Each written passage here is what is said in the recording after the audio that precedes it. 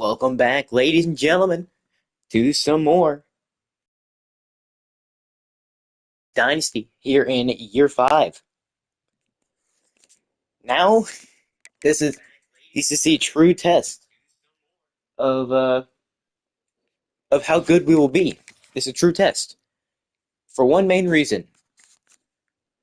You will see a lack of a certain someone at quarterback. Yep, you see it correctly. We no longer have Joe Jackson. He graduated last year. So now we're just gonna have to see how good can Samuel Corker do. He's an elite dev quarterback. We got him when he was a freshman redshirt. So let's hope he can be the new brain or the new dynasty quarterback, franchise quarterback, whatever you want to be. He is the guy at quarterback. Of course, he is the new starting QB. So he's gonna come with the new team captain tag. He looks like he's incredible. He looks NFL ready. He's 6'5", 197. He looks like a stud. And not to mention, like it says right there, he was a 3-star transfer. Him coming in as a transfer, big time, helped us. I don't recall wherever he went, where he came from, but I thanked them for not playing him. They redshirted him, which I'm very thankful for. Because after one offseason, he went from a 76 overall to a 92. Actually, technically a 90. But you can see right there, we maxed out his accuracies. 99 everything except for deep throw accuracy. He's also starting off with 94 throw power. So he is pretty much a passing QB. So the next thing we can work on, either his IQ, heck, maybe work on his throw power so we can probably get that up to 99, which it'd be very realistic after this year. If we can get him up to that, we could have him for, 2 years. This year, next year, heck, this might even be his last year, depending on how good he does. Because he's already high enough overall to where he could leave. And I'm pretty sure sophomore redshirt season, you can become eligible if you do good enough. We might only have 1 year of Samuel Corker. And next year, I don't know. I mean, hopefully we can retain him. I mean, I don't think he can leave. I don't know. I think he probably could, but Samuel Corker, he's our starting QB for now. We're starting off the season ranked. He's also got the platinum dot ability, increased accuracy in pocket for open receivers. So, because we're pretty much staying in the pocket unless he has to scramble out, in which he's got. Now, he's considered a dual threat quarterback, but he's only got 85 speed and 87 excel. He's not going to be the fastest, not near what Joe Jackson was, but he is going to be able to move around a little bit better than most. So we'll just have to see how he can move in the pocket, and hopefully he can make some accurate passes. We saw a little bit of him last year when Joe Jackson went down. He did get to play the rest of the game that one time. I don't remember when exactly, but he did get to play. So we've seen how he can play. Honestly, liked him. He performed quite well. He didn't really make any big mistake. He came in, couple plays, scored a touchdown, and that was that. We never really saw any more of him. So now we're just going to have to see how he develops this season. Will he have a good passing year like Joe Jackson did last year? Joe Jackson had his best career year yet, throwing 4,500 yards, 40 touchdowns, 9 picks. Hopefully Samuel doesn't throw nearly as many because his accuracies are 99 practically everything except for deep throw. And even then, deep throw is still 97. So he should easily be able to hit a deep ball. Or just any ball in general. He's even got 94 throw power, so he's got a good starting point. He's basically how Joe was last year, except Joe didn't have everything at 99. But I'm happy to see where Samuel's going. Hopefully he doesn't leave us this year. Because if he does, that'll be a little disappointing. And if he does, we've got Pat Wells and Casey Richardson to back him up. Now, Casey Richardson is left-handed, the only left-handed QB on our squad. But these two guys, they're just impact. They're not like anything quite special. They'll just be there and they'll be able to fill in. Our running back group, though, is elite. Now, we have a ton of seniors, but George Treggs and JT Lincoln, the gem guy we brought in, he is star dev.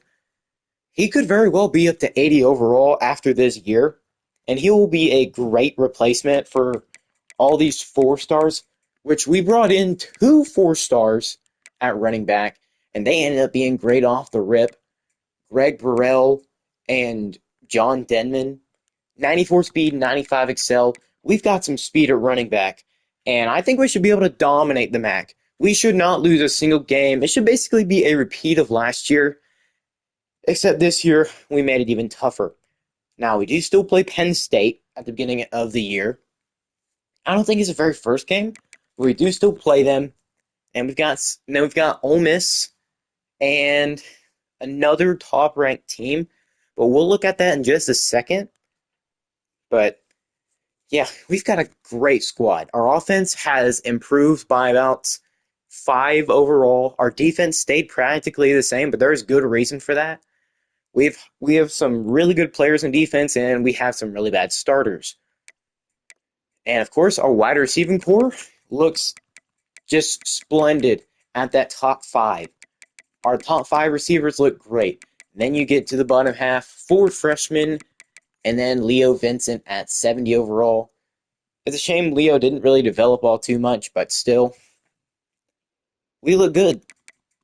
These guys are going to develop. Now, they're all normal, so some of them, I don't know if some of them will get cut, because we do have a ton of seniors, but we do have a lot of 4 and 5 stars on our recruiting board. So we're going to try to take a massive step into becoming better and better in recruiting so we can become better and better as a team in general. But I mean, I like how this team is. 90 overall, Kenyon Livings. We saw him last year against a bunch of the big-time teams making some really big plays for us. Like, I'm pretty sure, I don't recall exactly what games, but he had one game where he was making multiple catches deep down the field. I can't recall whether it was him or somebody else, but I'm pretty sure he had a 200-yard game. That's incredible. We also have some record breakers on the team. Like, I'm pretty sure Oliver Mitchell broke the record for most receptions in a single season for us. A bunch of these guys hold school records, which is nice. Now, we are an older team, so we have a bunch of older players. John Igboul and James Ogle just never really developed any further than this. John Igboul only at 78 overall, and Ogle is a star dev. You would have thought he probably would have developed his freshman year, but he just didn't develop too much. Then again, how much can you really expect for a star dev to develop? You would think a lot, right? Well, obviously he's going to be starting next year if we don't get a really good tight end.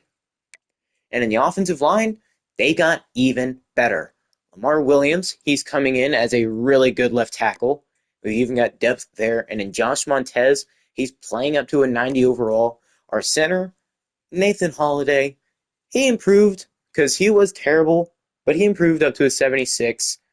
Right guard, it's an 86.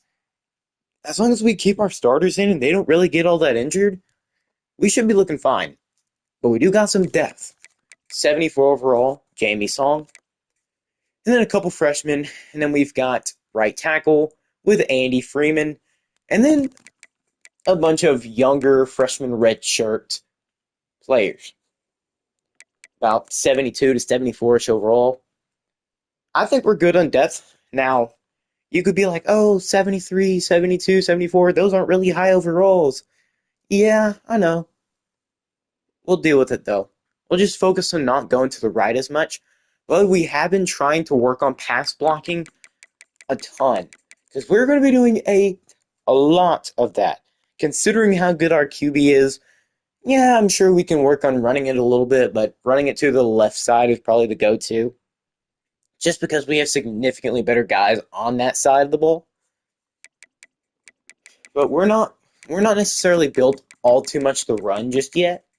We're gonna have to get better talent for that, but we are built to pass the ball. Now, edge rushers, we brought in some guys. Emmett Rubin, 71 overall. We did try to work with our guys to get a little bit better at the pass rush, even better than last year. And then right edge, this is where it all goes just insane. He's got 91 block shedding and 99 power moves. He's essentially what Jordan Thomas was for us for pretty much a long time, except now he's like an improved version of Jordan Thomas. He's got an even better block shed. This man's going to be insane. If he plays anywhere near what Jordan Thomas did, okay, let's be honest, Jordan Thomas didn't really play all that well. For most of the time, whenever I did play, he didn't. But if he plays how his overalls are showing, we should be able to stop teams very easily by just shedding blocks, power moves, whatever. We should do really good. Matthew Johnson's a great backup. He's probably going to end up helping quite a lot just because we've got some good depth as well. Now, just like last year, we have a bunch of older guys, so we're going to have to win now. We are starting off ranked 23 as well, so that is quite nice. Of course, we are relying on us doing good this year because we are going to try to get a ton of really good recruits, like 4s and 5 stars.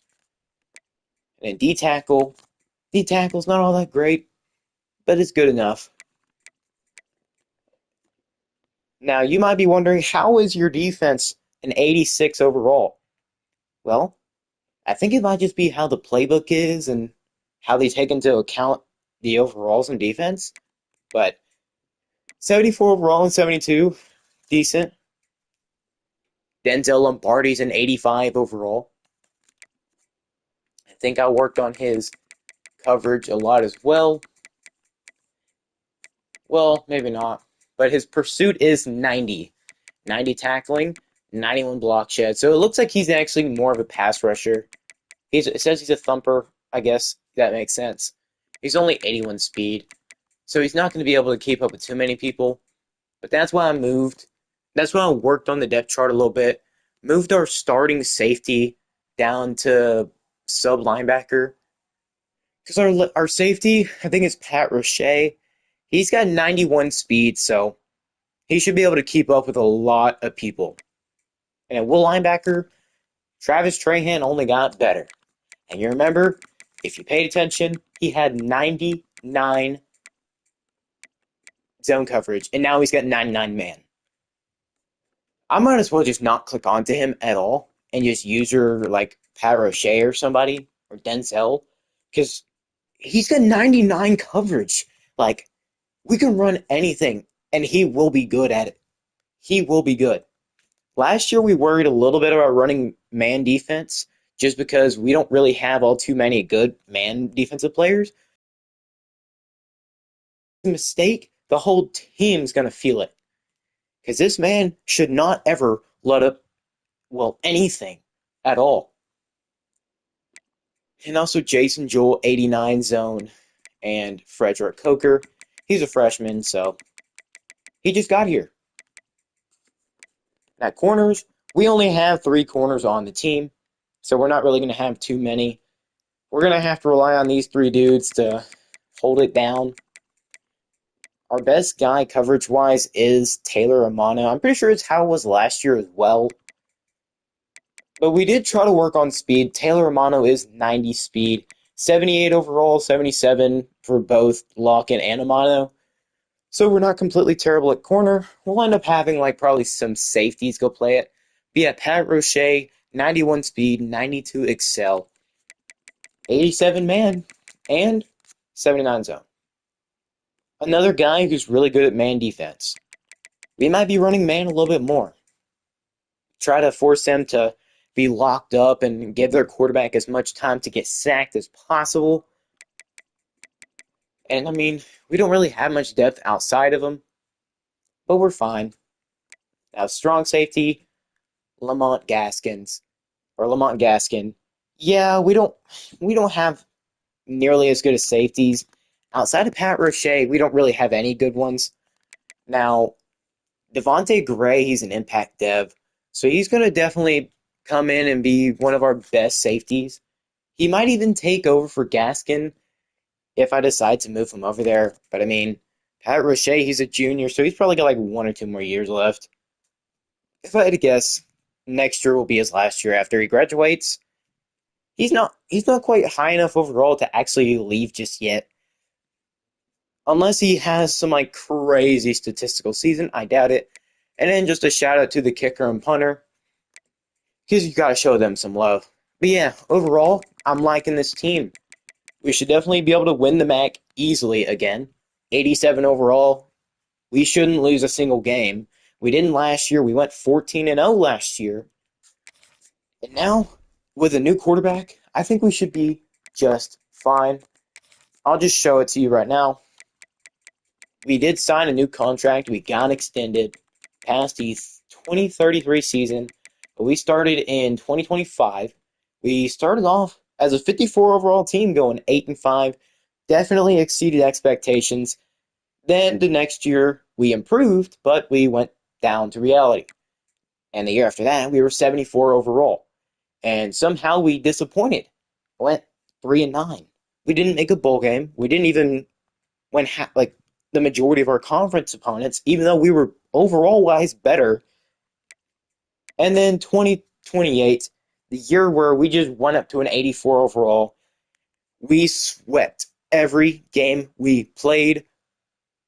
It wasn't even fair. We finally beat Penn State, and now we are 1-3 in the series against them.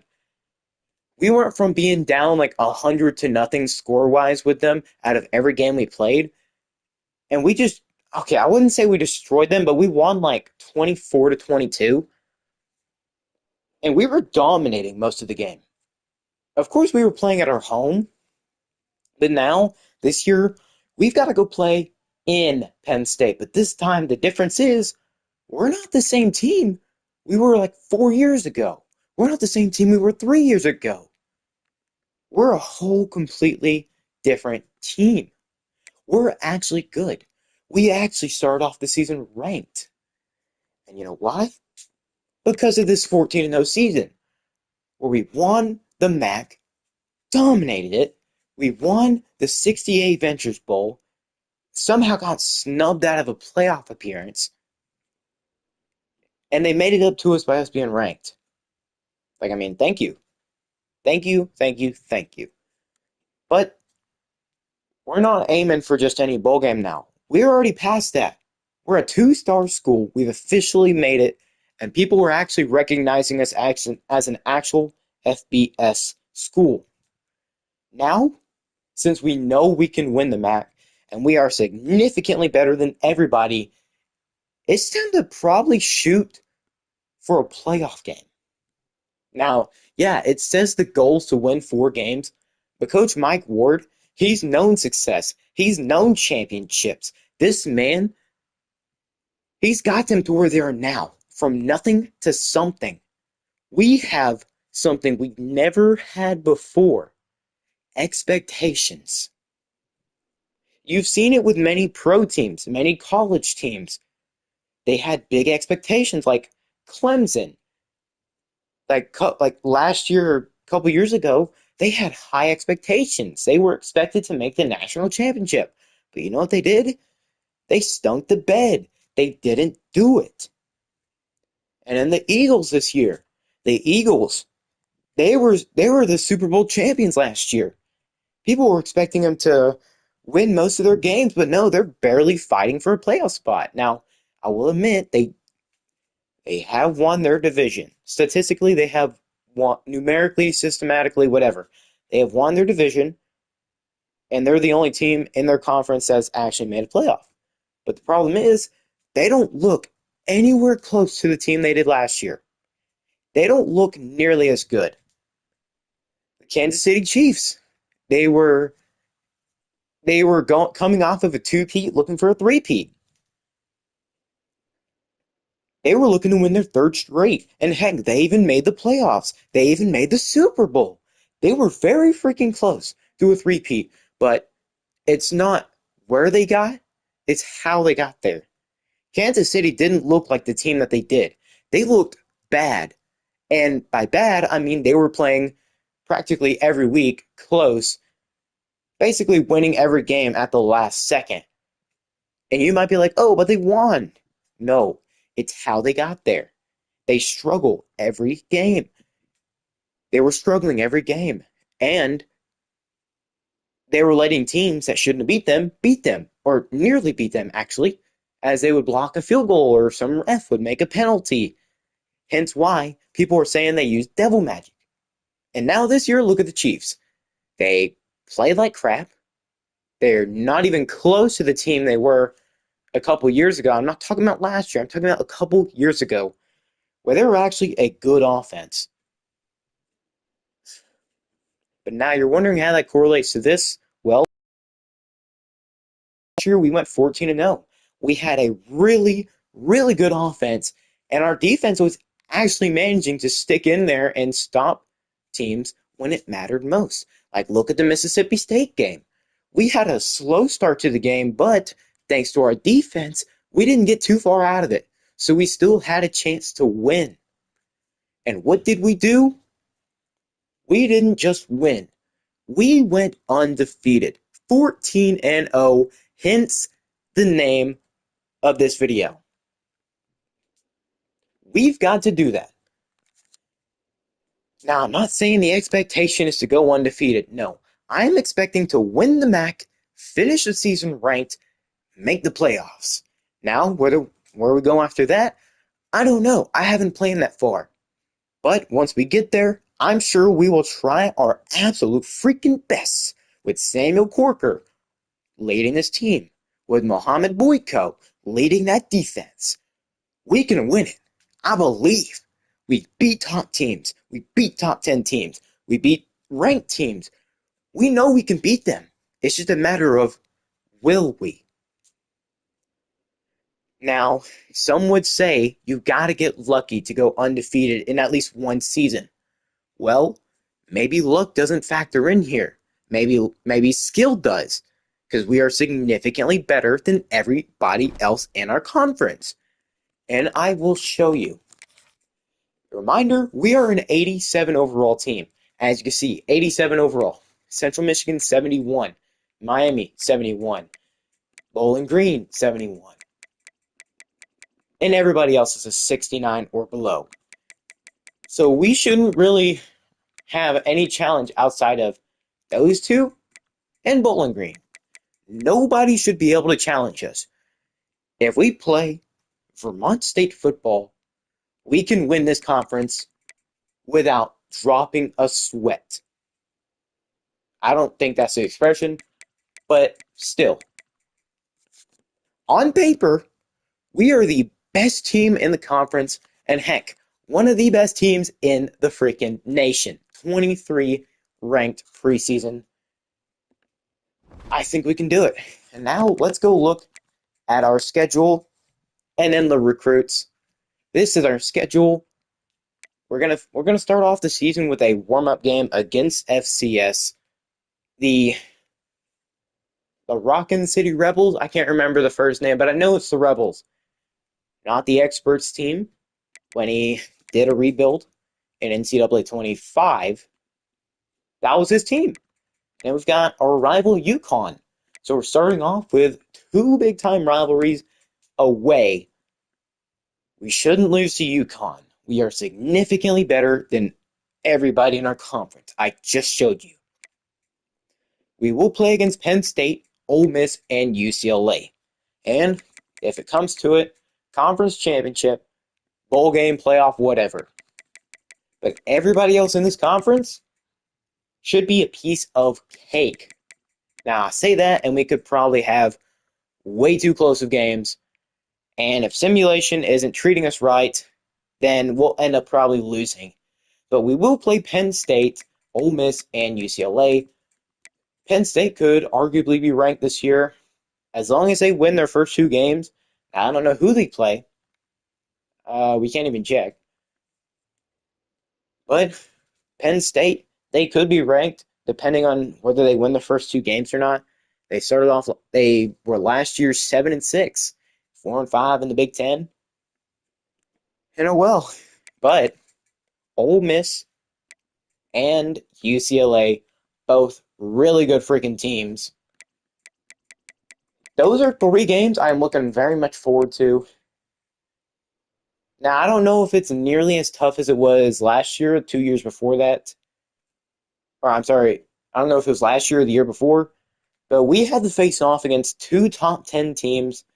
Pretty sure it was last year. We faced off against Duke, who was number 8. And then next week, I can't recall who we played. But, anyways, they were number 9. We beat both of them. And it looked pretty much like a similar game that we played both times. We had the lead 21-10 by halftime. And, well, it kind of got close in both games, but we still pulled it out at the very end each time. Now, Ole Miss will come to our stadium to face us, but we will go to the Rose Bowl Stadium to face UCLA. We've got some tough, tough games ahead of us. Hopefully, we can pull off what we did last year and go undefeated again, because if we're going to make the playoffs, we will certainly need it. But we can't be caught looking too far ahead. We've got to be caught looking now, and we've got to punch them in the face, in the chest, and try to win. And now it's time for the recruits. Like I said, ain't no way to improve than getting some of the best players in the nation. And you'll see what I mean. At quarterback, Adrian G. He is the number one quarterback, he's the number one quarterback in his state and just in general. And he's the third best player in the nation. Massive. Now, we can't quite put points into him yet, but we have scouted him. He looks pretty freaking good. His medium accuracy could work, get some work on. I'd say he's probably like a mid to late 70s, like a 77, 78-ish. He's going to start off pretty decent. Heck, he could even prove me wrong. He could start off as like an 80-something overall. He's even a gem, so knowing him being a 5-star, he could probably end up being star or elite. I'm hoping for the elite so we can get a second straight elite quarterback. He is worried about championship contender, which we're ranked. We have a favorable schedule with a bunch of easy teams in our conference and two top 25 teams in UCLA and Ole Miss. So, like I said, winning is all that matters right now. If we can have another 14-0 season, I'm sorry, well, I guess at the season we were 12-0, won our conference championship, so that makes it 13-0. If we can have another 12-0 season, we could get a 5-star quarterback. And not just any 5-star quarterback, the number 3 player in the nation. Now, to help him out, we've got a 5-star running back who is unfortunately a bust. But we did find a gem, David Onwuasor, out of Dallas, Texas. And he doesn't look terrible. 88 speed is not too bad. We can work on that for sure. It can be one of our main focal points with him. Make him just insanely fast. Now, he's not the fastest guy we've found because we've got Chris Block. Despite his name, Block, this man doesn't do that. He's an East-West playmaker out of Anaheim, California. He can catch. He can run really fast. So that's what we're going to try to get him for, to run really, really fast. Now, all these guys, of course, being as good as they are, have got a bunch of really, really big-time schools going after them. So we're going to have to sink as many points as we can into them. If we can get David, that'd be great. He wants pro potential, so I don't know how much it's going to give us. Chris Block only wants coach prestige, so we should have that very easily. And Judah Jackson, another guy who wants championship contender, we're just going to have to win ball games. And then at receiver, Doug Vaughn, another 5-star. And you can see most of these guys already have interest in us. Now, guys like Adrian don't quite have it yet, but you can see some of the running backs, actually, none of them do. So we're starting from nothing, but we are working up, which is how this entire series has went. Receiver, you can see Amika, Shakir, and Stevens all have interest to start off. Now, Amika and Shakir, those two guys, they already have us pretty much close, if not already at the, well, very close to the top of their board. Seems like behind Mississippi State, who we beat last year. And then we're just barely above the cutoff point for Hugh. But Doug is the 5th best receiver. He is a gadget receiver, so you know how fun that can be. A gadget receiver? Oh boy. Now, as much as we need tight end, we'll probably end up getting one in the transfer portal. We'll definitely target one for sure.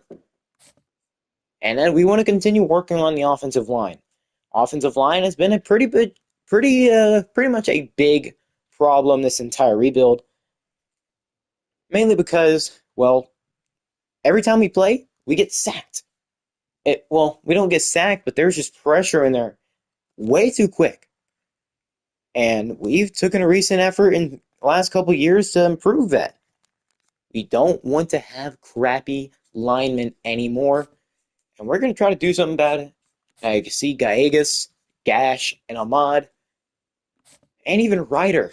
So we've got a ton of 4-stars on this entire recruiting board that have significant interest in us. And not to mention, we've got a lot more hours than we've had in recent years. We went from like 300 to having like almost 600. That's pretty good. Now, some of y'all may not know how big of a difference that is. Whenever you're doing bad, you only have like 300. Basically, where you can only pick a couple players and just hope to do good from there, which we very much have. And now center, we're not too worried, even though that's another big one that we need. We're not worried too much about it. Edge rusher, we added a bunch more guys who already had interest in us, but Jeremy Cheeks, he just doesn't have much in us. We don't have much in his Cheeks. But 4 is Kronk. 4, we are 4th on his board. Now, we are behind a bunch of really big schools and then ahead of a bunch of crappy ones. Like Marshall, we played in the bowl game. They were like 61, 64-ish overall. Not even close to our level. We dominated them in the bowl game. And, well, hopefully those other teams play like crap. So we can get these guys who already have us high on their board. Marquise King. Seems like a very familiar name. I feel like I've seen that before in like a different one of their games. Whether it's like NCAA 13 or 14. I can't quite remember. Heck, even NCAA 06. And yes, every single one of those I named, I have. I just got to figure out a way to actually record them, which would be awesome because I would love to play older games like that on the console, or I'm sorry, on YouTube. I just don't quite have the equipment for it yet, but I'm working on it because I would love to play older games. Let let me know if y'all want me to try to do that because I'll try to find a way to do it because it would be a very much thing I would want to do. I don't know if y'all enjoy that or not, but just feel free to let me know. And also let me know what other games y'all want me to play because I'd be open to playing almost anything. And now Mike linebacker, every single one of these guys have us on their board already. Which that's another thing you could probably notice. We want to go after guys who already have interest in us. That way, we're not fighting an uphill battle for most of these guys. Now, obviously, we're going to be fighting an uphill battle for practically all of them, but we want to make that climb for them not as high and not as steep. Now, a corner, you saw, we only have 3 corners. And none of these guys really have high interest in us. I also don't have any like 3 stars or less on this board because, well, I want to have some really, really good players on this team.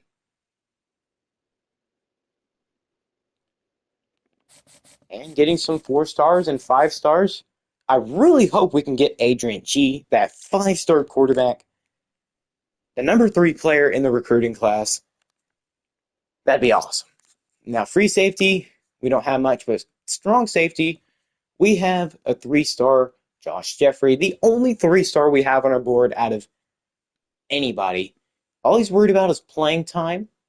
As long as you're good, you'll get it. And then Bobby Hagan's pro potential. Some of these guys might not be happy with how our thing is, because we don't necessarily have the highest pro potential. Well, actually, I guess we do, because we're getting better and better every year. And we've been sending guys to the NFL practically every year. Well, recently, Joe Jackson went in the first round. I believe our running back also went. Zamir Smith, he went in the fourth. And I think somebody else, Jordan Thomas, I can't remember if it was him or not. I think it was. He also went in the fourth. They were Zamir Smith was projected like 6th round, but he jumped up to the fourth.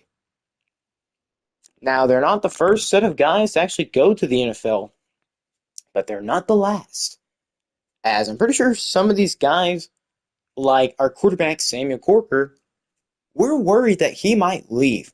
So we're finally at that point where we're worried about guys leaving for the draft. And I'm proud. I'm proud of where this team has come from and to see them now. We're fighting to go to the playoffs. Oh, and another thing, let's check the preseason Heisman watch and the All-Americans. Alabama's receiver, Viliami Tuimanue, or Tuimanue. Yeah, I said it right the first time. He's leading the board. Ethan Grunkemeyer, the man who we had to deal with last year, he actually did pretty decent against us. He started off hot and just cooled off. And that's how we got back into the game. He made one big mistake, cost him, and that's how we won that game. Deuce Nye is here. Bryce Baker, a quarterback from Buffalo. Not your typical team to see on with a player on the Heisman list, but A&M is Eli Morcos. All these players are really talented, especially Viliami. But hopefully, by the end of the year, we can potentially find a guy out here. No guarantees, but last year we did have a running back run for quite a lot of yards, over 1,000. And overall, I think we had like 3,000-yard receivers as well. I'm looking for another productive year considering we've only gotten better offensively. If we had 3,000-yard receivers last year, what on earth do you think we're going to do this year? The only difference is it's a different starting QB. That's the only difference. And now preseason All-Americans. Obviously, we're still not good enough yet to have any national offensive ranked players, All-American wise. But I'm going to let you know something. I've already checked this. Samuel Corker is not. Oh wait, that's second team. Yeah, we control the MAC player wise in All American. We control it. There's almost nowhere in this that you can see. Now, center, left edge, D tackle, obviously, these positions we don't really have good players at. You can see it. This shows basically our weaknesses. Outside of those couple players, we're really good. We control the All-Americans in this. Of course, the 2 4-star running backs and our dominant trio of receivers. Those 2 are the deep ball merchants. Kenyon Livings was just a big-time playmaker. Yep. This is the team we're rocking with this year. Even our punter is getting in some of the love. He's getting some of the action. And, of course, we do have a couple players on here. Lavone Neese, a guy we just got. I believe he was a 4-star receiver we just literally got. James Ogle, our second-string tight end. Is there anybody else? Christian Keogh. our starting corner. So we do have a talented roster, the best roster in the MAC. If we win the MAC this year and next year, we'll just move up to a different conference, which I don't quite know. Should we build the Pac-12 into a conference where we play a bunch of other really good teams? Should I go with how it goes in the real life? Or should I just literally every year? Because we have proven ourselves last year. Now it's just time to see if last year was a fluke or not. Was it a fluke or was it our new path? We'll just have to see.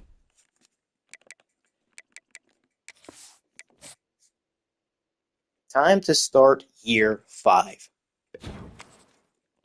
I have high hopes. Starting off 23 in the nation, 2-star school. We started off as a 0-star school, played our way up. We did really good. We won a bowl game, the Fenway Bowl year 1. That sent us to a 1-star. Then we went back down to a half-star after having 2 back-to-back terrible seasons. That 14-0 season last year sent us back up to 2-star. How do you think if we go undefeated this year, how do you think that would do to our star rating? Because if we're already having a chance to get those 4 and 5 stars with just a 2-star rating, we'll probably end up being able to get a ton of good players. But this is another thing I'm worried about. Players transferring out.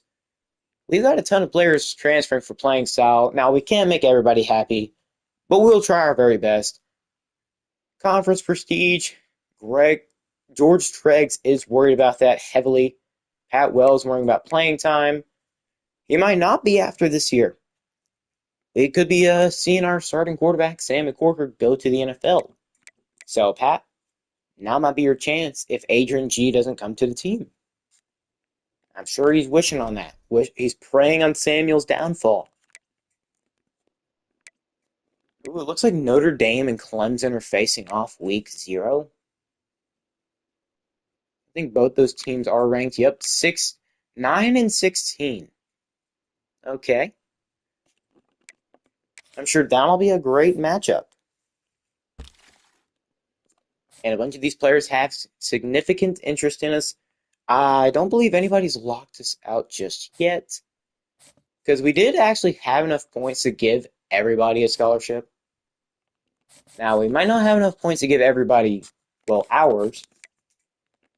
But we will do every single 5-star at 50. Because that's kind of the point. If you don't go 50, then they'll just not commit. Of course, look at the guys who already have interest in us and put like some hours into them. Obviously, first, let's go look at every single 5-star. Make them happy to begin with. Because these 5-stars, I mean, we're already looking good for like a lot of these guys. We already have them first on our board. We just got to actually put points into them. It's just the 5-stars are the big deal. Okay, so yeah, we can start putting points into everybody other than our main guys now. 25. You know, I'll just... Okay, no. Now, David's the one we want to actually put points into because he is a gem running back. I mean, he's 88 speed, so he's got some big-time schools going after him as well. They've got some... Oh, look at those pipeline tiers. That is not looking good for us. A bunch of those big-time schools did get arrowed.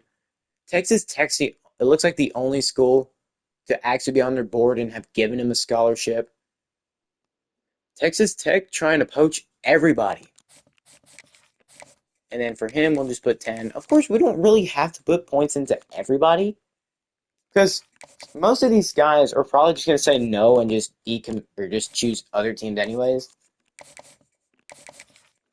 But since we're already high on most of these guys' boards, it's okay to put just 10 or whatever. We already have their interest. It's just time to make them commit here.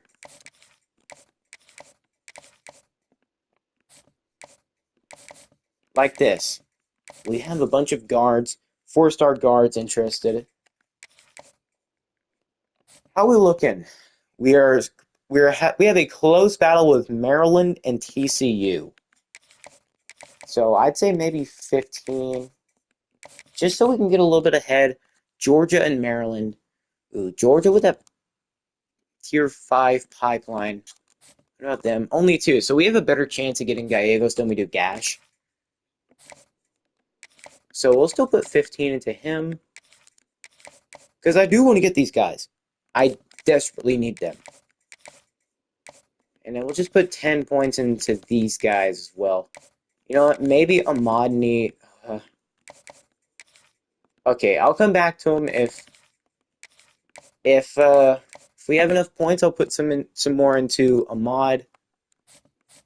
But for now, let's try to get points into everybody. Close race with Auburn. These teams are probably going to end up putting like 40 to 50 hours into them anyways.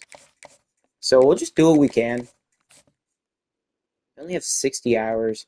That'd be up to 6 players. 2, 3. Okay. We're already first on his board. Screw it. I'll put 25 into him. Yeah, we wouldn't be able to please everybody. Let's just do the players that we are first on, whatever, second on. You get it. Oh. Okay, I'm gonna take off points for some of those running backs because we do not need to put 25. I think it was receivers. We don't need to put that many points into them. So we already have a ton of freaking guys who have starting interest in us. So if these guys just say, no way, Jose, then there's nothing we can do anyways. But doing this will definitely save us some points. Looks like, okay, we have a decent chance to get both of them. For running back, Chris Block, I mean, we got to look out for those top schools. But we've also got to conserve hours as well. Some players just might not get any. Okay, and then Starks, he's going to get 10. What's even worse is these guys are probably just going to say no initially. Or just no in the beginning. Okay, 3-star, I can just put 5 on because I don't really think too highly of them. I probably shouldn't be saying that. Half of our team is 3 stars. Actually, no, the majority of our team is 3 stars. We have a couple guys who transferred in as 4 stars. So we can't really be saying any bad things about those 3 stars. But for these guys, we'll just have to get lucky we can get one of these corners. I'm pretty sure all of them will probably just say no and just decommit anyway. Or not decommit, but you know what I mean.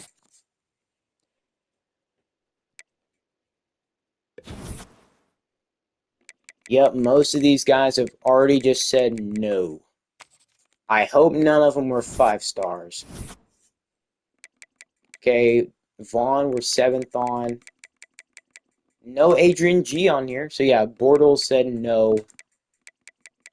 We're first on Ohalate. Olite. You know, I'm just going to call him Olite for now. A bunch of the linemen do not like either. Dale Sherman, Malik Owens, okay. Well, I guess Cheeks didn't like the fact that I made a joke about him. Cleveland and Roseboom as well, okay. Well, I'm not seeing Adrian G on that, so I think we might still have a chance for him. I put 50 hours into him. Oh, we're 8th on his board. Okay, so we are just barely past the the cutoff point, which I'm glad. Ohio State has him just way high. But if Ohio State or any of these teams on his board lose, we could look to shoot up. We should not lose to this FCS school. There's nothing more we can do about Adrian. We just got to get lucky. 5-star running back, Judah Jackson, we're 7th on. Chris Block, I think it was David who had 88, and Chris Block had, 91. Okay. I don't know how much I feel like we're gonna get Chris. As much as I want to, Chris will probably be removed and Keenan. So it's looking like David, we're gonna have to try to get. We've already got 40 points on him, and pro potential, we've got B minus. Now receivers, we're looking really good for. Put a little bit more into Stevens. I don't know how much more we can put. Maybe take off the 10 and put 25 on.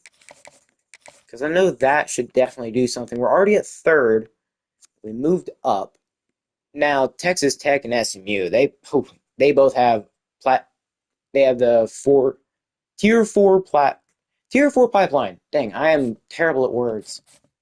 But we are doing pretty good in fight for these. Shakir, like I said, we probably have a better chance to get him than Elite. Now for the linemen, we saw, yep, these guys have no longer interest in us. Nolan Priest, though, we've got to put a ton of hours into. Let's just put 25 and 5. Let's put 30 hours. Maybe that'll do something. We've moved down for these guys, so not everybody was all that happy. We'll put 15 into them. There's not much we can do about Gallegos. Texas, TCU and Maryland. Yeah, they're looking good for them. But Gash and Ahmad. Here I thought we were going to have a. I can't remember if it was Gash. Okay, I'm sorry I have terrible memory, but I do. But we have really great playing time. Lamar Gash, he only wants C plus. If he comes to this team, I can almost guarantee you he will get to play at some point. Because either our offensive linemen are going to get hurt or he'll just start initially. But Ryder and Gallegos not really liking to come here. That's kind of upsetting. Cheeks locked us out. Uzoma. Maybe we put 5 more points into him. The more games we win, the better and better it'll look for these guys. D-Tackle, we're still first on Forest. Run, Forest, run. Cleveland and Roseboom have just said no to the dress. Okay, we're actually competing with some. Oh, look who's at third. It's our freaking rival UConn, who we're absolutely going to put BTA in week 2. Ooh, Starks has gained some interest in us. And then we're still doing pretty good for these other linebackers. Now, obviously, we could probably put more points into them, but I think just winning a bunch of games will help as well. Corner, Caleb has just locked this out. Like I said, we're going to have to get lucky to get a single one of these corners. None of them have any interest. We only have 3 corners on the entire roster, and in strong safety, we're still first on Josh Jeffrey. Of course, Robbie Hagens is second. He's the second best strong safety in the class. We've moved down for him. Of course, he's got Penn State and Michigan. Penn State, they're like the biggest rival we have. So we could end up seeing Bobby Hagens facing us by next year if he just doesn't go to Michigan or any other school. But we're very close with Oregon. Oregon could end up taking us over. We don't want that to happen either. So let's go into our week 1 game against FCS Midwest, where we are, well, 37 points better. So you already know. And they made it to where FCS schools are practically impossible to lose to unless you're literally about as bad as they are. So, well, this should basically be 1-0.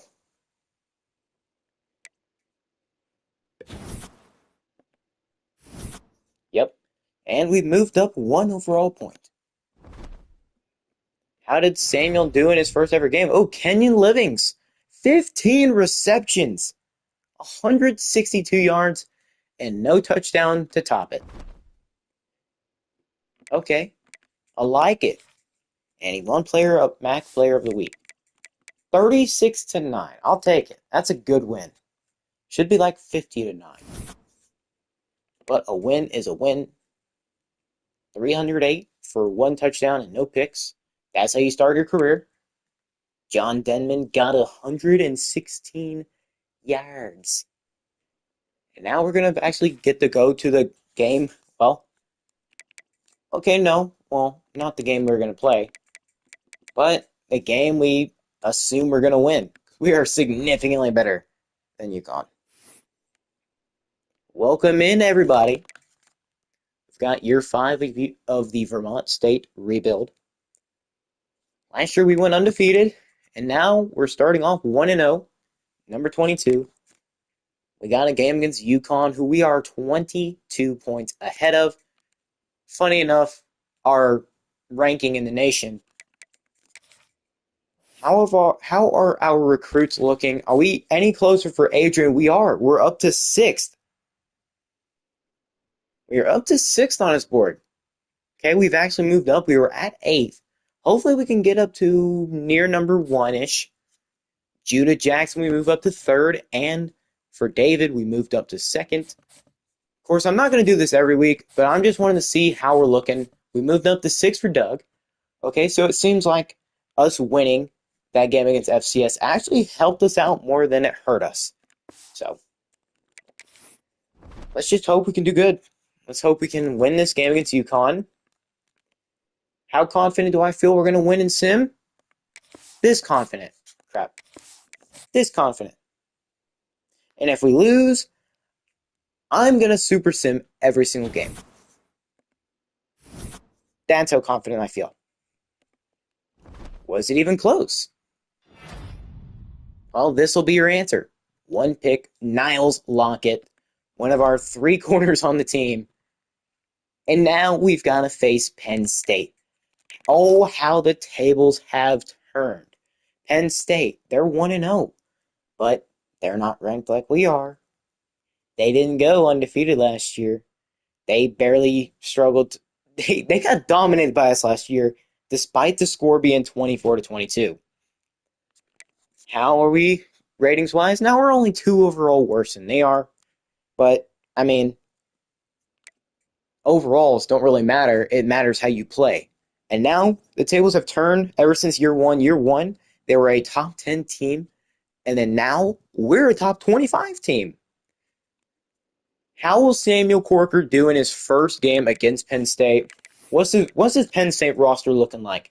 How have they improved? How have they gotten worse? I mean, they have always liked to run the football, so do they actually have any good running backs? I'm curious. They have. Doesn't look like they have all too great of a QB. They've got David Stouffer at 83 overall, 93 speed. Okay, so we got to watch out for his speed. He could scramble quite a lot, which we know they love to run some weird formations that involve the running QB.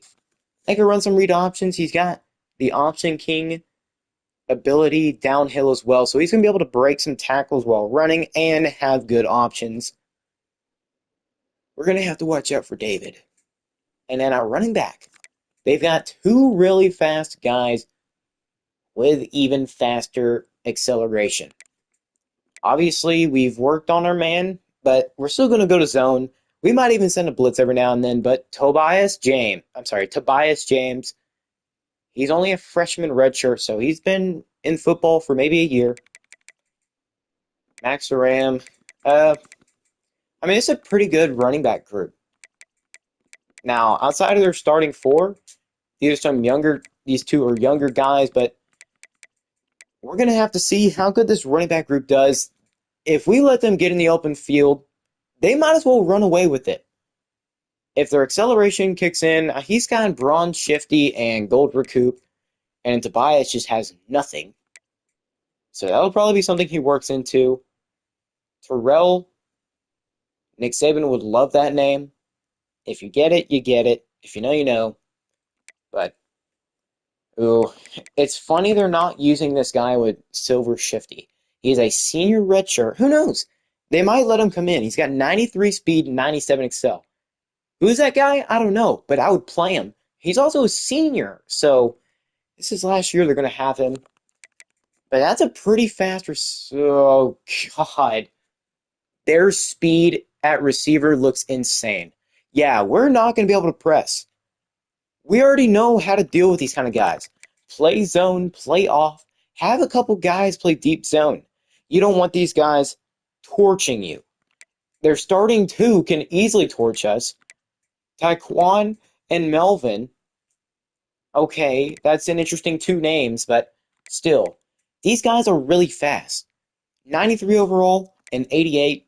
So they're good outside of just being fast. So they're not just speedsters, they're actual good football players. They've got great catching. Every single one of them has at least 82 catching or above. Two of them have 90 plus. So Stefan he might be one of their best. I'm calling it now. Taekwon or Stefan, one of those two will be their best receivers because they've got really good catch in traffic.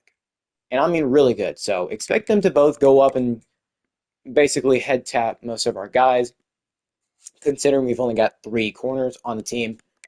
Their tight end, their tight ends don't look too good, and they don't look too fast. 84 speed, no, that's still good for a tight end. But we did move Pat Roche up into the slot linebacker or whatever. Sub linebacker, that's what it is. I don't know where I got slot. But sub linebacker, he's got 91 speed, so as long as we have him at linebacker, we'll keep up with practically anybody. Maybe not those faster guys, but we should be able to cut off some guys, get some picks, produce some turnovers. Their offensive line, okay, 83, 72. Oh yeah. Oh, well, their left side looks pretty rough. Their right side looks a lot better. So, as long as we can produce pressure on the left side, make that QB a little worried, we should be fine. But their offensive line is good on the right side. It's just their left side is lacking a little bit. Now their edge rushers, okay, they've got some good right edge rushers, but we've got I can't remember if it was right side or left side. I think it was right side was pretty bad, but left side was good. And these edge rushers, they're really good. Except for the left edge, that's not really too much to worry about, for now at least. The tackle outside of Malik, we're fine. We ain't got to worry too much. Sam linebacker, they've got Deion Gaskin who's got 87 speed, so he's pretty freaking fast. If I was them, that would probably be my user. Just saying. And then Mike, okay, they've got a pretty decent team. They're 89 all around. They play in the Big Ten, so it's not an easy conference. You can get really good players in recruiting. But Mike linebacker, they are full of it. Really good ones too. And same thing with Will linebacker. Now, most of them, okay, they're not all top tier, but their two best players at this position are like close to 90. Corner, though, they've got some speed. So if you think we're going to be outrunning anybody today, I wouldn't guarantee it. But still, they've got some really fast corners. Now, safety, Devon Folk. Okay, so they've got just speed all around. So we're going to have to play smart football. Maybe try to mix in a run. Like I said, outside of the right side of the line, their left side looks runnable against. And we're going to be playing in Penn State, so that's going to be an extra factor in and of itself. So we'll just have to pay attention to those factors on the field. But for now, let's go try to win a football game. We beat this team last year, and I wouldn't say it was even a close game, but we did have a closer game than we would have liked. So, but we could still say, hey, we beat them last year. We dominated them. Even though the score was 24-22, the scoreboard doesn't show this half the story. And Penn State's not necessarily feeling as good as they have in recent years. They just lost to us after holding us to no points in over 2 years and scoring over 100 on us. That's changed. Now they've got to actually worry about winning. They're not worried about having no whiteout against us this year. They did that year one.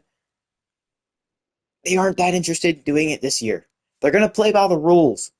Have the right jerseys.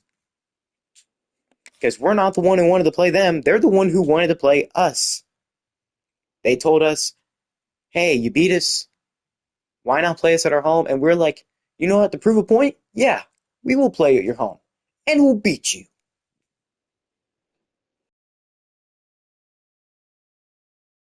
The season, outside of the ranked ones, of course. If this thing will ever load. Curse you, Penn State. Taking forever. And it seems the crowd are all wearing white again? I can't tell if they do this for a rivalry game or not, like if it's just rivalries. But almost everybody's wearing white. And yeah, it looks like they're doing whiteout, even though their players are not wearing whiteout. I don't know how all that works. I'm pretty sure it's just for rivalry games. But James, wait a second, that's not James Franklin. That was Notre Dame's head coach. I don't know his name. I don't remember it. But now, they've got Notre Dame's head coach. What?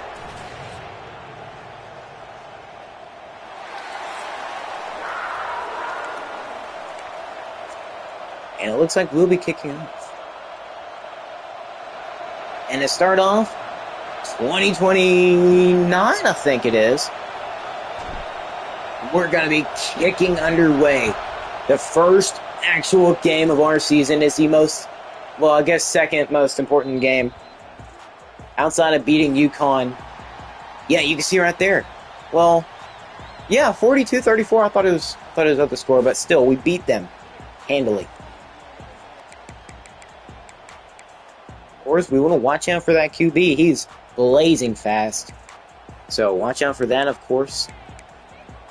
Of course, we want to try to be aggressive when playing defense.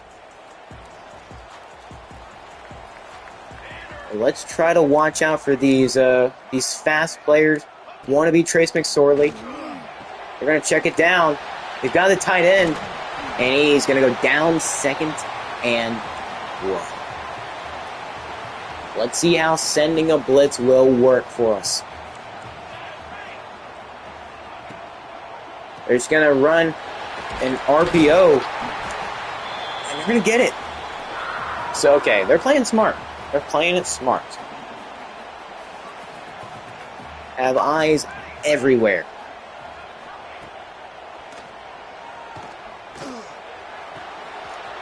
Oh, a great knockaway. If we would have had a better tip, then we could have got the pick. But unfortunately, we just didn't. So maybe having Pat Roche at that spot right there is helping a lot. But they're not going anywhere. Stay down, Matthew Johnson. Great job. 3rd and 14. Looking for our first stop of the day. We're not pressing them. We know how that works.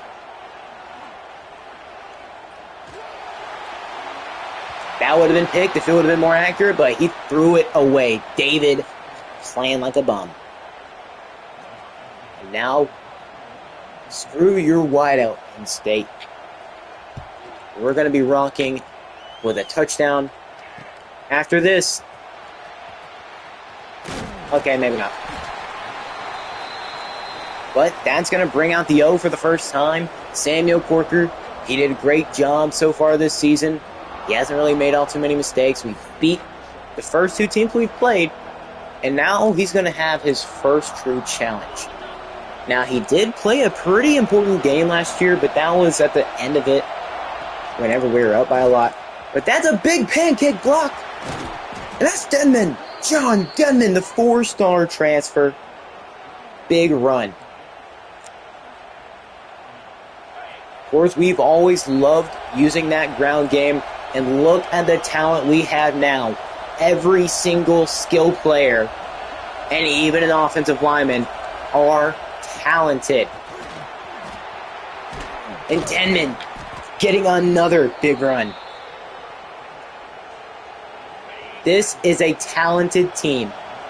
I am glad to have built such a great team. And now we've got Ed Small getting a first down. We're driving down relatively quickly.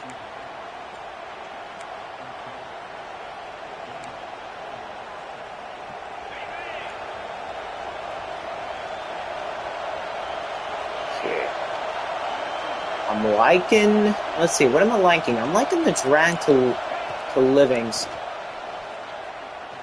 Or better yet, Ed Small can't hold on. That would have been a massive first down. Okay. We're going to tell them to protect right. Okay.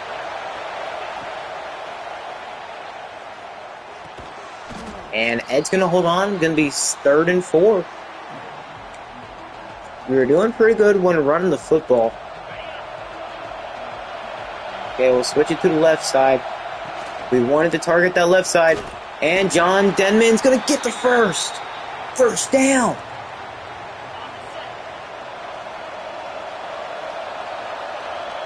I think Samuel Corker will be just fine. Now Denman again. Whether he goes down or he stays in, it truly doesn't matter. He will be a great running back with whoever. Okay. I don't know how much we're going to be able to actually be able to control this.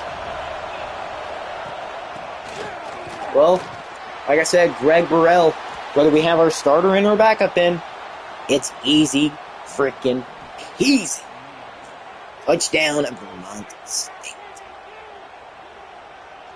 I love this team already.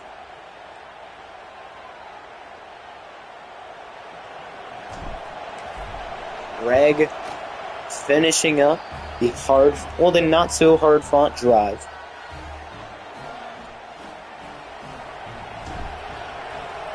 Denman did all the hard work, did all the dirty work, and then Greg is just there to finish it off.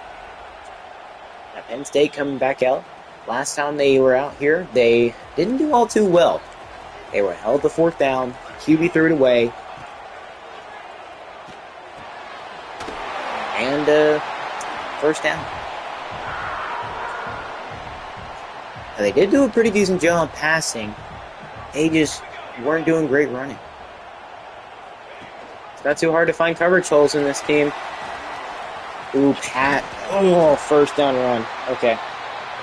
But there's going to be a Penn State lineman down. That's Jamie Salas. That's a big loss for them. Their O-line's not really all that good outside of their right side.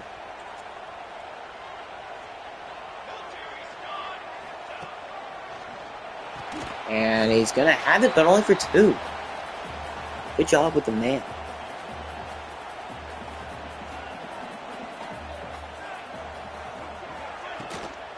Gonna run it again.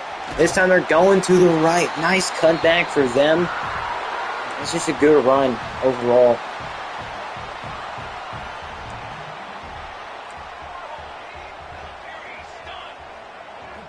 Now, we're gonna run an RPO to get it to the tight end, but it's not going anywhere.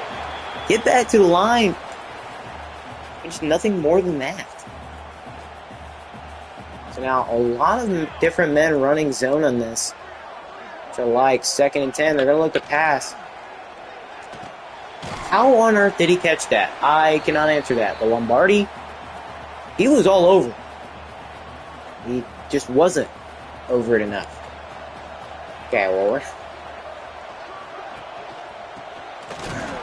great job holding him to 4th down and just 3. Beautiful work. Beautiful. They're lined up straight, but will they get it? Yep, straight down the middle.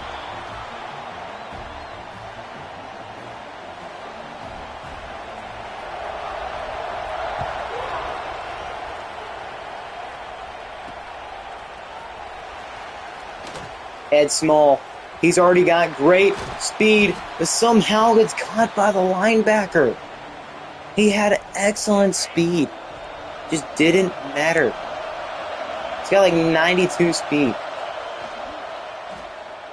Speaking of which, great job getting open over the middle. We have tremendously tried working on that, the route running specifically.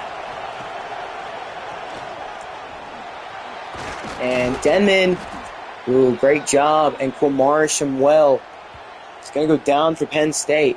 They're just losing guys left and right. They can't handle it.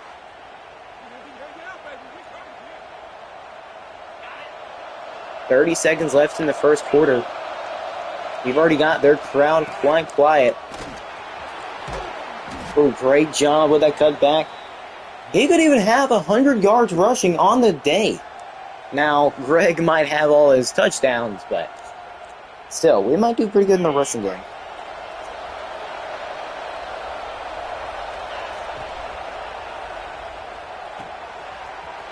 And Nice, he's got some pretty decent speed as well. All of our receivers do, actually. But nice job getting on the drag. Linebackers couldn't keep up. And we're going to end the first quarter up 7-3. We haven't really needed to pass all too much. We have done really good in the run game. The running backs have been able to run it all over Penn State's defense. Like we said, we can run it to the left and exploit that. First and goal. Can we score to open the second? And Samuel can't get it away. He didn't really know where to go. Probably had his man in the flats, he just didn't react quick enough. And great job, Lavone Nice, getting it back down to the 3-yard line. 4-star transfer seems to come in clutch right now. He's got 1,500 career receiving yards. Third and goal. Do we think we can punch it in here? We're going to run the football. And yep, easy peasy. Denman already waving goodbye. Last year we dominated. This year might even be worse. Now we are 2 points worse overall wise, but does that matter? Not really. Because they just cannot stop the run game of ours. We know their defensive line on the left side is pretty bad.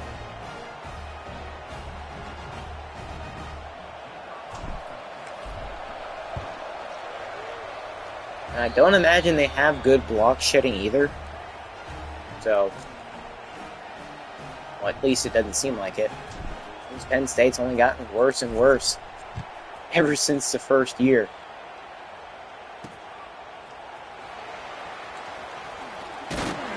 They just can't get anything on the return. All right, let's see if sending a blitz will help at all. David Stouffer at the helm. He's going to hand it off, and, well, that's a decent run up the middle. Not sending a blitz would probably stop that, but it just didn't. Probably going to pass here. They've got 4 receivers out.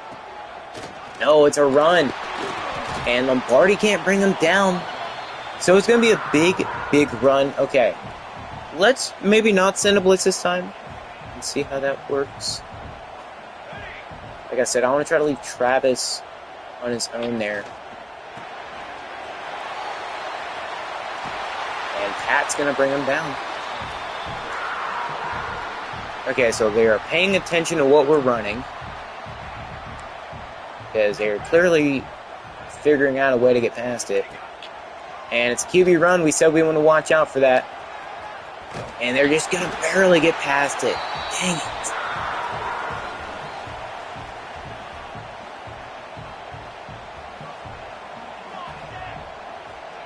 And they're going to fake the pass again. And nope, incomplete. And another Penn State lineman down. It's just going to keep getting worse and worse. I should have checked the injury report, but I don't know, but their wear and tear seems to just be low from the get-go. Maybe sending Pat Roche on a blitz would help. Because he is really freaking fast. 91 speed. That'd be helpful. Okay. 3rd and 3. Can we hold them to another field goal? That is... Okay, maybe... Okay, I know pressing them here isn't the smartest, but you would think by this point we'd be able to keep up. Oh, they're going to get it. We're not going to get the tackle, and they're getting in the end zone. Okay. That happened. Are we going to let it get to us? No, we are not. We still got a relatively easier lead, and we know we can score on offense. Now their run game got real lucky there because we were trying to run cover 3 sky. We weren't really expecting them to run it all too much there. We should be because they've got a ton of really talented rushers. It happens, but I think we're going to do okay. Our offense is just out of this world. If we score one more time, we can go up and basically look like the last couple years against practically every top team we play. But I have the utmost confidence in our offense.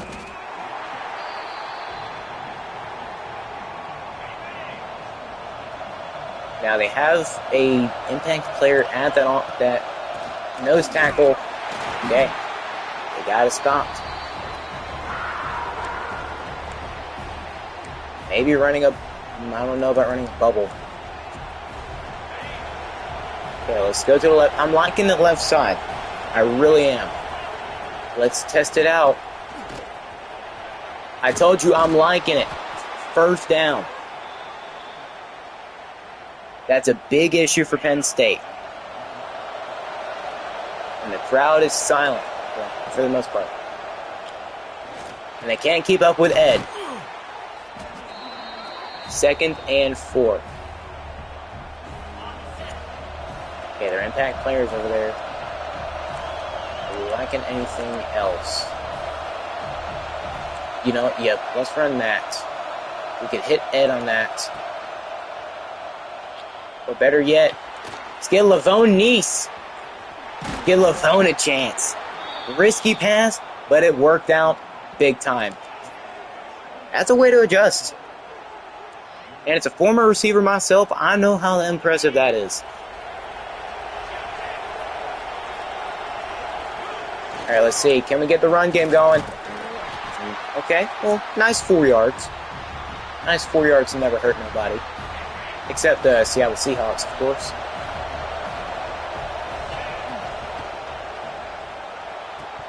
Okay. Ed, I told you to possession catch that. And what did you do? Drop it like an absolute fool.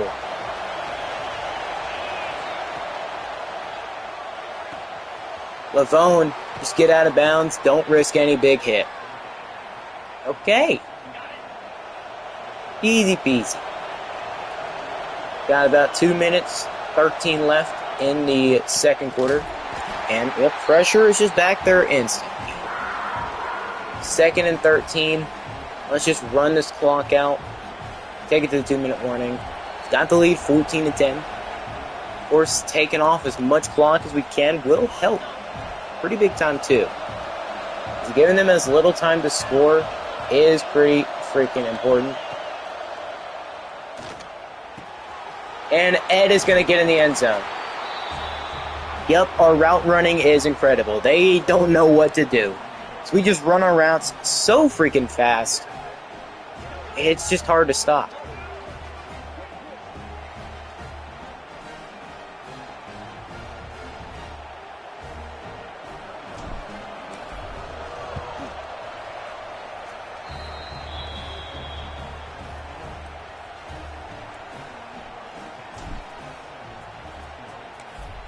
Alright, so we've got the lead by 11. Got about a little less than 2 minutes left to go in the half. You already know they want to try to probably pass this one. Yep, they've got their QB there. Not pressing. That would be a terrible mistake. And they're going to the drag, or they're going to the stomp route, curl route, whatever you want to call it.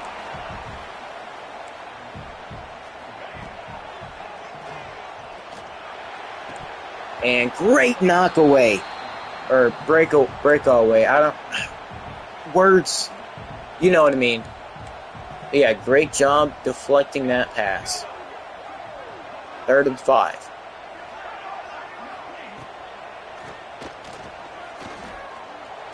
And that's a big time overthrow, so they're going to be held to 4th down.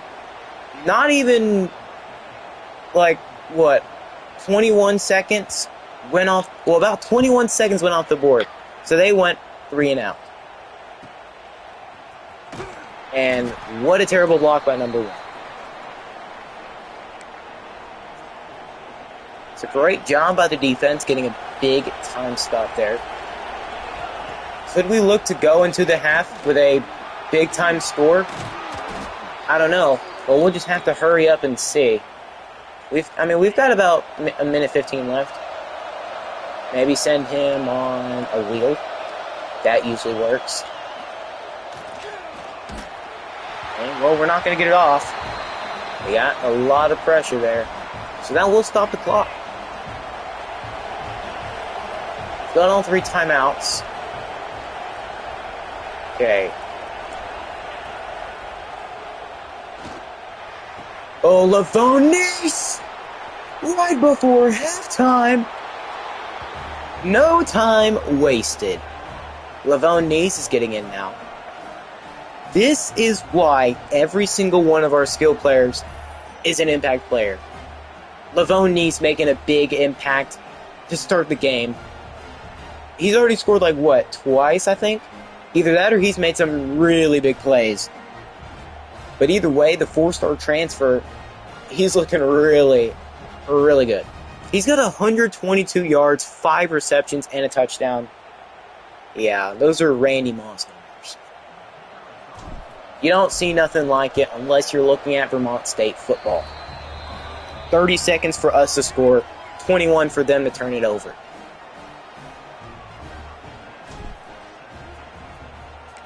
Penn State did not come to play today. Their crowd is dead silent. They've got 50 seconds left to score. I think we're national championship ready.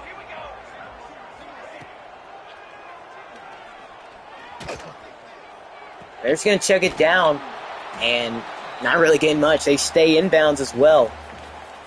For those of you who had stayed, don't leave us when we're 3-9. Expect to be able to come back with us whenever we're 28-0. Of course, that saying doesn't really work too well here. They're going to call another timeout. If you aren't with us when we were 3-9, don't be with us when we're 28-0. Okay, and the clock's going to keep ticking. I can't tell if they're giving up by halftime or not.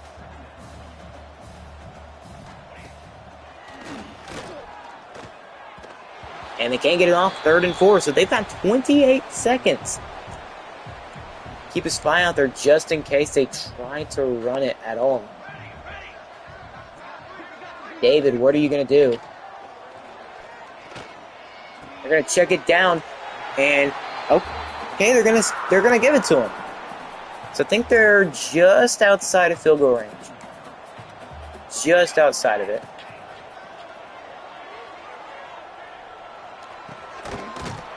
Okay, well, they're going to be in field goal range now.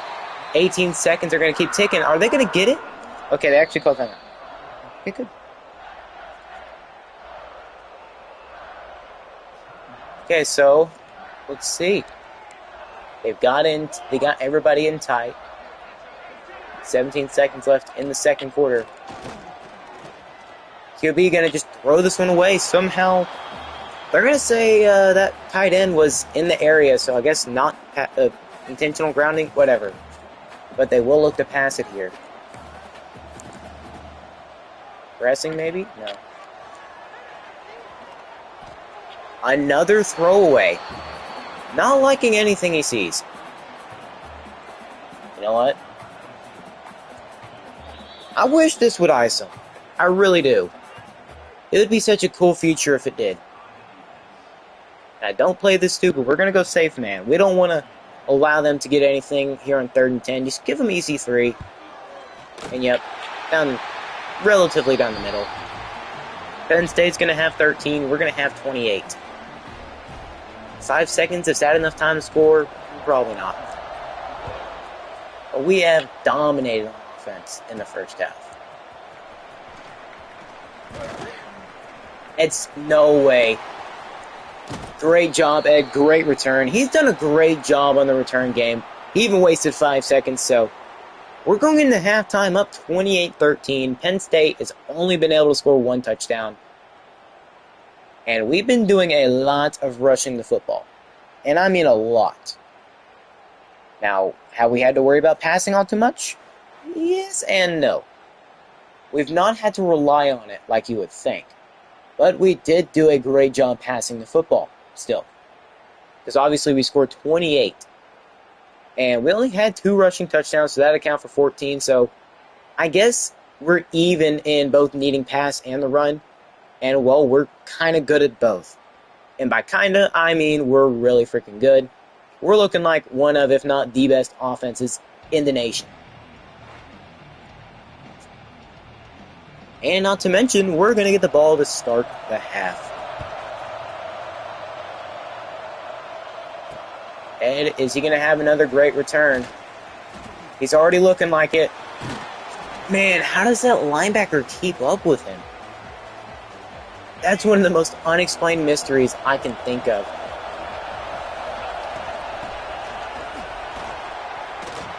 Great run from Denman. Denman is the man. I think we have 2 running backs with over 100 rushing yards. Even Lavone Neese is a freaking playmaker. Okay, that was probably my fault. I should have followed the hole. Never the saying you want to have. You never want to follow the hole. The only time that works is if you're in football. Say that sentence outside of it, and you're pretty much screwed. Lavone Neese. Great job. First down. It took 4 guys to take him down.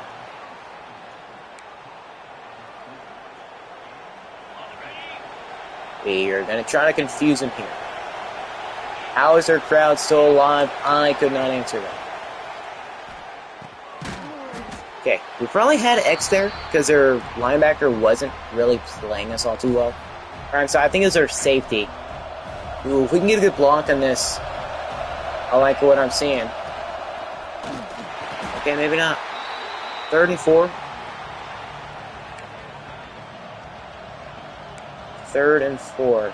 I like weak flood. Let's go that. Just gotta make sure we get the right look. I'm liking either X or circle. Good job, Lavone, getting down. You would have took a massive hit if you didn't. Okay. But yeah, running to the left side is a pretty big deal for us right here. And got a way to follow the blockers, get a first.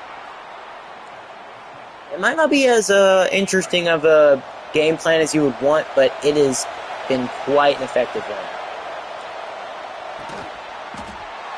Good catch.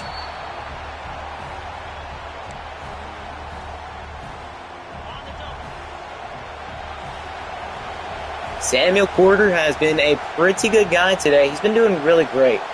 I'm liking what I'm seeing. Seems to be the future if he doesn't leave after this year. Okay, good job, Ed, holding on. Now it's 3rd and 3. I like the run here. We've got the numbers to the left. And like I said, easy run up the middle, untouched. That's just how good the run game has been. Like I said it back in the very beginning of the freaking rebuild, back in year 1. If we have a good run game, we're practically unstoppable because we can be very unpredictable. We've shown good passes. We've shown great freaking runs. Now, John Denman, he's had a multi-touchdown day and about 120 rushing yards, 127 rushing yards, 16 attempts, and 2 rushing touchdowns. We are balling out. And you can see the score right now. 35-13. Terrible job, cameraman. You could tell that's a Penn State one because he's terrible at his job.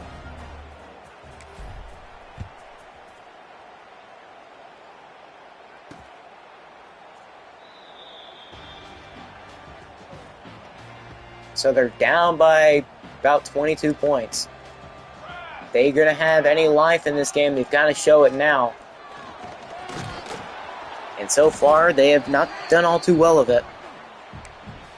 Now, I'm not sending a blitz. I'm not sending an all-out blitz. I will send one. That's an RPO.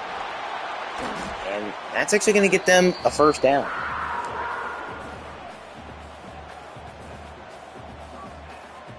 It seems like the experiment with Pat Roche at sub-linebacker has actually worked out quite well. Ooh, I was going to cover him, but I had a feeling that they were going to pass it back to the other two slants that were going across, but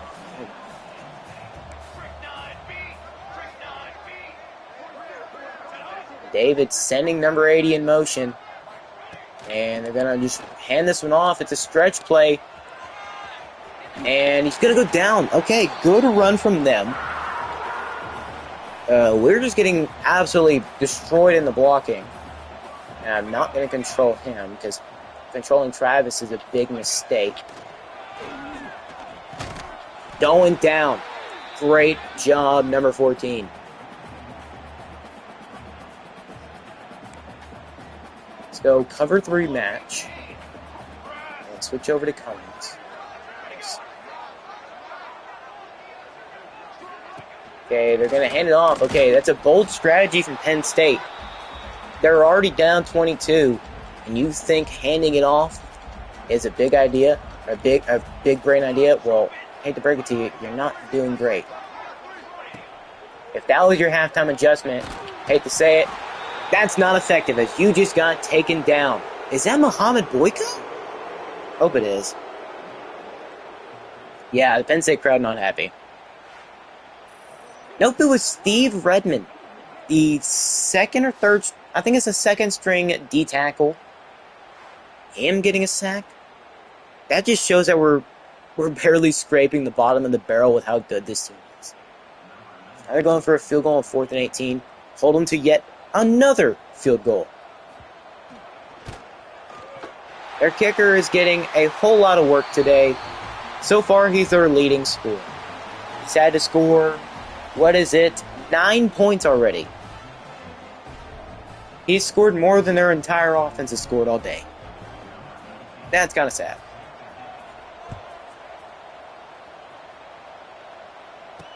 See, we want our kicker to be a part of the team. We don't want him to be the team. That's the difference.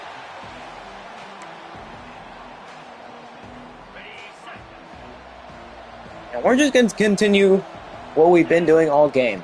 Exploiting the left side of the field. Or their left side of their D-line. And once again,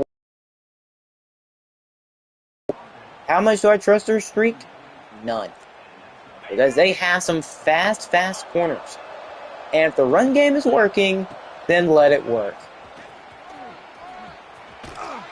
And there's a flag. It'll probably... Yep, holding. Okay. Anthrop? But that's not how you play football. I understand you're not an offensive lineman. Ooh, illegal block in the back. Buddy, quit being extra, please.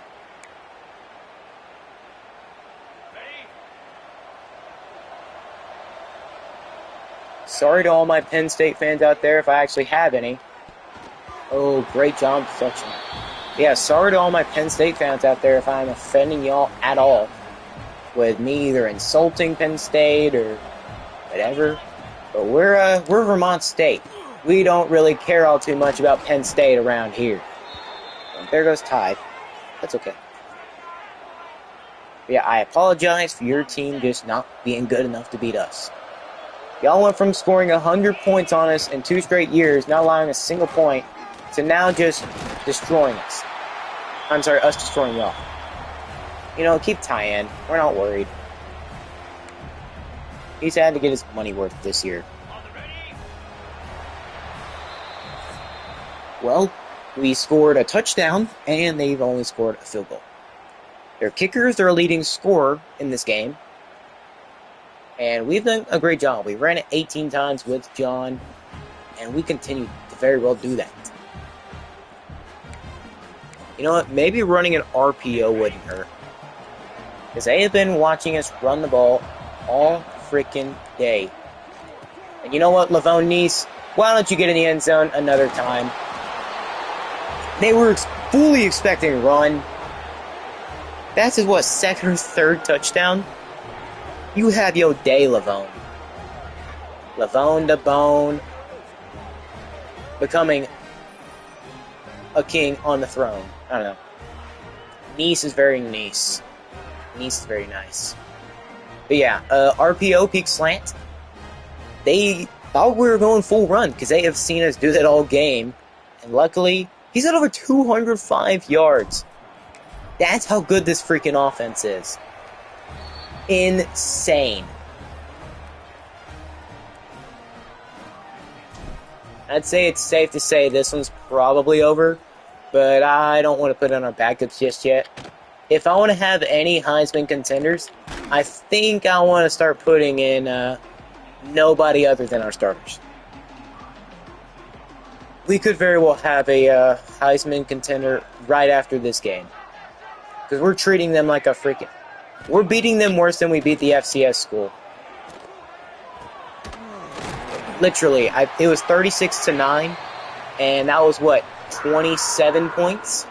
This is worse. We're treating Penn State worse than a freaking FCS school. Yeah, once again, I say sorry to all my Penn State fans if I have any.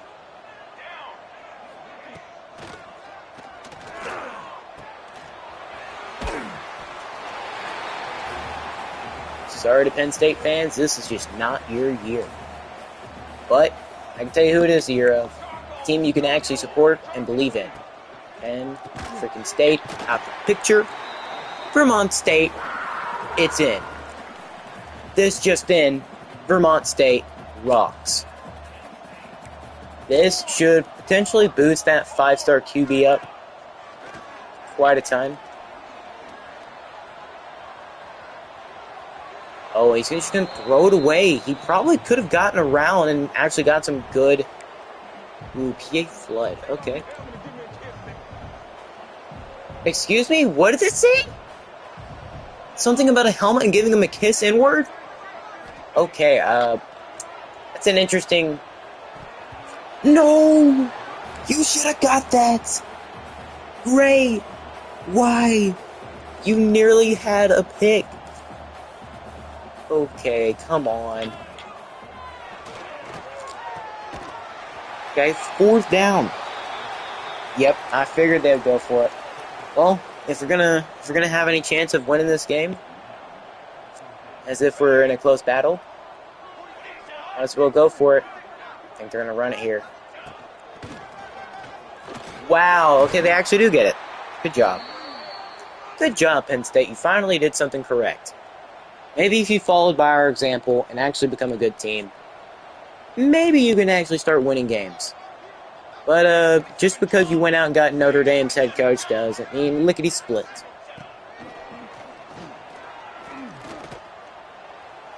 And checking it down and gaining 6.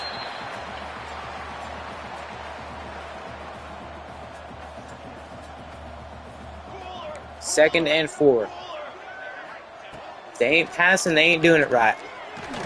And somehow they still haven't fumbled. Down to the 13. You know, I say it's safe to press. Okay, they're sending their running back. Okay, so they score their second touchdown of the game. Congratulations. You cut the deficit to, I don't know, 20, maybe 19. Congratulations, you figured out how to play a football game. I'm sorry, but we've got to cut you back down to size. We've got to beat you worse than an FCS school, and it can't be close. Yeah, it was 27. And you just made it, what is that? It's not quite 19. Is it 19? Oh, well.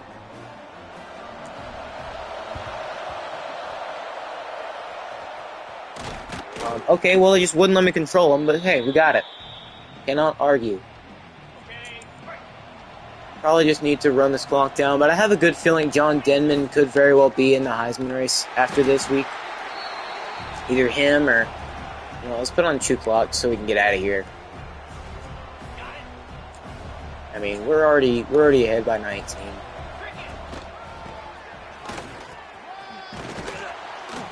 He's probably got close to 161 yards.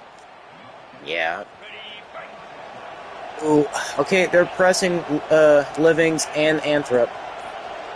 Big mistake on both y'all's part. You already know Kenyon had to get his moves, his opportunity. They pressed him and the safety went on a blitz. Either that or he just went on a zone in the mid. Yeah, either way, Kenyon cooked him. Welcome to the Grand Canyon. Kenyon Livings, that is. You know what? You are living in the Grand Canyon. That's his new saying. You're living in the Grand Canyon.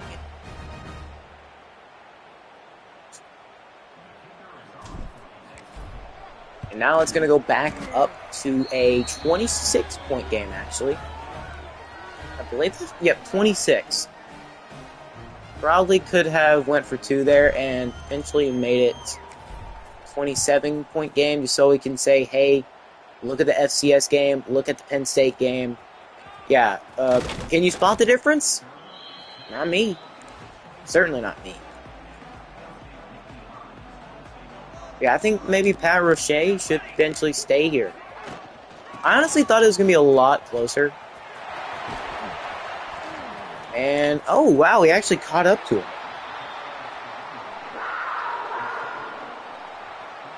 Also, wasn't expecting that. I think Penn State's just giving up. They are just running the football. Are they going to try to run the clock out at all?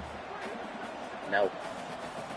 So I don't know if they've given up or just think they can run the football to win this football game, but I don't know. How on earth did we not get that tackle?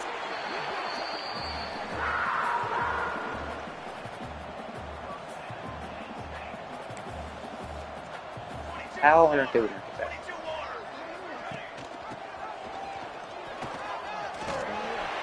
Okay. Set him on his butt, will you?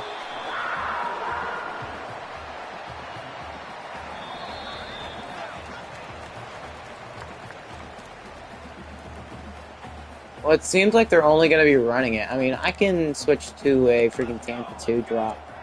See if that does anything. Oh, they're actually passing. Oh, good job, Penn State. That's a pat on the wrist for you.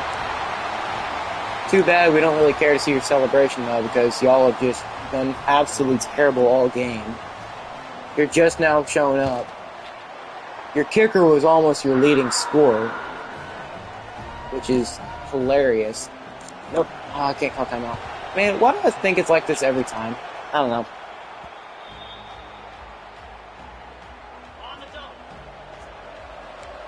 Well, I like what I see. They're pressing both Anthrop and Livings. They're not making good life decisions. Speaking of which, screw your defender. Livings will just go over top of him. Thank you and goodbye, Penn State.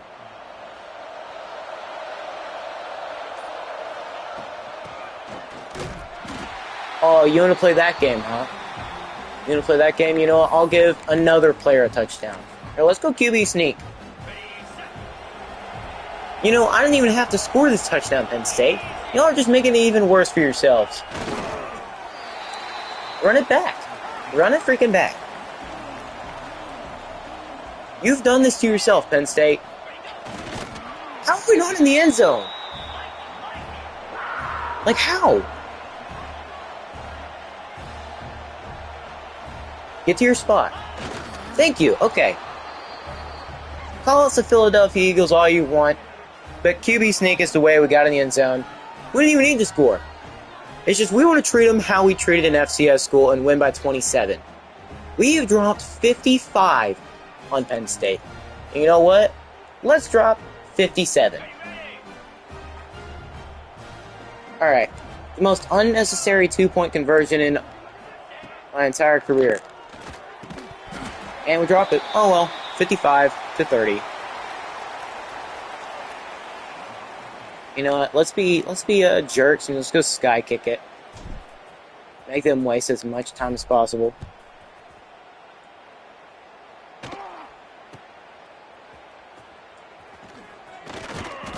There, we gave y'all pretty decent field position. How do y'all feel about that now, Penn State?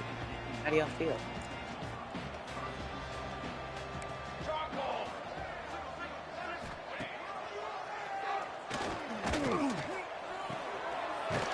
Y'all are down 25, and y'all still just want to check it down?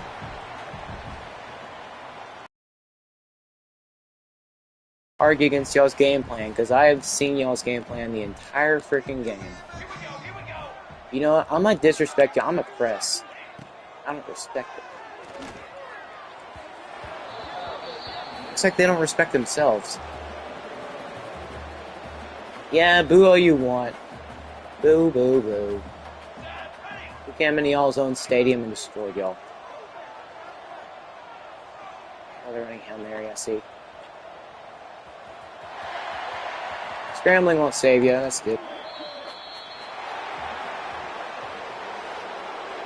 Well, ladies and gentlemen, we proved why we're top 25 in the nation and why Penn State is not. We win our second Northeast battle. We didn't throw a pick, so Samuel Corker, he had an insane game. No picks, 5 touchdowns, 349 yards. Just an all freaking good. Only allowing their offense to score 10 points in the first half, and yeah, we'll admit we were probably letting them get a little bit too much in the second half. But I mean, we're 3-0, still ranked, and we just gave Penn State probably the worst beating they're going to have all season. Let's see, they had over 200 yards rushing, but most of that probably came at the very end. Now, let's not worry about that scrub. Let's worry about this beast of a man, Samuel Corker. Only 23 attempts, by the way, so he's only thrown 4 incompletions. That's about as perfect of a QB rating as you can get. I don't know how high it goes exactly, but that is literally perfect. This is what you want to see out of a quarterback. Almost 350 yards, just 1 yard short. 82 completion percentage, 4 touchdowns, 0 picks, and about an average of 15 yards. And he didn't really I don't think he took a single sack. He might have, but if he did, it didn't really matter. And as long as it was a 59-yard pass. And now let's go check the run game. Greg Burrell, he came in, he scored the first touchdown of the game, basically finishing off what Denman worked on basically the entire time. Speaking of Denman, 21 carries, 161 yards, 2 touchdowns. He broke a single tackle. He had 1 run for over 20 yards. Didn't fumble a single time. I'm loving the fact that we're not really running. We're not really running it all too much. Excuse me. I'm sorry, fumbling all too much, if at all. That shows signs of a great team, and also 161 rushing yards. Because I think last year, I don't think we had nearly as many. I think we did have over 100, but it wasn't almost this. And then now the most impressive part, the receiving game. Lavone Neese, 10 receptions, 205 yards. Now, did we have to spread it out all too much today? No, not really. But look at this. That one catch by Kenyon Livings at the very end, he mossed somebody. And I think that was one of their best receivers, because Kenyon, he's our #1 receiver, so I'm pretty sure that was probably if I had to guess, then that was probably their best corner, so we just mossed him. That's what you need to do. Of course, he is a contested specialist. He's a 96 spec catch, so if he can't do that, then he's got an issue. But Ed Small, Lavone Neese, and Kenyon Livings was all we really needed in the passing game. And every single one of these guys scored a receiving touchdown. And on the defensive side, I think we did tremendous. Taylor Romano, that's our third best corner. And remember, we only have 3 corners on the roster. So, having our third best corner have the most tackles in the league, that's beautiful. I'm sorry, in the game, that's great. Now, TFLs, we got so many. Now, unfortunately, Steve Redmond is our the only guy to get a sack today. And we came close several times to actually getting an interception. We just dropped it. So maybe work on catching a little bit on the defensive side. But I'm not too worried about it. I'll maybe put like 1 or 2 points in at the very end every time I upgrade them. But this was just an incredible game by us. Incredible. I am very proud of how this team played. We were relentless. Like, we were not getting stopped anytime soon. You know what? Since we did so good today, let's go ahead and get the thumbnail. And you know what? I'm giving our player of the game to Lavone Nice. I think from now on, I'm gonna start giving a player of the game. And starting today, Lavone Nice was the player of the game, despite Samuel Corker having probably the best game, like one of the best games by a Vermont State quarterback, literally of all time. I think this was probably the second best, because if I do recall correctly, last year Joe Jackson had a 498-yard game, 5 touchdowns, no picks against one of our conference opponents. He destroyed them. But this will be our thumbnail. I think Lavone Nice deserves it. He had an incredible game. 200-yard receiver, multiple touchdowns, 10 catches. This guy is something special. I think he's a junior, because I know he did transfer in as a 4-star receiver, and today he looked like a 5-star receiver. Heck, I don't even know if you can get better than that. There is no such thing as a 6-star, but if there was, he performed like that today.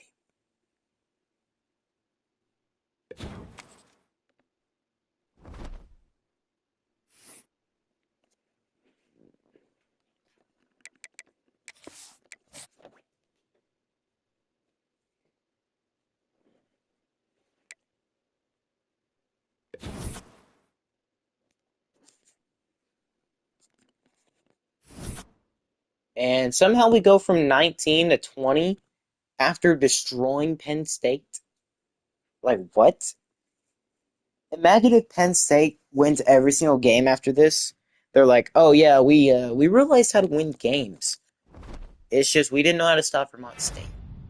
But makes sense. If Lavone Nice doesn't win national offensive player of the week, there's something off. Either him, what? How did somebody do better than that?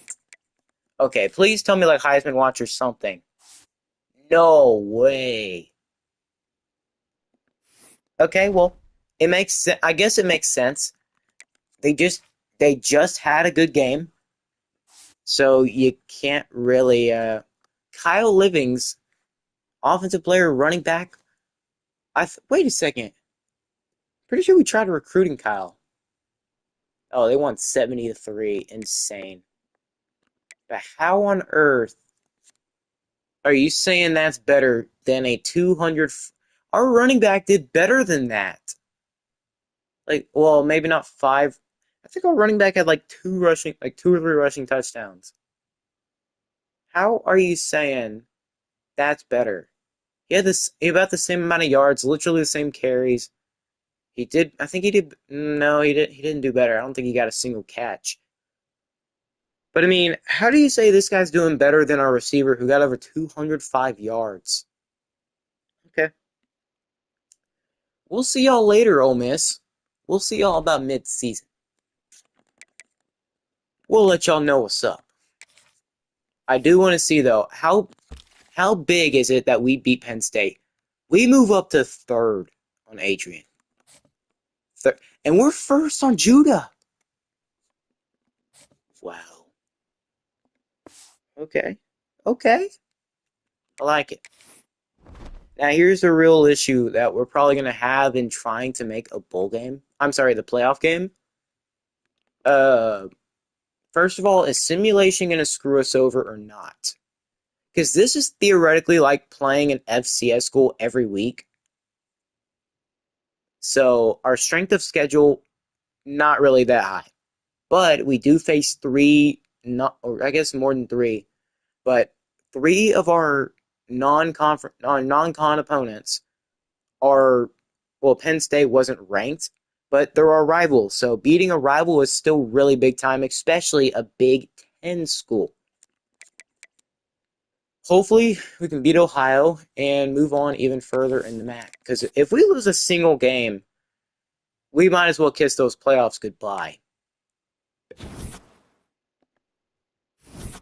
4-0. Okay, we're up to 18. Paris. Okay, I'm just going to say it correctly. Paris. He is taking us off his board. But we are first on a mod and a mecha. Okay. I like it. And Ed Small, 3 touchdowns. Okay, I like seeing some of these guys that are just like that, be like that. Okay.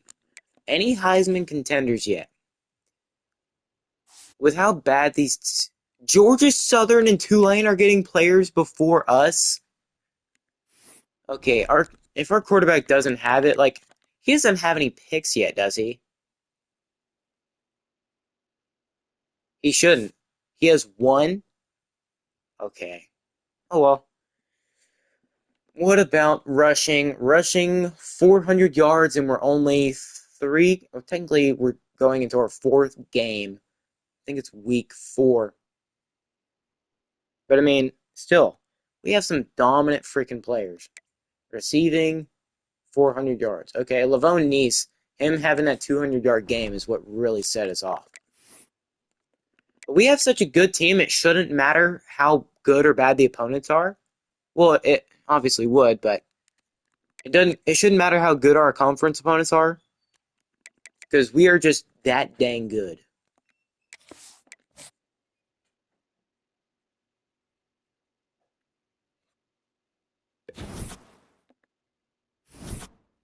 Really.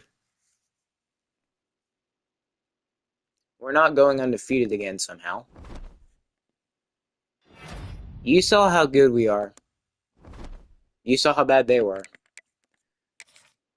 Is that what's going to cost us a playoff game? Because this what happened? Why did we lose to Buffalo? Their quarterback did not do good. Our quarterback did pretty freaking good. We struggled in the run game. Receiving game didn't do all too bad. If I had to guess, their run game probably did really well. 200-yard rushers. Ah. Now we can bounce back by beating either Ole Miss. If we want to make a playoff game, we have to win both these games. There is no ifs, ands, or buts about it. We have to win these games. Recruiting for that quarterback. We're first on him, but so this is a big time game. Hopefully this doesn't send us super far down, because we are first on Adrian's board. Are we still first on Judah's? Yes, we are. But we've got to win this game. We've got to get ranked again, because they do not like the fact that we're not ranked. So, let's see. How well will we do against them? I know Ole Miss is a really good freaking team. Really good. I guess let's put them in a tactician.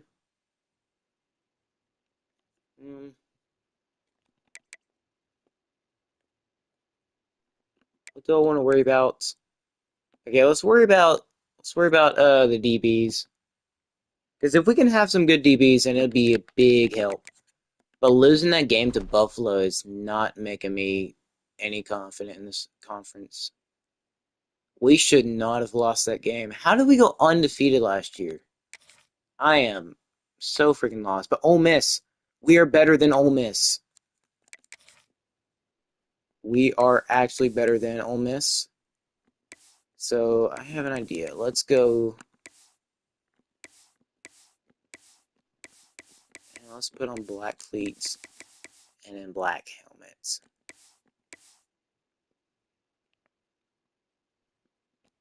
Or else see Mustang blue. You know what? Let's go. Okay, I don't hate that. I do not hate that. Half blue, half black out. And then Ole Miss, y'all can try something new. Okay, no, don't try anything new. Extreme helmet.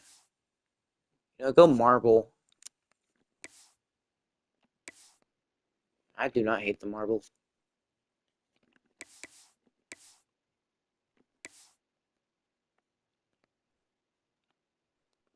Okay. Well, let's get into this game against Ole Miss and hopefully play pretty much better than we did against Penn State somehow. Penn State was like a couple overall higher better than us, but Ole Miss, it's an entirely different story. That team, not nearly as good as we are.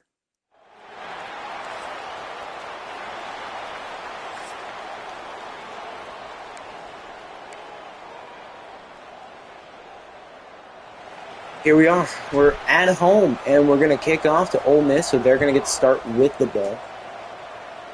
I'm wishing nothing but the best for us. Okay. Let's hope Coach Mike Ward has something game planned up for us to be able to just dominate without issue. We do have some really fast guys, like John Denman is 94 speed. Or as we do this every single time, obviously we know the QB is probably going to... Well, I don't know if Austin Simmons is still there or not. I don't know. Actually, no. I know he's not because he would have been gone by now. Because we're 5 years in.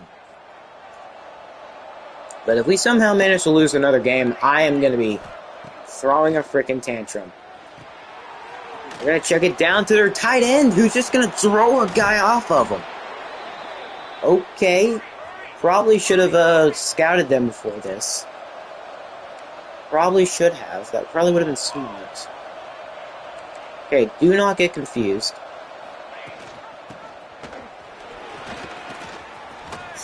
Oh, dude. Okay. Let's see how sending maybe this will work.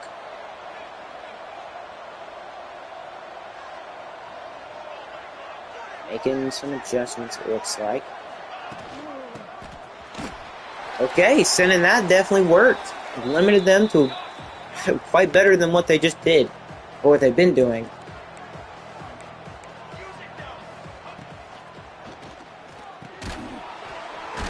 Okay, 3rd and 1. Can we hold them to a field goal? Try to send a blitz, see if that'll work at all. Press them up. Are they going to run it? And yes, they will. 4th down. That's a big time stop. Let them take the easy 3, and let's see how our offense will roll. They did get down the field. I wouldn't say relatively easy, but they did get down the field. Ooh, that was close. That was real close. Let's see, how will they be able to stop our kickoff? Because Ed... Oh, well, I guess they'll just... You know what? No, screw it. We're taking it out. Alright. We've seen their offense. It's pretty decent, but let's see how ours will do. Samuel is having a career year. Obviously, it's his first year starting. So let's just see how they do against us. Okay, they're off. Their defensive line hopefully isn't too good.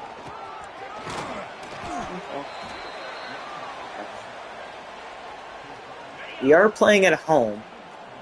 They are pressing Anthrop, and they are pressing... Okay, well, if we can...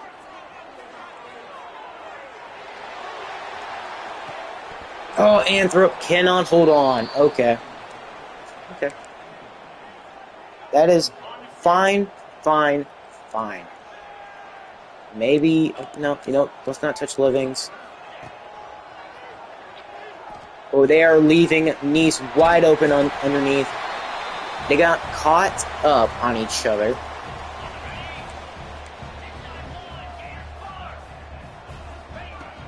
Oh, wide open over the middle. That's a great run. Okay, that was a beautiful run. If we can get Denman into open field, nobody should be theoretically be able to catch him. Okay.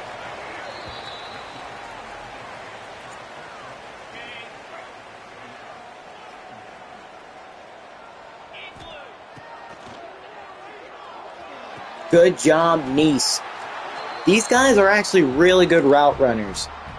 Like, that's one of the main things we've worked on, like, so much. We've already built up their speed. We just got to worry about, like, them actually running routes pretty good. And now we're concerned about being able to run the ball efficiently.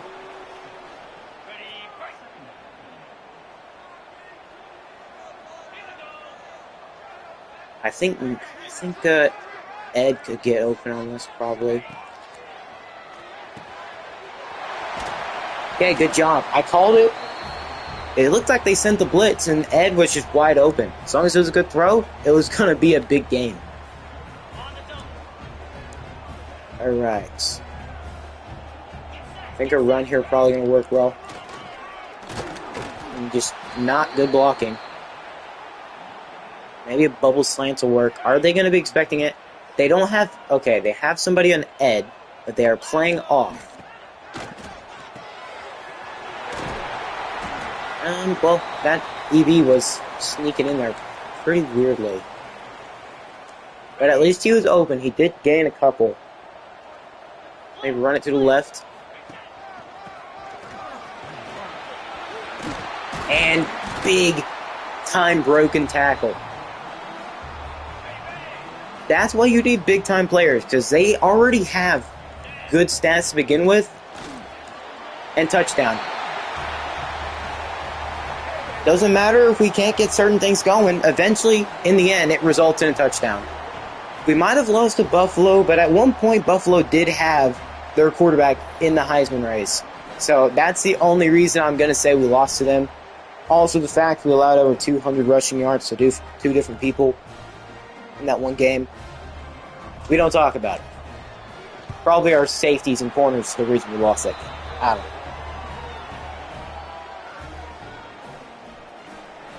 I honestly don't know why we lost it. We were, like, 18 points better than they were.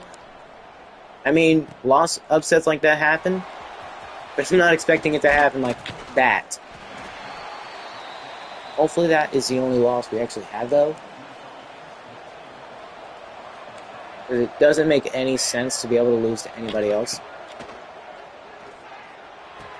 Ooh, not good coverage. Ooh, running hurry up, I see. Playing it a little bit, wouldn't say smart, but a little different. They've got some pretty decent skill players, too. They're going to run the football, but you already know who's there. That's Denzel Lombardi. He's been working on his block shed quite a lot. I think he's got like 86 or 89 block shed.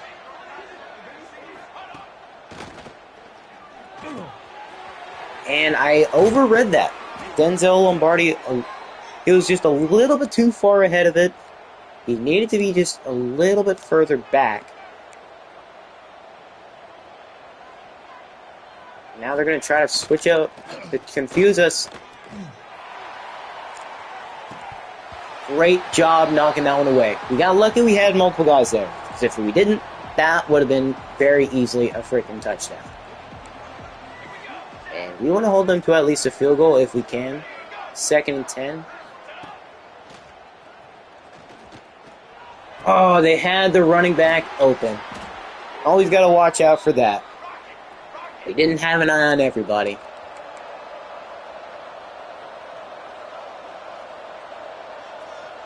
Okay, it looks like they're probably flipping the play.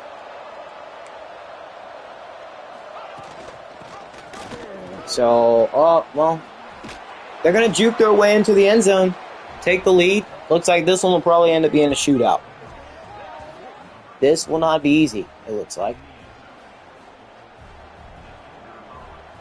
You saw how easy we were able to actually go drive down, and I guess this time you saw how easy they could. I think the problem is we didn't play smart. We didn't play every zone, and now we're learning what they're doing. So it only makes sense that we're going to stop them eventually. Okay, taking these out are probably not the best decision. But I feel like we've got the speed to be able to do it. Plus, Mom ain't raised no quitter, so.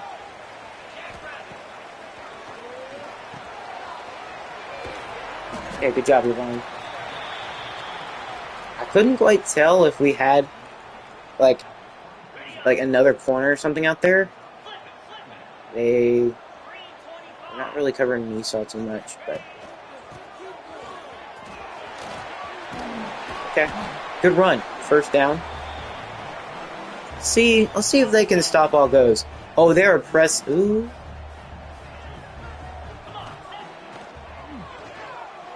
They're not looking too hot.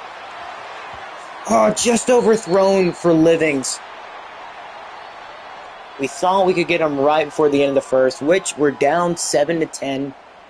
I think we do get ball at half because we started the game off by kicking it. So if we can score, get a stop, get the ball at half, extend the lead, we'll be looking all right going into the second half. But it's 2nd and 10. Reading numbers wrong over here. Now it's 3rd and 5. Decent run. I don't know how I feel about that RPO right there. I mean, we've been trying to establish the run, so maybe you might think, oh, they're going to run it again. 3rd and 5, they've done great at it. Maybe, maybe not. Didn't even look to hit maybe like Antwerp over there. But. Ooh, okay. Well. Here's the question. Do we go for it? I mean, we are a good enough team to actually be able to get it. And I do have a good feeling we can. Okay, let's have Denman run the Texas. He's gonna get it. Oh, okay. If he isn't gone, then we've got something wrong. Okay. That man's got 94 speed and he's being caught like that. Like, seriously? Well, on 4th down, like I said, I believe that we're a good enough team to be actually able to get that. I was worried for a second because we did have some pressure coming in on that, but we got ice in our veins. We're not worried. We've got Samuel Corker at QB, and we've got Greg Burrell running the ball. Speed option probably isn't the best decision. Sam's only got like 85 speed. And we've got an easy touchdown. Give us back that lead. I think I like running the football a whole lot more now. We actually can do it. And we can pass too. Don't rely on too much. And we don't want to become a one-trick pony where we can only run or we can only pass. Us being able to do both is kind of what's helping us in all these games. We're doing really good in, well, everything offensively. Even 4th downs. Ooh, looks like Lamar. Hip bursitis. Keep him in. He's an 88 overall. He'll stick it out. He'll be fine.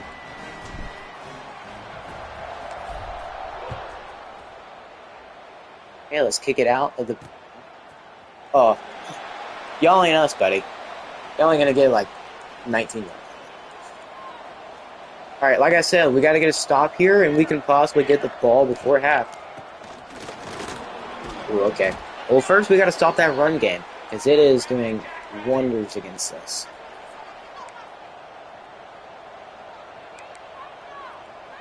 Okay, let's run some coverage now, because we might be watching our run. Ooh, blocked by our own guy.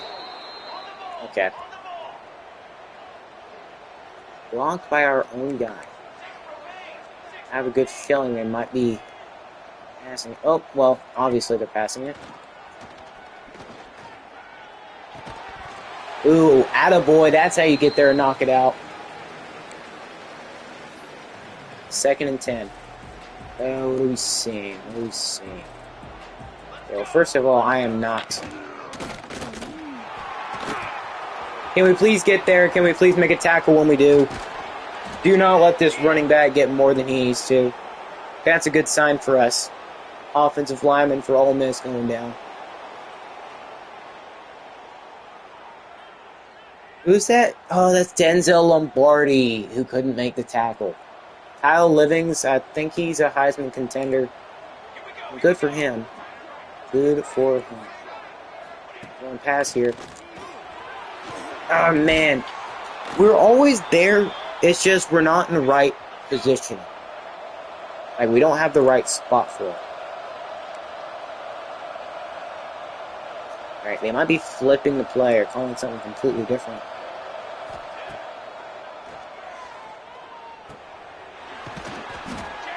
Can't play any further up.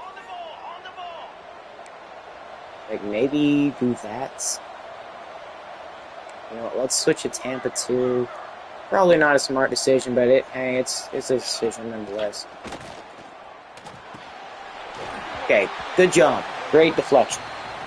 Or I guess, breakup. Of course, you never want to talk about a good breakup. We're not talking about no drama in romantic movies. I just really over-pursued that. Not that it would have helped anything, but I just... Okay. We gotta find a way to stop that run. But for now, we just gotta keep scoring on offense.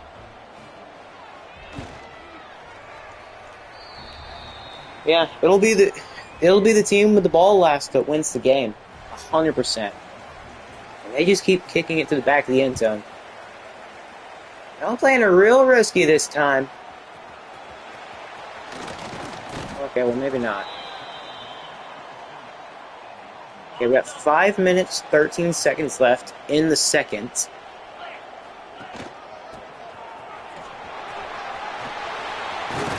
Great run. If we can get this guy, if we can get Denman some shifty, that would be great. But unfortunately, he's a senior, so I don't know how much I can actually do for him now.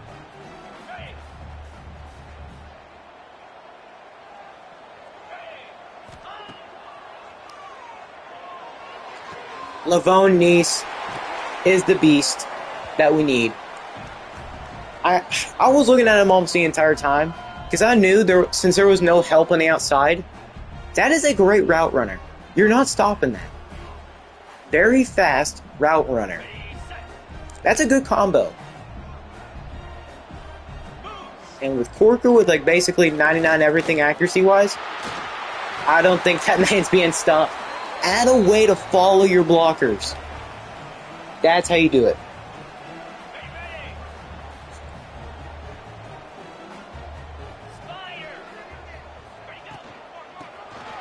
And, well, that's about as easy as a touchdown as you're going to get.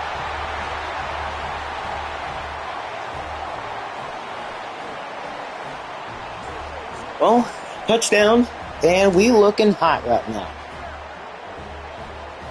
Now, the only problem we've got is, can our defense get a stop? We did it to start the game. It's just our problem is, can we do it now? We've only really got, like, one real stop against them. We held them to a field goal. That's probably what's helping us have the lead by a lot more. But luckily, we're doing just about as good as they are in the run game. And I'm okay with that. We need to be doing better. But I'm not blaming the offense. The offense is keeping this one close. Or keeping this one in our favor. But I'm fine with that. If it's a shootout, it's a shootout. There's nothing you can do except score last and hope you win. Luckily, we do get ball at half, so if we get the ball back, which a big turnover here would be pretty big, I guess it makes sense.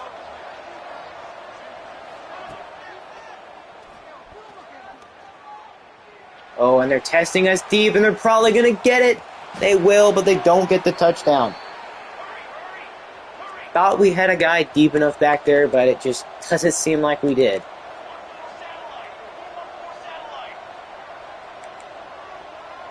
Now we're going to try pressing them. Are they going to think run here? Oh, no, they're not. Oh, you should have picked that! He didn't have his man there. You should have picked that pass off.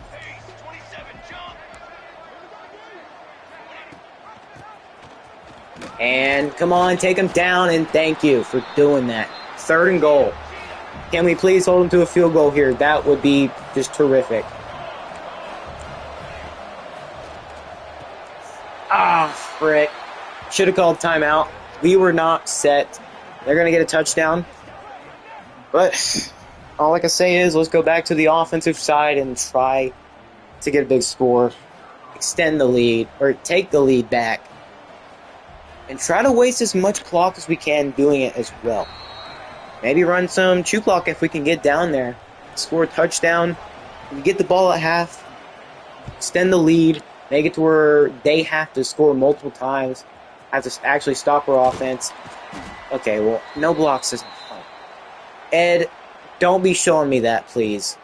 You are okay.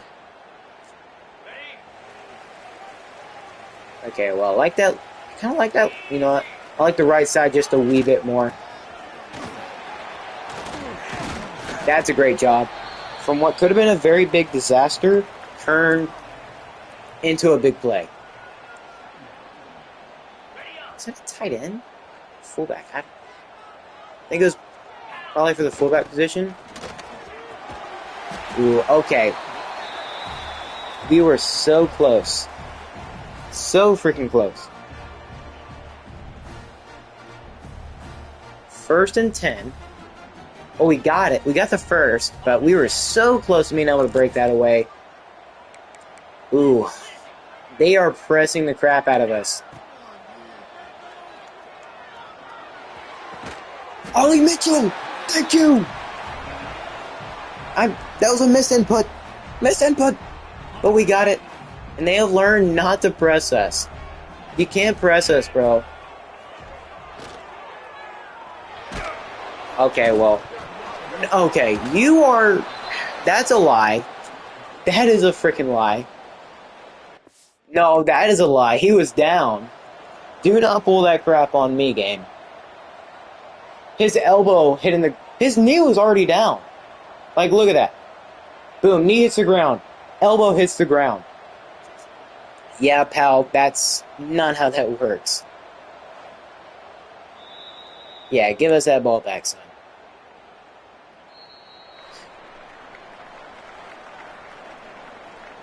Yeah, give it back. 2nd and 21. Why do they insist on pressing our outside receivers? That's why. We get hit at the last freaking second.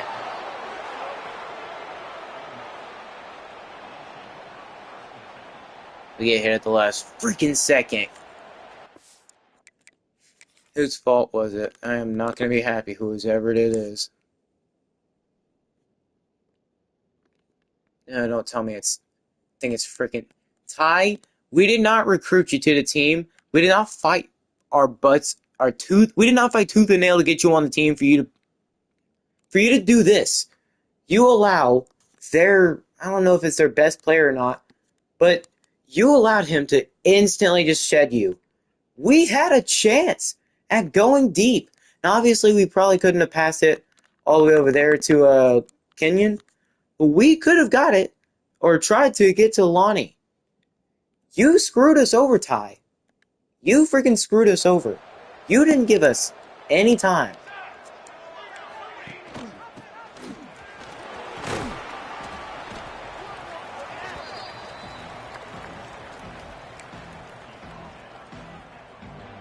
And now they're probably going to get down and get in the freaking field goal range because of you.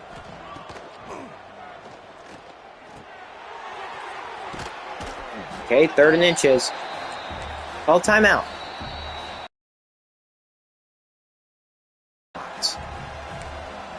Let's maybe send a blitz here. We'll see how they feel about a blitz.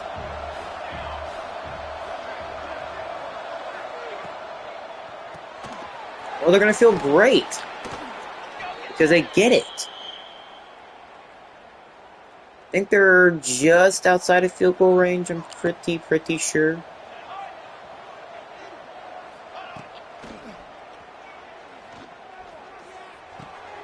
Why do we insist on leaving these so wide open?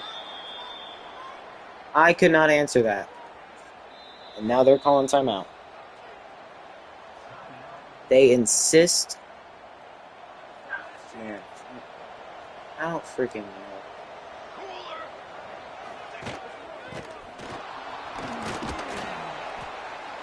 Let them run the clock out, get a field goal. Just hold them to that, please. Okay, maybe we can go... Let's go with that. I think it's already got a stint. Or, I'm sorry, a stunt.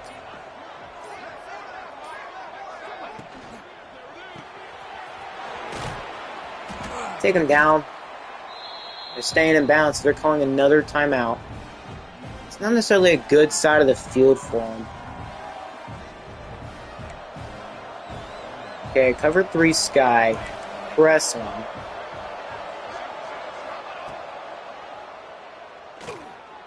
How did you go up for it? You're there! Like, what? You're there! I'm spamming triangle! And you don't go up for it. Like, what am I supposed to do in that? I can't do any more than I did. Oh, he had a guy wide open over the middle.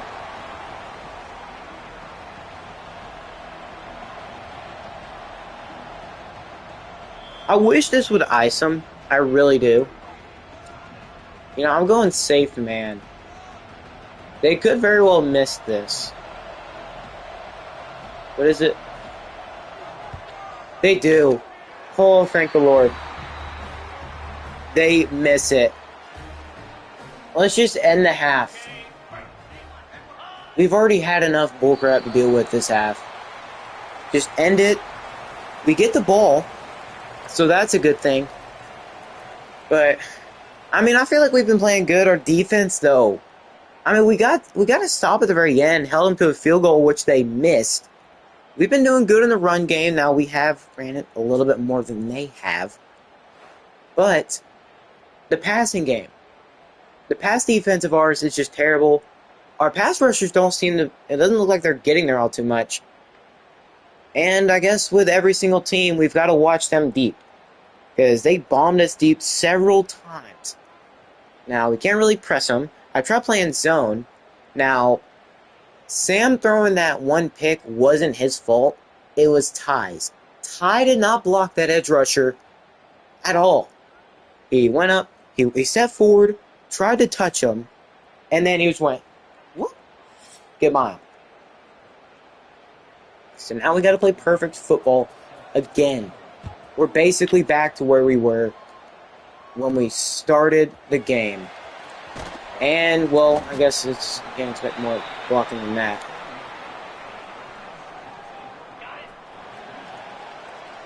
But, I mean, if they insist on pressing our guys, what do you want us to do? Like, they're not getting open fast enough. The run game has worked pretty well all game, I mean. Like that. Now, he's got 94 speed, so I don't know how he's not breaking away, like bursting away with speed. Okay. Anthrop over there looks like a guaranteed moneymaker. But so does Lavone Nice. Okay, I guess they've got decent speed at corner. They are leaving so many people like wide open on that D-line. Well, they were expecting it. Okay. They were expecting it. Let's see slants. Will they be expecting deep cross? They won't be expecting Lavone Nice. He could break away. He's going to get in the end zone. He's going to have another big play. Now we're going back on top. Lavone Nice, the 4-star transfer. Putting us back on top. Slants are a money ball play. He looked like he was just outrunning that. I think it might be a linebacker. Well, it looks like a safety. 31, that's typically a safety number. But he had just enough speed to get past him. Now, obviously, we're great route runners and all. But, I mean, that's a great job by him. Now, the real question is our defense going to perform how we did in the first half? Will it, or will we actually get stops? I don't know. I can't really answer that right now. What I can answer, we've got the lead. We've got to try to hold on. We're at home, so, yeah, we've got to do what we can. Pat, pump up the crowd, please. I knew they were going to check down. As long as we can get there, take them down before the marker, I think we'll be fine.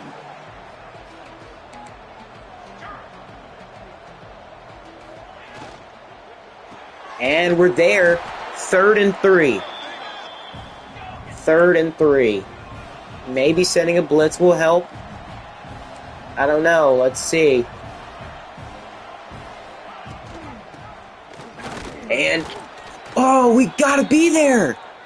We got so unlucky with that animation. Okay, that's not needed.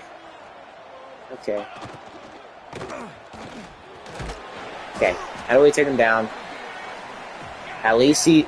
no, I'm not saying anything. If I say anything, something bad will happen. So I will just absolutely refuse to say anything whatsoever. We've got 3 guys there. It's 3rd and 4. They're going for it. They expect us not to be ready. I don't know about pressing them. He didn't step out, but you saying he... oh. Hey. Oh, freaking K. I don't hate this defensive. But I will get there and take them down. If you think you can outsmart me doing that, I have seen you do it so many freaking times.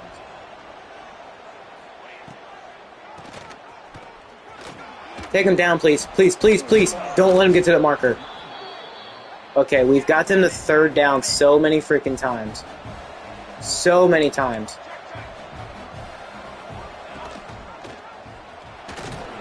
Can't even send a blitz right. Cannot even send a blitz right.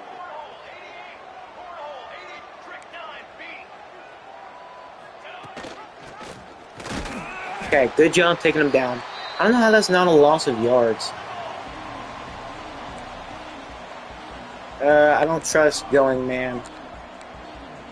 I have a slight feeling we're going to pass it here.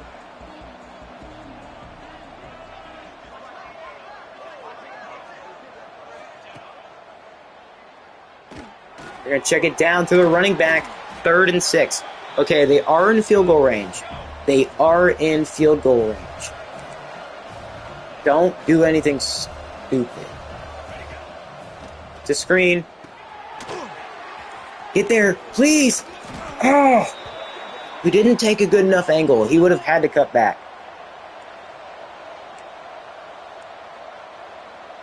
They had to run a screenplay, and that's...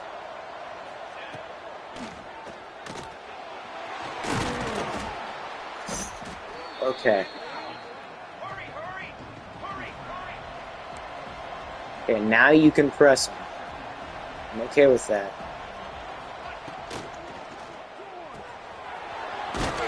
We just don't want to...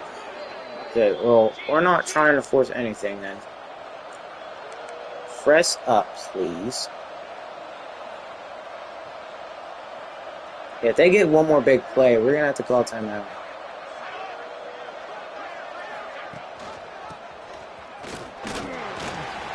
Take him down to begin with. Do not allow him to get that. Okay, they will run it. They will run it here. Thank you. Okay, they're still down to the 2. Please just press up. I'll do whatever safety has to do. Oh, big hole open up in the middle. We were actually doing pretty decent until they just... Okay, well. We'll have to keep doing what we've been doing all freaking game. And we've got to try to get the ball last. Because we've got to control it. Or if we can get one stop, score a touchdown, get another stop. I'm sorry, we get a touchdown here, get a stop. And then we can just extend the lead. Okay, I don't know why you had such a big cut. Or at least run something other than... Okay, whatever. Let's run halfback slam. Let's run it to the right side, please. Right side, please. Thank you. Oh, we probably would have had a lot...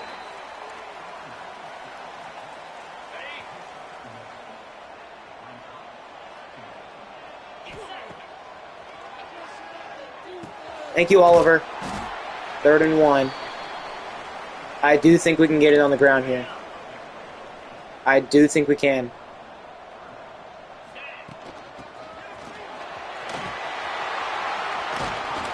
Probably should have... He's down!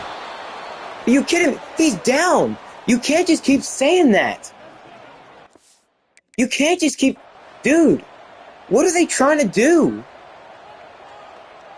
He's very much down. He's well on the ground!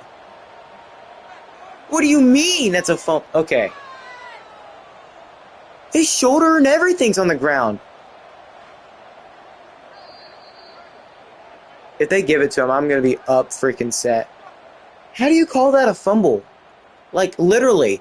He's been on the ground for like 2 or 3 seconds. Like, full seconds. Not like partial.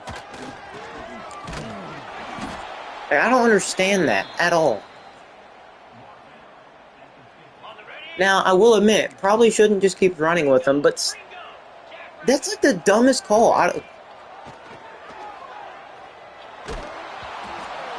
The running back.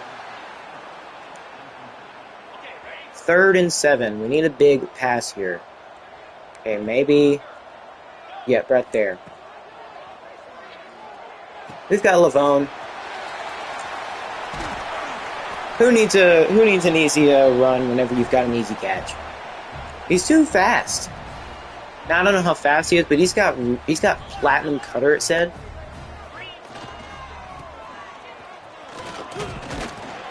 Okay, good job. Good job. That's the end of the 3rd. We are down 31-28, but now that we're in a whole lot more, you can see Ole Miss in the top 12. They're set to make a playoff game, but if we beat them, we could be in that spot. We just got taken out of the top 12 or top 25 because we did have a pretty weird loss to Buffalo. But we should not have any more losses because, well, not everybody. I don't think anybody else in the MAC has that good of a player as their quarterback, Baker. Baker for Buffalo.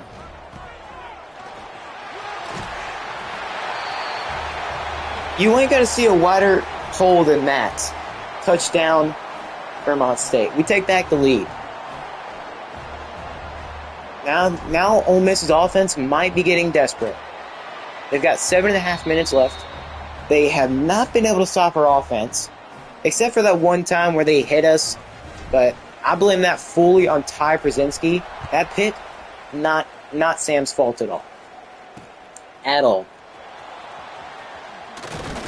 Sure, somebody needs to take accountability on that play, and Ty's already said he would. Because if you look back at the film, well, look whose fault it is. It's Ty's.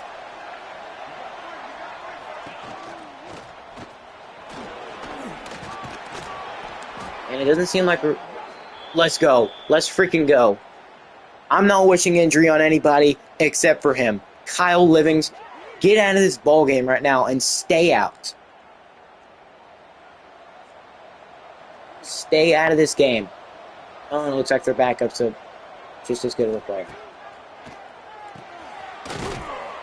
Okay, well, 2nd and 5. Hopefully, their starter being out helps us out a lot. Hopefully, it helps us.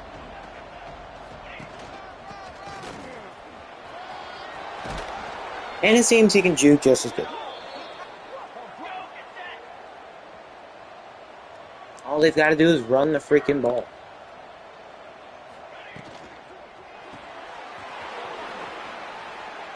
Take him down, please. Oh, he went backwards. That's a dumb move. Just take the tackle, bro. Just take the freaking gain of like 5 instead of taking it for 2. I'm gonna run some RPO here. Crap. I saw RPO crap is what I mean. Okay, 36. Cover 3 sky. It worked before. Can it work again?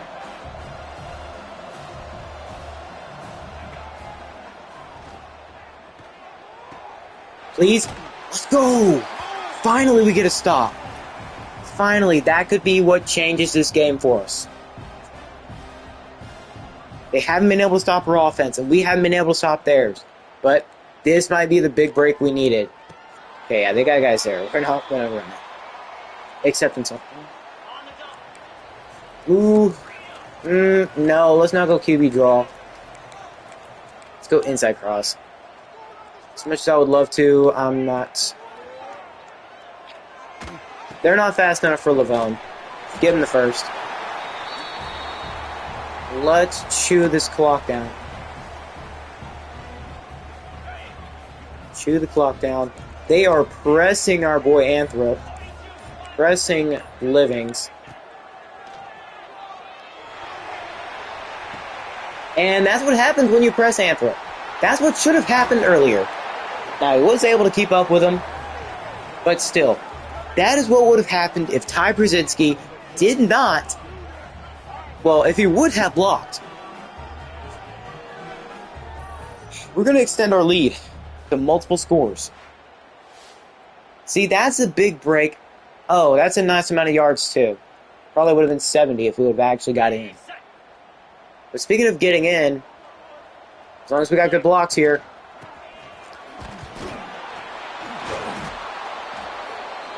There's no question about that from me.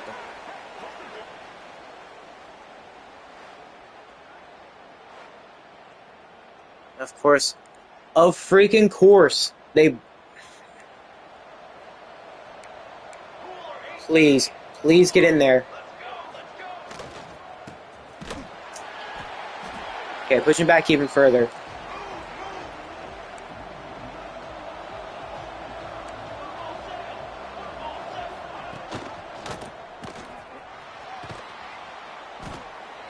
How is it not? Oh, come on. They gave him forward progression.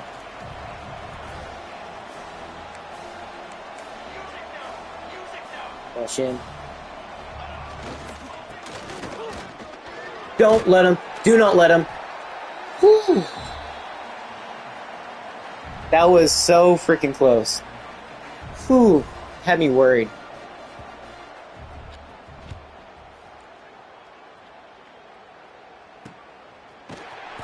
Dude, you are next to him. Okay, that was back-to-back stops.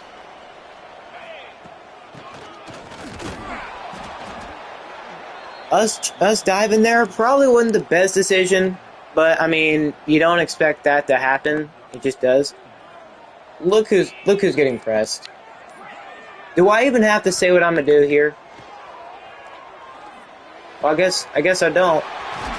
But still, you know, open guys. And Ole Miss calls a timeout. Right. I like a run here. Oh, they're covering up that line.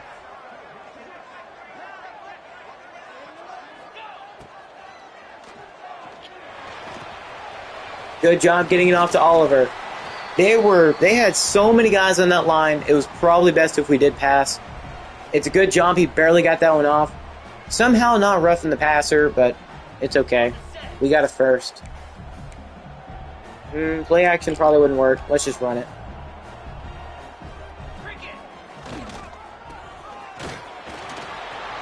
Let's go. Let's go. Extending the lead, finally. Okay, and Only gave them 2 minutes, 47 seconds left. Ole Miss will be reeling. This might not have been the most pleasing and, well, easy game we thought it would be. Well, obviously it's a top 10 or top 11 team. This team could very well make the playoffs, but they're going to be 3-2.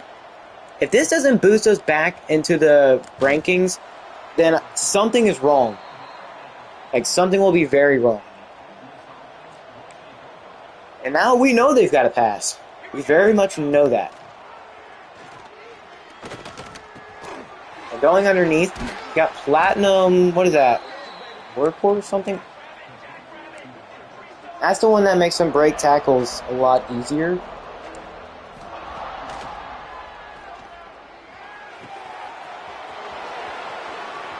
At least we got that touchdown. We still got the lead, but now we've got to waste even more clock. We got to hope they don't get it. Now oh yeah, they're going for 2. They are going for 2. Did make it a 4-point game.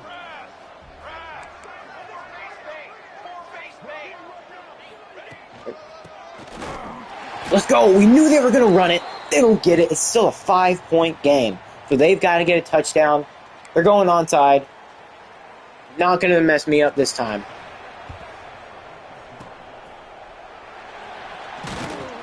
Let's go.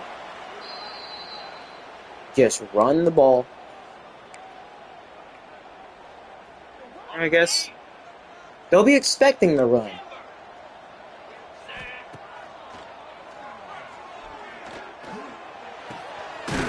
They were expecting it. They weren't expecting the pass. That was a very good throw. And Ole Miss will call their final timeout. So if we can get the first, this might just be game. If we can get blocks.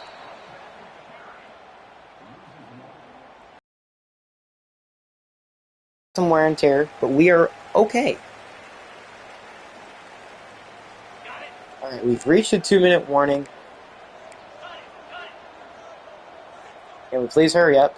Snap the ball, Porker. Oh my gosh. Okay, 3rd and 11.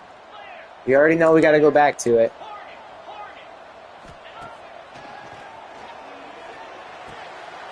Beautiful pass. Oh, brother, that was one heck of a freaking pass. Got it just a little bit behind him. There were so many people there. And we're going to kneel it. That's going to be it for this game. Holy cow. We're going to beat Ole Miss 42-37. I don't know how it ended this close, how we won, but we did. We got so lucky in this game at times. But, I mean, John Denman, when you've got a guy like him, 4 rushing touchdowns, do you got to worry about losing? I mean, this offense of ours was just electric. They couldn't stop us. Luckily, we get this win. Will this win boost us back up in the top 25? I mean, we just lost to Buffalo, who had a Heisman contender earlier this year. So are we really going to say that's a bad loss? I mean, plenty of the top 25 teams do lose. But we can't afford to lose another one. Even if we win our conference, it's not going to matter, because we're going to have to go to a bigger conference. Because we've got to win every game now. And we might not even make a conference championship, because we lost to Buffalo. But we did beat Ole Miss, the number 11 team in the nation. This was a shootout. We already knew it was going to be. It's back and forth. We nearly almost had a terrible way of it. But, I mean, Samuel Corker, that one pick was not his fault. It was Ty Przinsky's. He didn't block his man. So Sam kind of got screwed over by his lineman, but he did have a really good game otherwise. Making some... Oh, I didn't mean to go over that. But he did make some really clutch throws. Now, for their quarterback, he did really freaking good. But he didn't have as good of a QB rating. I don't think the QB rating is all that accurate. But, I mean, Sam did really freaking good. 417 yards, 1 touchdown. But, well, you'll see why. This is why. 25 carries, 161 yards, 4 touchdowns. He did fumble once, but they were trying to say he fumbled like 2 other times. We challenged him. He was already down by like a mile. Like, for whatever reason, they said it was a fumble when he was down by like 2 or 3 seconds. And the thing is, they didn't even try to challenge it. We had to. Like, they didn't booth review it or anything. It's almost like these refs were trying to make us lose because they just didn't have eyes. They were acting blind and deaf. Like, seriously. And also Lavone Neese having, I think, another 200-yard game. He could very well be on his way to get easily like over 1,000 yards. I think we're very much going to have, we're probably going to have another 3 1,000-yard receivers this year. So we are just playing like it. We're playing really freaking good. Receivers are not an issue. We don't have an issue with them at all.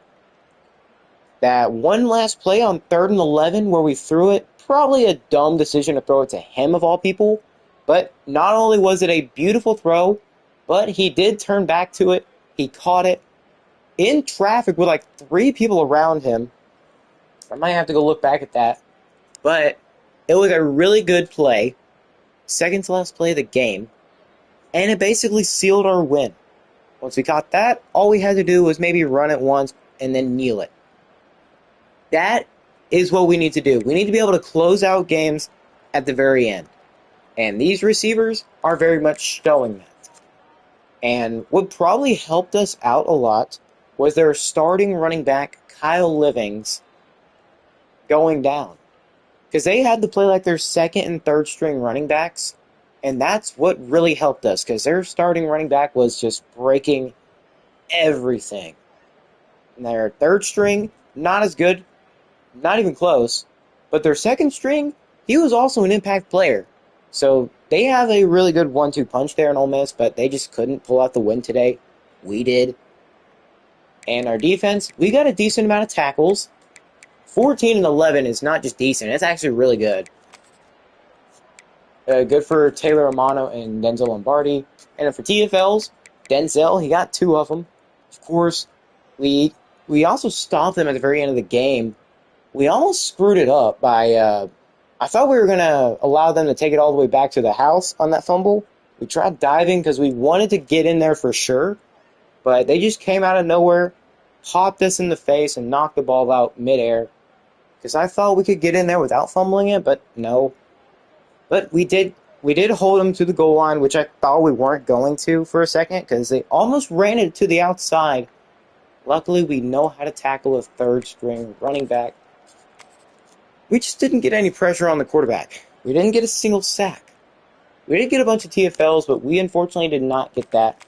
We were close multiple times to getting picks, as we are every game. We just don't get it. And of course, Oliver Mitchell getting 3 tackles is crazy too. I just realized who I'm hovering over. Why is it just now that I realize that? I do not know. Well, let's go look back at that catch, because that was a...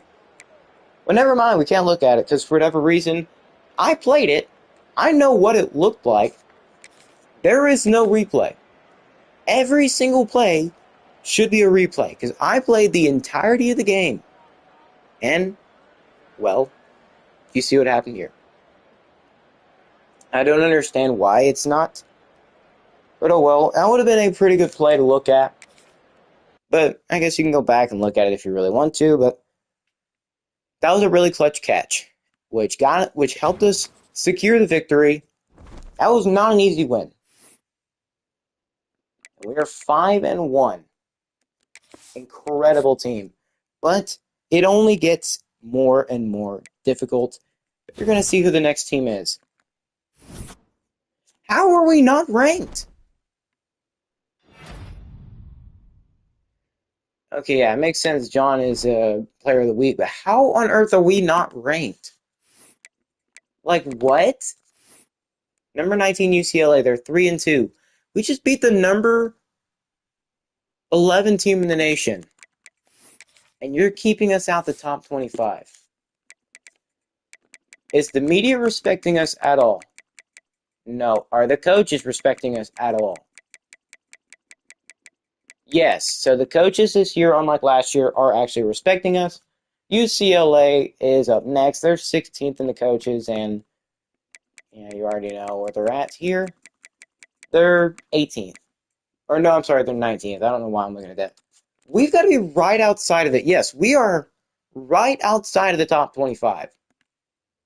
This win should very much boost us to that top 25. I don't know why we're not there now. Like, our players are playing out of their freaking minds. We're still not on there. Like, Lavone has had multiple 200-yard games and multiple touchdowns. John Denman, he's done great as well. Like, what? How is this man not done? Like, how's he not on the Heisman list? He is having an insane year. He better be by the end of the year, but I guess let's go look at recruiting. Are we back up for any of the top recruits? We're second for Adrian. So we just won. Put 50 back into him. 50. Let's put 50 back into Judah. That's probably going to hurt us. I mean, we're still first on Judah. Adrian, we're second on. We're just right behind West Virginia. That's going to change, though. Because if we beat UCLA here, I can't put more into them. But if we beat UCLA here, then that'd be pretty big. We're second for Doug. Can we actually put him on a visit? Not quite. How are we looking for everybody else, though? Good. Ooh, we're close on Emeka. Kentucky is right behind them. Hugh Stevens. Okay, you're a speedster, so you could be fast. You know what? Maybe put some more points into you. Because I don't want to lose you if you're a speedster. I love having fast receivers. If I can have fast receivers with great route running, that would be cherry on top. Avery Ryder. Look, we're first on most of these guys. We are first on them. Morris Paris locked us out. George Ogbonna. Playing style. Okay, well, we're still ahead on you. Frank. I'm sorry. I've seen this game. Okay, Forrest Kronk. We're doing good for. Okay, Kuti. Okay, we're first on a bunch of these guys, which I am very happy about. And we're also getting there. The more we keep winning, it seems like the better and better recruits will want to be here. Or want to come here. Obviously, we don't got points for corners, unfortunately. But yeah. That's what our recruits are looking like right now. We're second on Adrian because, well, last week we were a B- in championship contender. And now we're back up to what he likes. So hopefully we can get the win here and make him even more happier. I guess let's try to go. You know what? The black really got us. Good luck. So I guess let's go black again.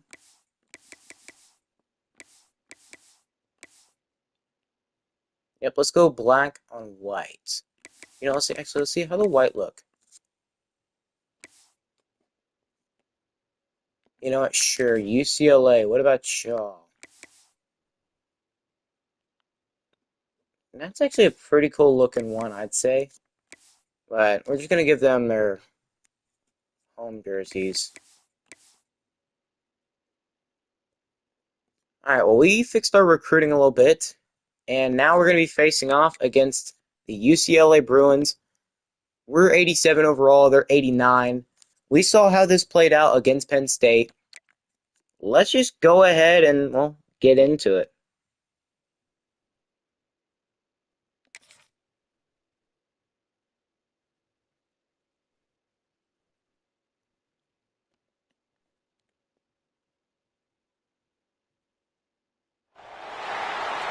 Alright, folks, welcome into the Rose Bowl. Right now, we've got to face off against the number 19 team in the nation. We saw how this overall-wise turned out against Penn State. And again, Penn State they had some downs. They didn't really have that good of a defensive line on the left side, and, well, not saying UCLA has that, but UCLA is a good team, and if we're playing them in the Rose Bowl, of all places, I think we're gonna have a tough time. We're not playing at home well, I guess at Penn State we didn't play at home. But this win would send us back into the top 25 and possibly onto first on the 5-star QB's board. And it looks like we will be returning first.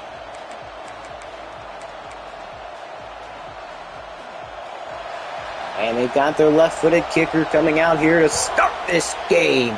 Ed Small's going to get us going.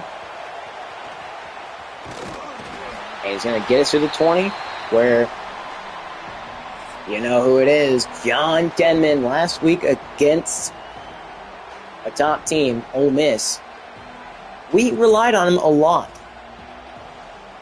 How will he fare here today? Of course, this Rose Bowl crowd is not going to be light.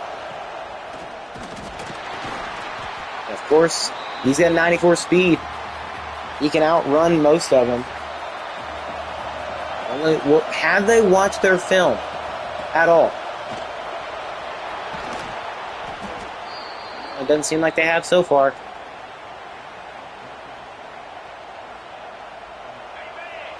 Okay, 1st and 10. I like what I'm seeing with Nice and Anthem.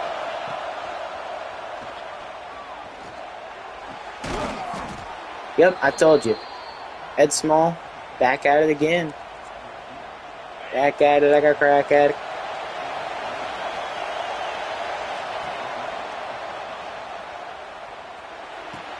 And it's intercepted. Okay. He was wide open. Probably would have been better if we just threw it over. Okay.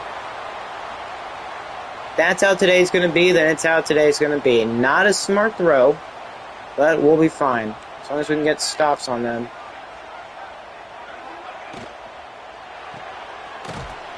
And they're going to go down. So they tried going with kind of like a RPO. They're going to go another RPO. Please don't tell me they're just an RPO-heavy offense. Okay, let's try sending a blitz here. Once again, we can't really do much else.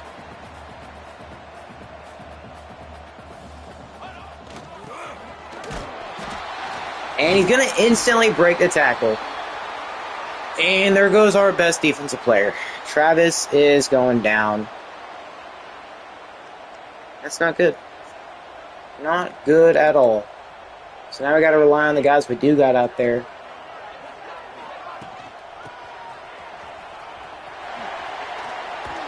And we're going to get there and only allow 2 yards. They are in field goal range. They are indeed in field goal range.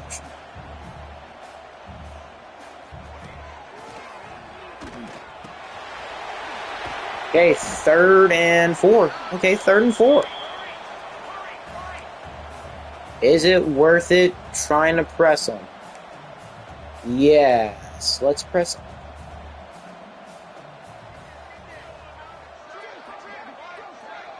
Because we are...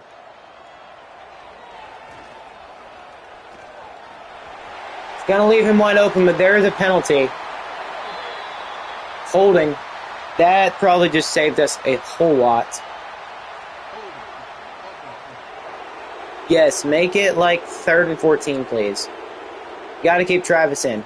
Now is not the time to be taking him out.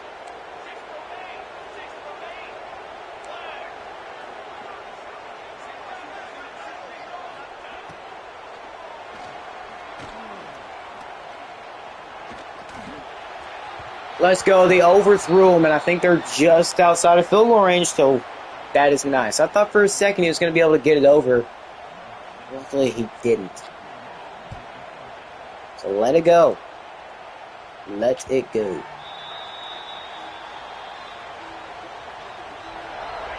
Last time we ended up throwing a pick.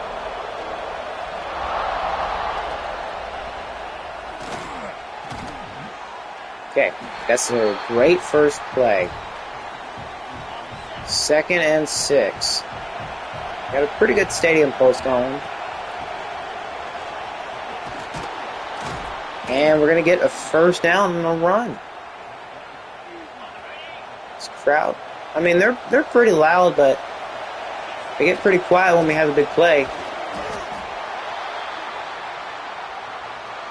Okay, 2nd and 8. I believe in running the football right now. 3rd and 5. What do they think we're going to do?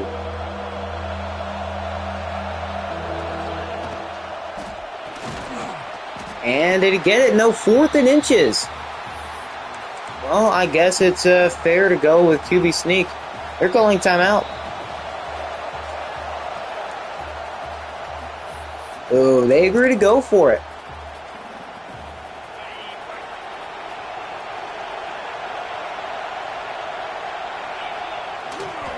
And we're going to easily get it. Do not test us. Okay, how ready are they for a halfback screen? I think I already know the answer.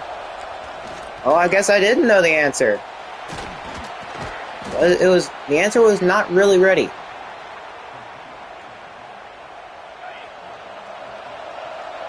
Are they ready for a route running, though? Nope. That is a very, very clear no. Okay, they really like the coverage there. Ed can't quite get to the outside, but that is a great grab. He is just that faster than a lot of different people. Ooh, I like to see who can get open on this.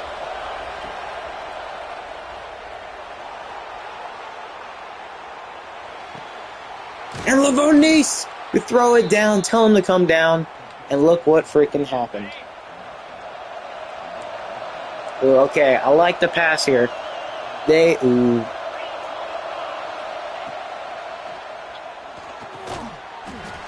holds on. I like what I'm seeing here.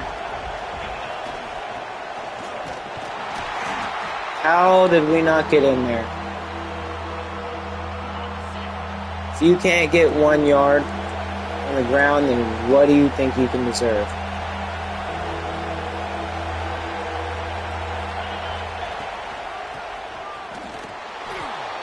Yep. If you can't get 1 yard, then you don't deserve to play football or play this level of football. Touchdown. We're going to take the lead. We know we can get a stop on them. It's just a matter of doing it. And we're going to take the lead. It's a pretty big game for us. And for UCLA, it's a chance at staying ranked because they're 3-2. So they don't have another opportunity to lose a game. And for us, well, this one could mean, this could be the difference between us getting and losing a 5-star QB. That's what this means for us. It could get us back ranked and get us potentially a 5-star QB to actually want to come here.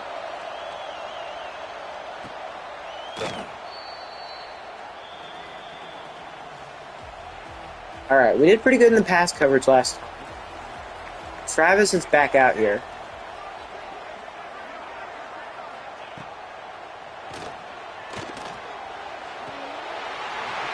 Okay, very questionable if you got that. Should have been somebody there, but I guess there just wasn't. We're going to switch sides. I think they like what they're seeing here. Oh, and they're going to check it down. That's a pretty good decision by them. That's the end of the first, though. At the end of one, we got the lead 7-0. I mean, we're playing decently. We actually got the lead. UCLA hasn't really been able to do anything other than that one time.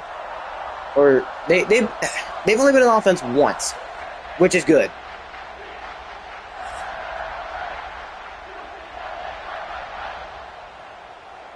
Obviously, we don't want to have Travis selected because otherwise we might screw his coverage up. But do not let that run game get going. We struggled with it last week. We do not want to struggle with it this week.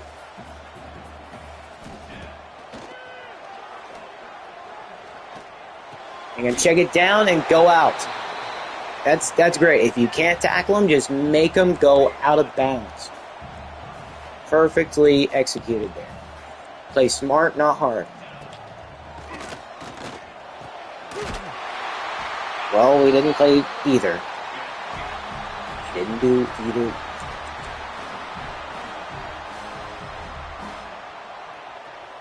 Of course, this type of defense we want to run, having Denzel basically blitz. They're going to check it down, and they're not going to get a first. 2nd and 2.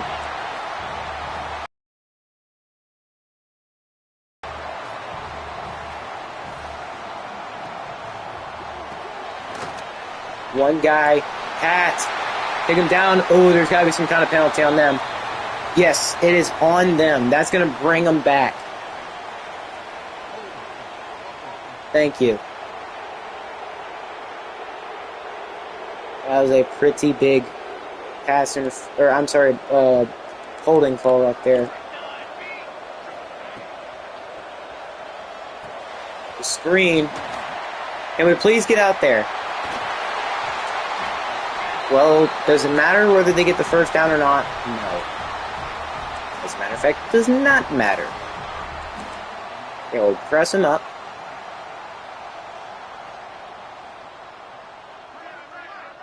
And play him smart.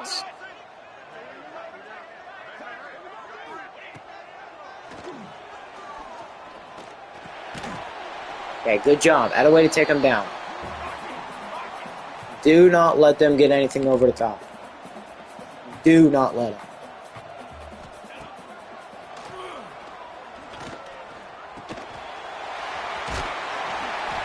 That was my guy.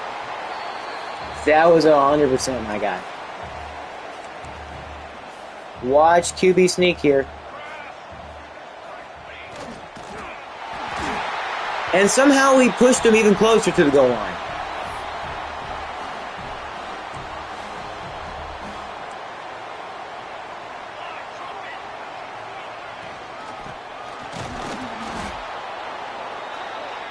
And, ooh, receiver is getting hurt.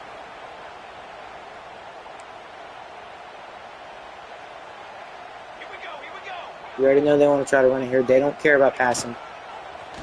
Oh, wide open. Okay. Wide freaking open.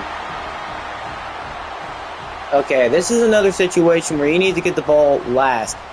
And Clemson looking like a freaking basketball team right now, beating California 63-28. Why is there so many shootouts?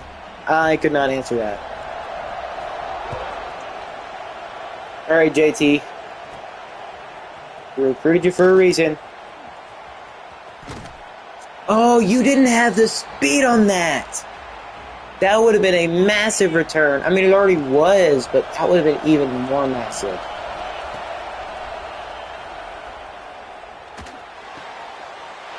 Another pick! Seriously. They are covering us so freaking well. Sam is not having a day.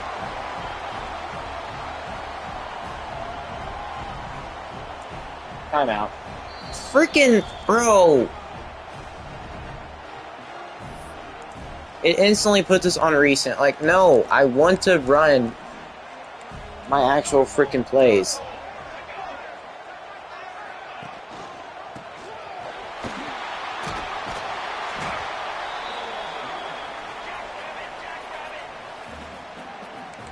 Okay, pressing him is probably stupid, but we'll do it.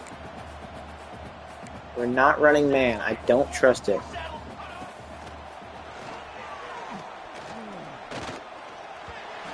How did he not get sacked? How is that not a fumble either?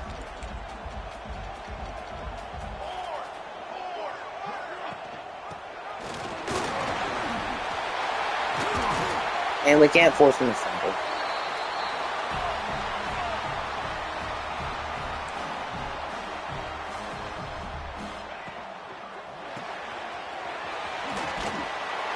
I am just either undershooting them or over-pursuing them. I'm not trying to intentionally do that either. I don't have time to get pressure.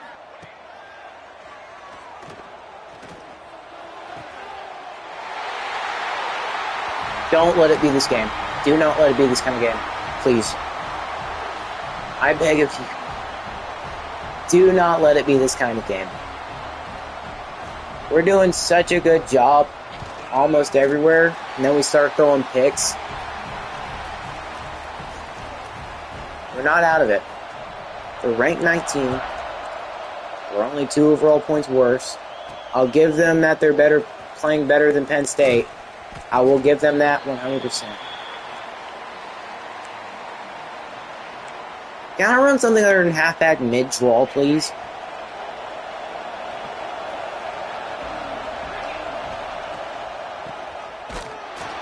That's why I didn't want to run half.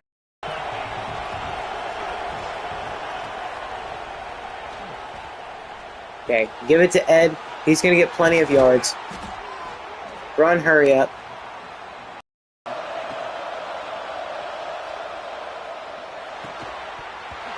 What? I didn't tell him to jump. And plus, he has like 96 spec catch.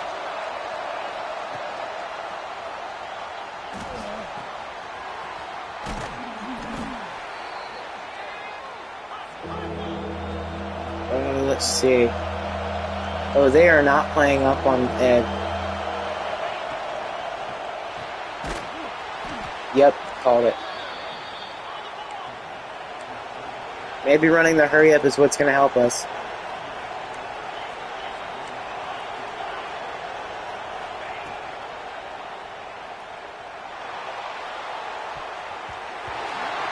That was very dumb.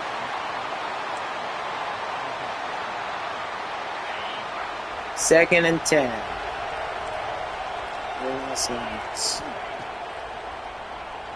Coverage. That is really true.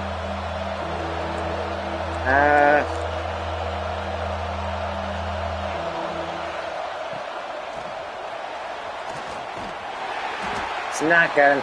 He's 94 speed. I don't understand it. But we cannot afford... I don't trust our defense. I really don't. I mean, at points we did good, and then at points we didn't.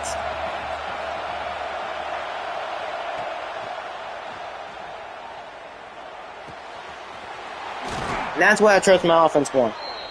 That's why I trust them more. Because I cannot rely on this defense.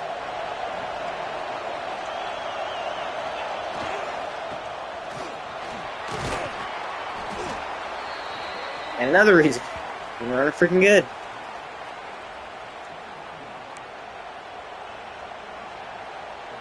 So let's see how ready they are for a screen. If I had to guess, probably really ready, because we're just not going to get out there to block at all. As I figured.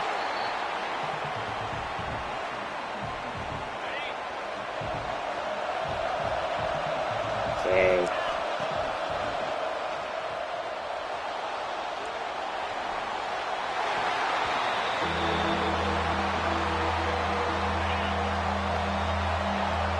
I like how Livings is. But I like how Ed is even more. How does momentum not carry him even further?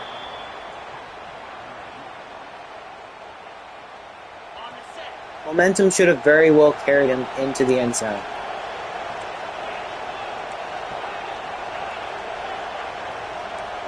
Can't go any shorter, can I? Oh my God! Oh my God! What on earth am I doing? UCLA's gonna get another pick. What on earth am I doing? Am I trying to give this game away? They go for a pass here. Okay. It's great we had a guy underneath.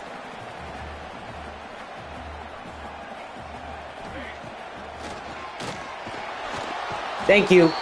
Give us the sack. Call timeout. I want this ball back. Keep a spy out there. Keep a freaking spy out there. We know he wants to scramble it. We just know it.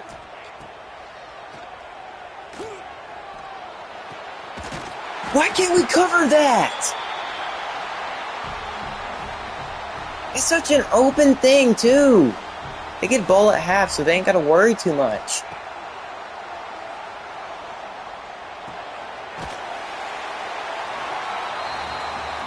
Oh my gosh, we could have had the game tied. Now we're going to have to rely on our freaking defense not to let them get into field goal range.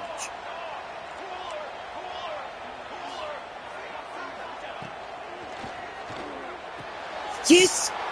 Gaskin, please! Are you fast enough? Yes, you are! Let's go! Tie the game back up! That's the 68 overall! Strong safety! Pick 6! We're still in this, boys! We're still in this! We allowed the quarterback to get in front of him because we knew that if we didn't allow the quarterback to get in front of him, that guy would have 100% caught us. Oh, we're not out of this yet. Thank you. They run RPOs so much that we should be able to read them like that. Thank you. Oh, I thought we were going to be absolutely freaking just screwed out the wazoo right there. Okay, let's squib kick it right here. We can squib kick it. And we can waste 2 seconds off the clock. I know it.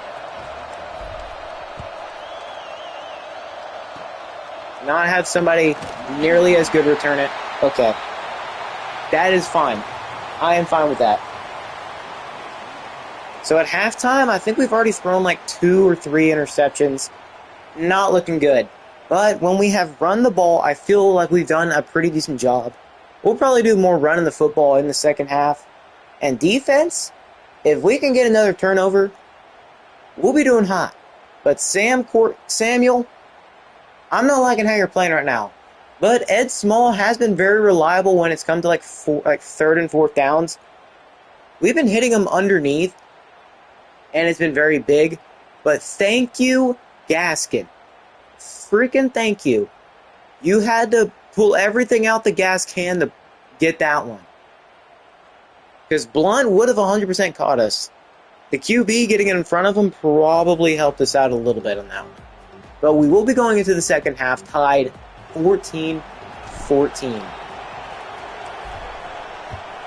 Had me scared there for a second.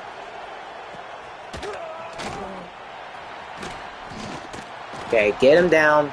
19 yards away. Alright, we don't have our guy in. We don't have Travis in. Please put him back in. They've gone RPO so many different times. Just do not allow anything massive on those. If I will get beat on anything, I do not want it to be them dang RPOs. And he's going down. Thank you, Brown. The color of my pants right now. Because of how freaking scared I am about losing this game. It's probably the closest any ranked team has faced us all year. How did he catch that? What? How on earth did he get that? How is that not deflected?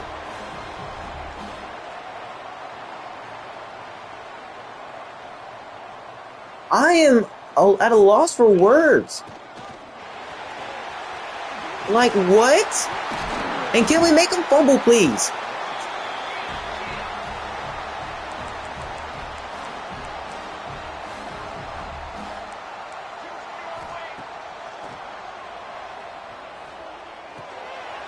Nothing we do can get a stop. Gonna have to play from behind. And I do not like playing from behind. Even though it's not impossible at all. I just don't like playing from behind. Like, how on earth did he get that? Because I wouldn't know. I could have sworn I was there in position.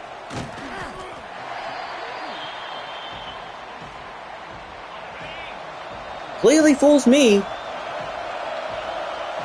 I was in position. Or maybe if you had a better block. That's still a great freaking run, but one block and we were gone.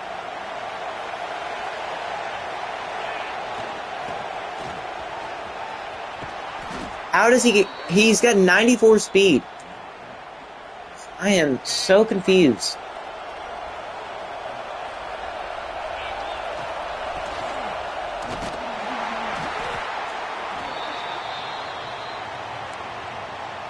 Throwing it underneath has worked quite well. But you know what else has worked quite well? Us being able to get pressed and us doing something about it. Well, maybe not that time. We probably... Okay, I'm fine with X choice. Man, they are pressing us. But you know what they aren't doing? They aren't stopping Ed. Because Ed is doing a great job underneath and a defensive lineman is down. Good for us.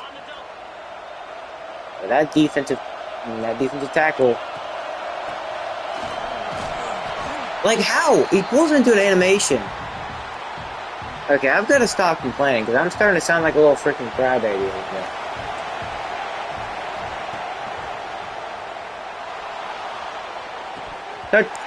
You dropped it!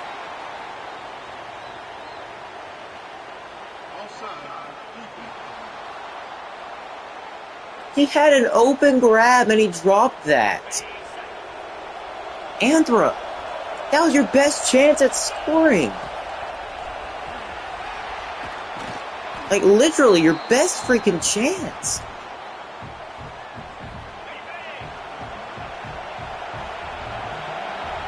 They are testing us over there.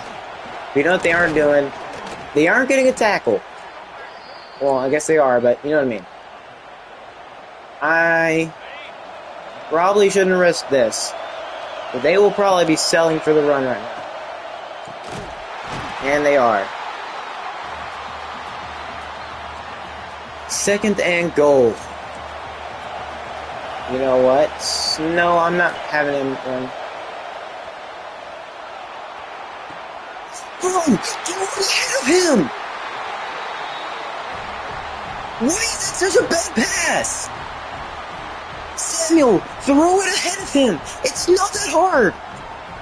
You have 99 everything! And you can't throw it ahead of him! I am telling you to leave that! I would have rather you throw it at the back of the end zone than that!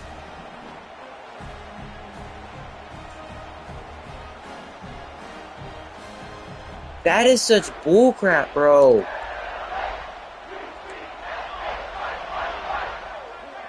They shouldn't be getting that, but they do.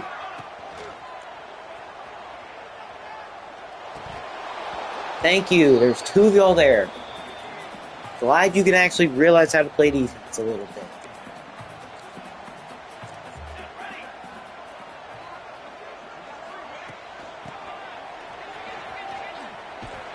Okay. Oh, bro. Gaskin almost just got 2 scores. He almost got 2 defensive scores. We've got to be quick with this. Hurry up, hurry up, hurry up. Hurry up before they decide.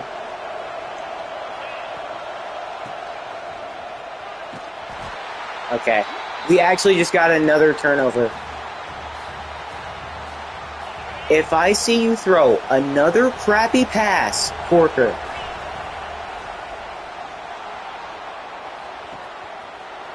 get in that end zone, Ed. Give us a tie. That, bro, Gaskin has come up big the entire game, whether it's that pick six or that fumble recovery. And then Ed Small is here to finish it off. Looks like he does know how to make a throw on the run.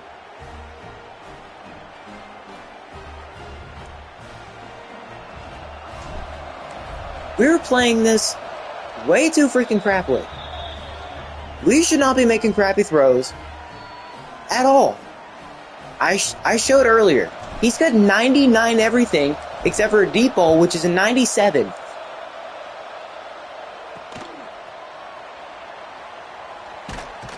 I do not understand.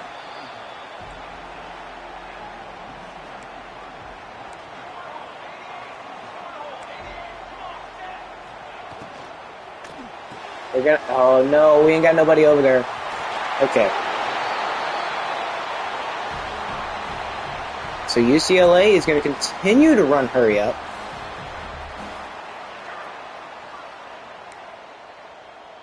I think they're all fancy now.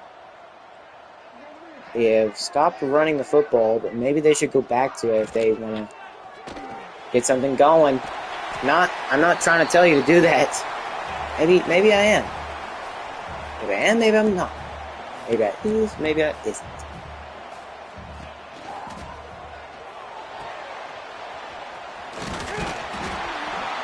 If we would have took a better angle at that, we probably could have got him down a whole lot quicker. That was a halfback swing.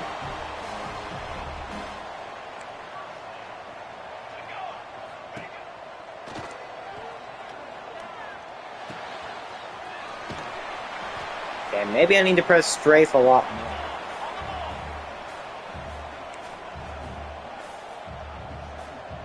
Okay, 2nd and 9, game tied at 21. Okay, now it's going to be 3rd and 5. We're going to run hurry up yet again. This time they're in tight.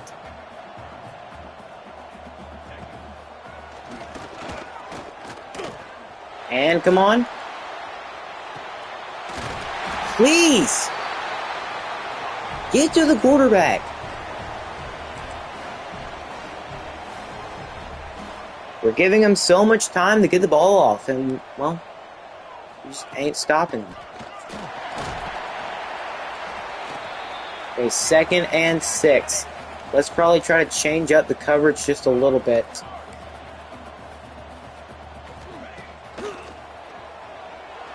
We're going to take him down. Thank you. Maybe I should use the defensive lineman a little bit. 3rd and 13. Because if they pull some bullcrap off again, I am not going to be happy.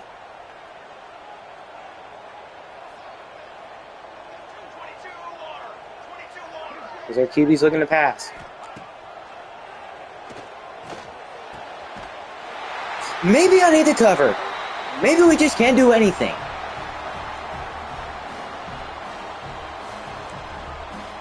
Because if we have anybody else in there, we just straight up suck.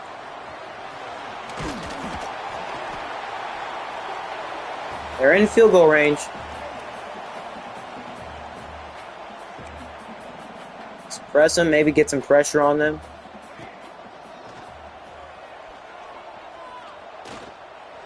How do you not knock that out? I am not sure how you do not knock that out. 3rd quarter is done. We're tied. This is a really freaking close game. Ole Miss still ranked at the bottom, UCLA at 19. This has been a way too difficult game than we would have liked.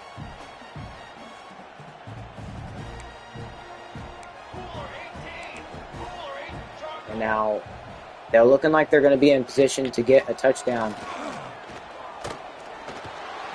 And he's going to break a sack. He's going to go down. We got very freaking close. And we better watch out for the passing.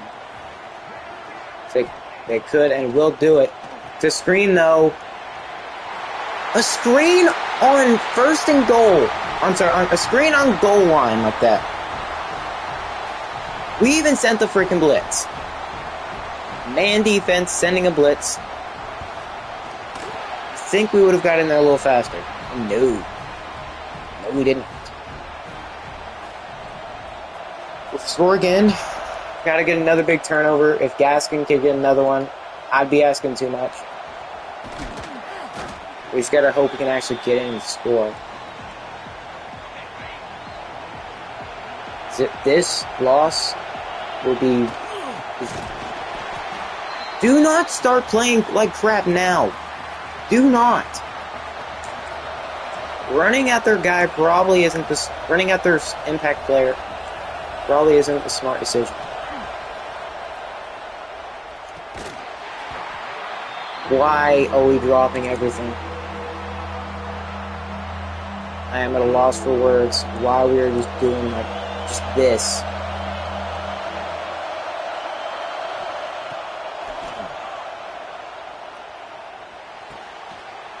Thank you for catching it. Thank you. I don't understand why we've had to go to you so much. Or we just have.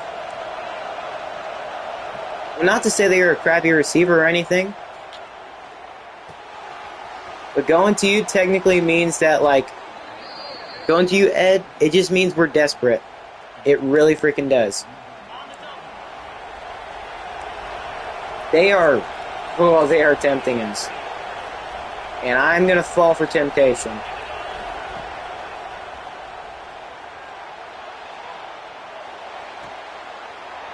How did Lavone catch that? I was 100% expecting a pick. If I see Livings,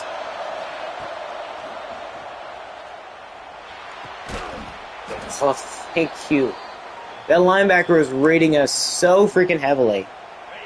Reading us so bad.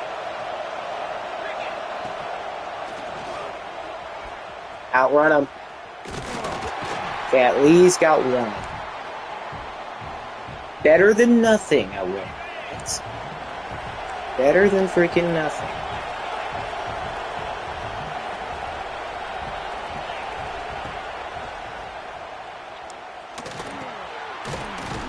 Okay, first down. Let's chew clock. Let's chew some clock.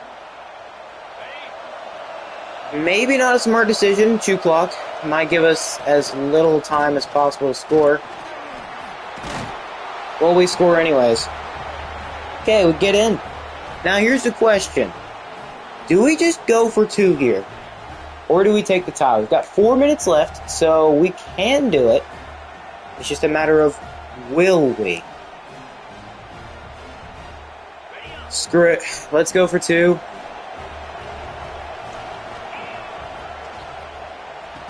We get it. We get the lead. Okay. That was really freaking risky. But now UCLA's losing. That I am fine with. We get the 2-point conversion now, so we ain't got to go for it later. We got so freaking lucky on that.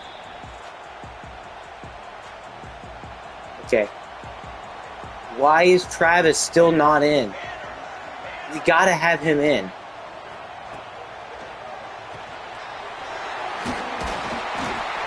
Don't allow them into field goal range, please. We cannot allow them to win by that. They've got all 3 timeouts. If we get a touchdown, this is over. Some kind of turnover, get a touchdown. I had a feeling they were going there, but they step out. They step out of bounds.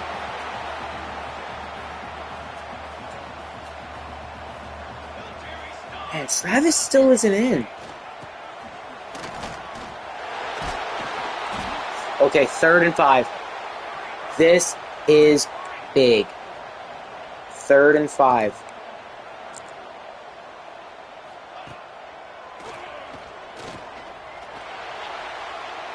No way.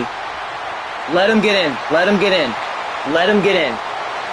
We've got plenty of time. We've got plenty of time. They're only up 5. This will be 6.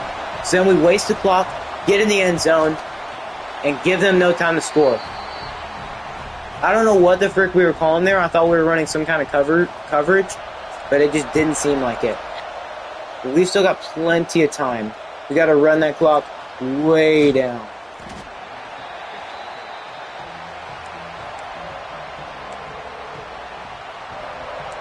Can we do something other than pass, please?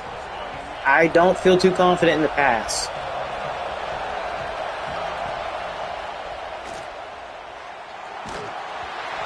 We would have had him. That's why I don't feel confident in the pass right now.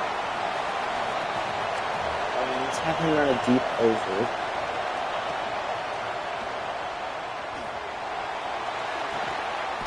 Well, maybe just throw it up to Nice every time. I'm sorry, no, that's Anthrop. Throw it up to Anthrop every time.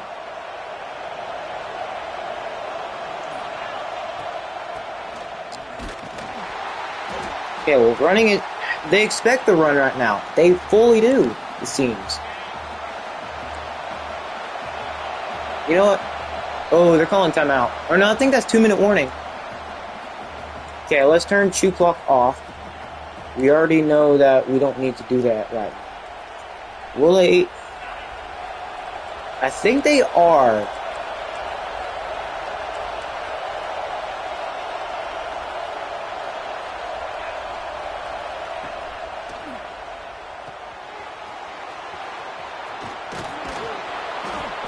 Please, a block would have been great there. Okay. Have him run a fade. They're fully expecting us to throw it underneath now. It might be time to take a big time shot. Slants.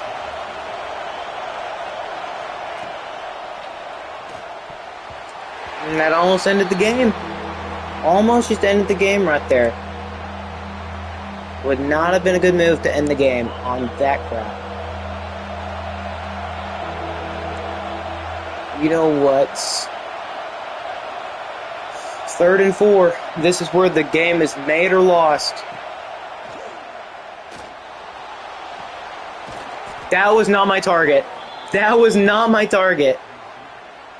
I was meaning to go underneath. Okay, I need to pay more attention to the buttons. That was a very stupid throw, but I would not have liked it to go to anybody other than Livings.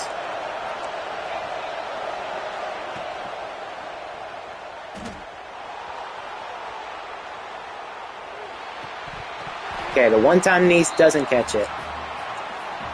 Okay.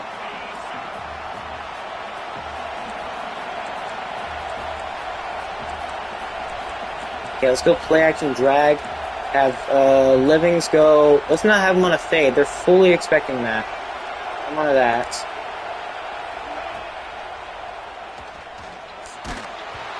We don't have time. We would have had a touchdown there if we had freaking time. Okay, no, they're already going there. Let's have him run a short cross.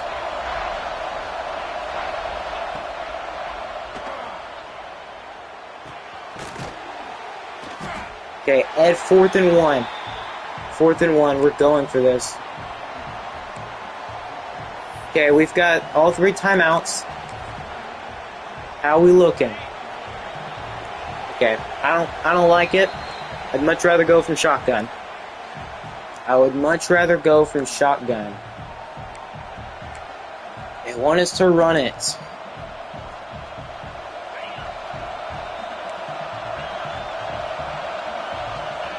Okay, have him run a slant.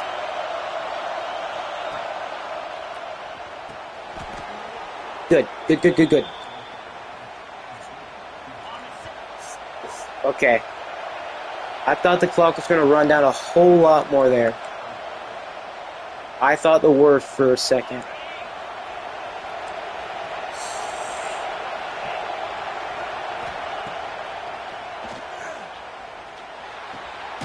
Yes!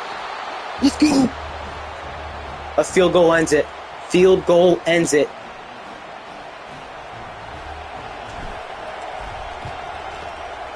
Let's go. Now, is 24 seconds too much time for him? Is it too much time? We've got the lead on him. They're not going to take this out. We should have made them do it.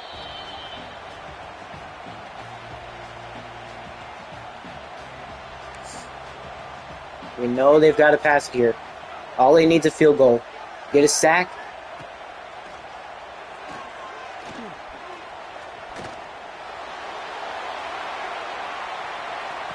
No. Are you serious? God.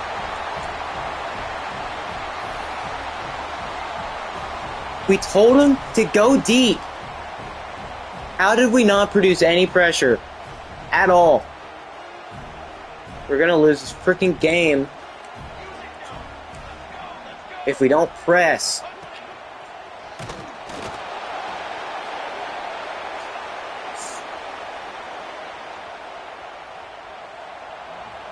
We've got one timeout left. Okay, we've got to get a good return. We cannot... 2 seconds off. We're 2 seconds off the clock. Do we have anybody we think... I don't trust anybody else. No shot. I didn't trust anybody else. No, we're not doing that.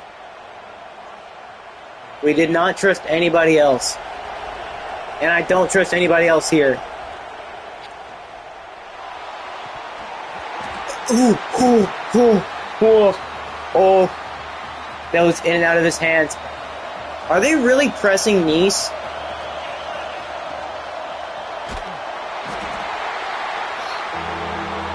That's why we lose the game. Blocking.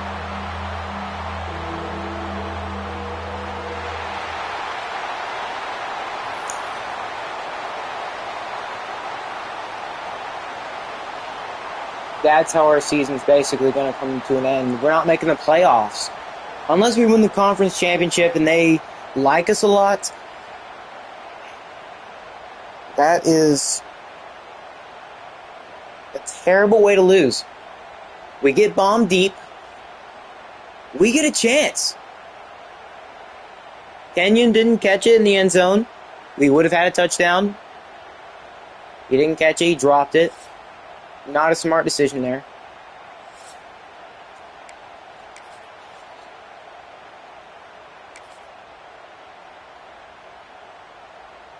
Was it Ty?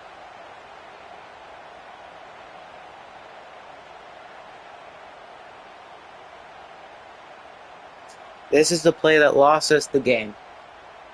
You could say, hey, he threw several interceptions earlier in the game. That's why. Well, we still had a chance at the end. And also not to mention us getting bombed deep because we couldn't produce literally any pressure.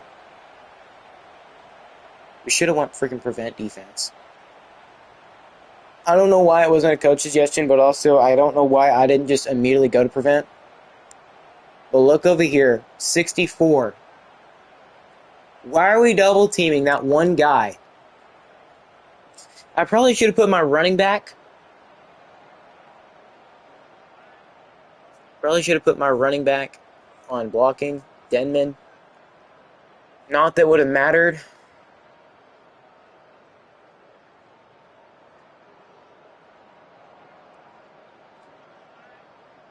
He just came in untouched. Well, that only proves our point. Hey, we need to improve on the blocking. Otherwise, this will happen. We might have just wasted our best team yet. This is the best team we've ever had. 87 overall. Supposed to be the best offense we've ever had, too. But Ty Przinski, the man we were trying to go heavily after, decides to block the most important guy, the one literally rushing off the edge.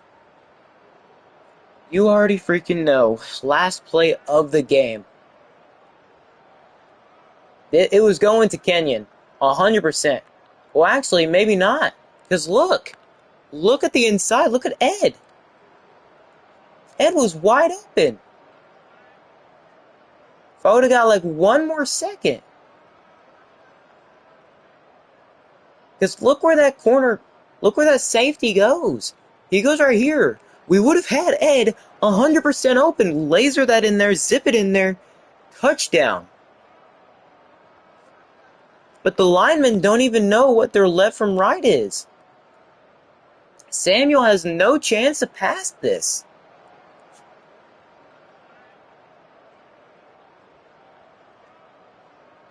This is terrible blocking.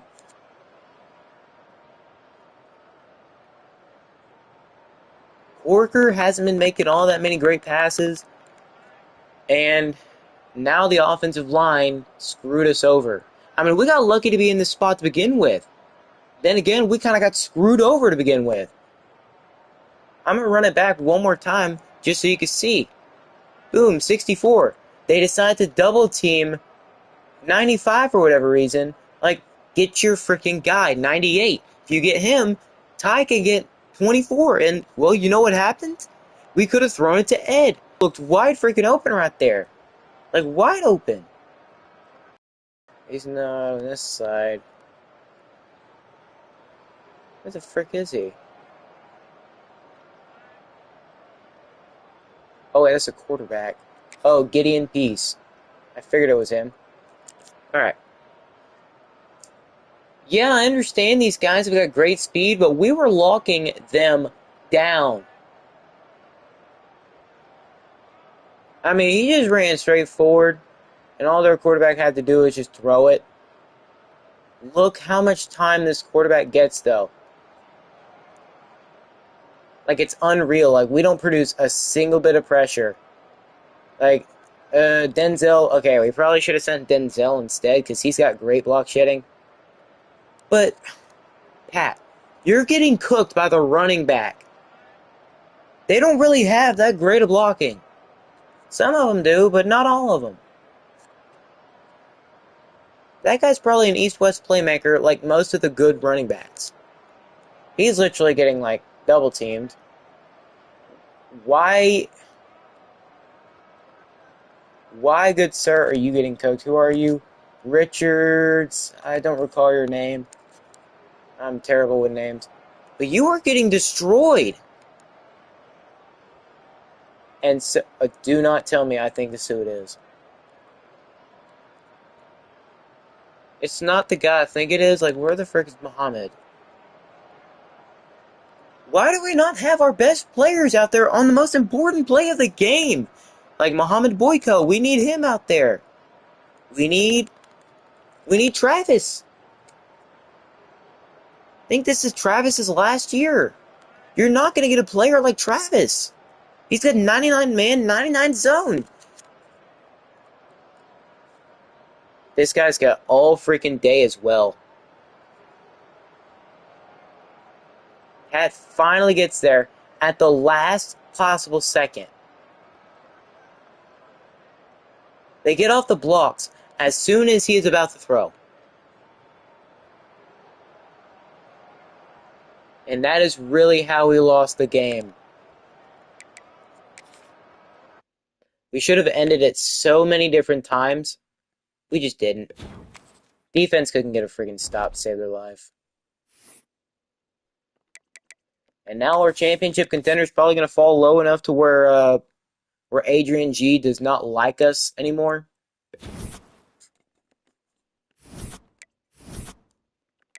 Yeah, we're second. Oh, we're actually still high enough. We're right behind Ohio State. Oh, great. That's not a good sign.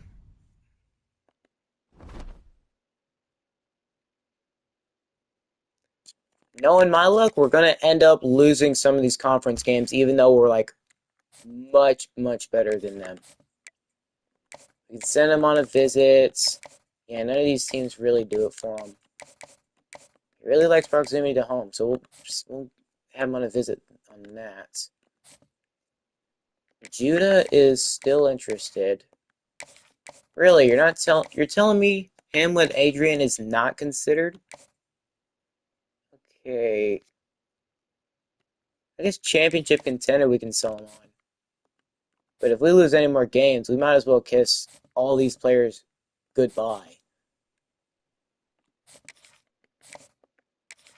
We are second. Okay. Stevens committed to Texas Tech. We just can't commit any of these guys. Ball State, 65 overall. Whoop-de-doo. Let's see what happens. It was honestly, I think, more of my mistake for not playing better. How do we lose? We are much better than every single one of these teams. I don't give a crap if we're player of the weeks. We're going to fall even more out of the realm of possibility of getting Adrian. Yeah. Gosh, dang it, dude. We're not even going to be able to win our own conference. So we've lost 2 games. We got to hope a majority of these teams lose. Like, what are we doing? How are we losing these games? It doesn't make any sense to me. Like, we finally get first on a 5-star. Now, a bunch of these 4-stars don't really care all too much. Like, there's nothing I can do to get these guys just coming in immediately. Now, Shakir looks like he wants to come in. We can't do much for Doug. Schedules visit. We can do everything we can to get these guys, but in the end, it probably doesn't matter.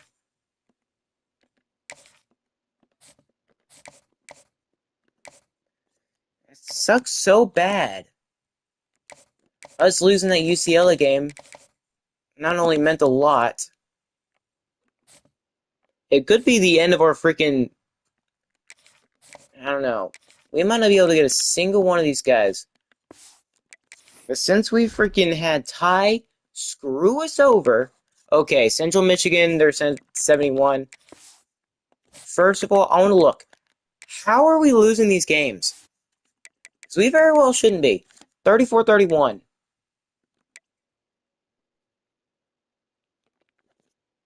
Don't tell me he threw a bunch more picks.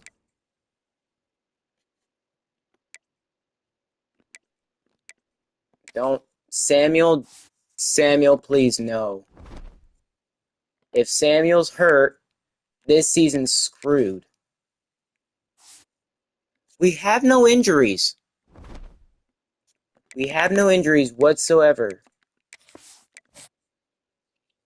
If we somehow manage to fail to get to a bowl game, I am not going to be happy.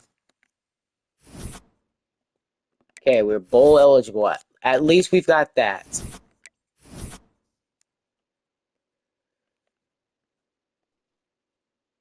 But we're just going to keep slipping and slipping on Adrian's board. Because he's not going to like us. Yeah, we're just going to keep slipping and slipping. Ohio State looks closer and closer to getting him. We're still first on Judah's board. But we just got to keep winning. I don't know how realistic it is for us to make the playoffs at this point. We're not even first in our conference.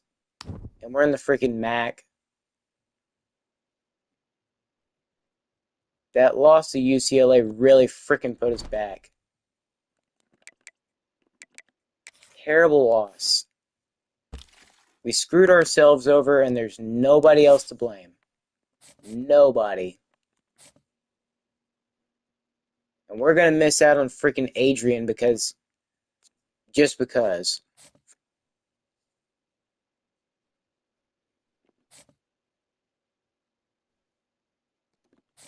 How did his visit go? Oh, we destroyed Central Michigan. At least that went well.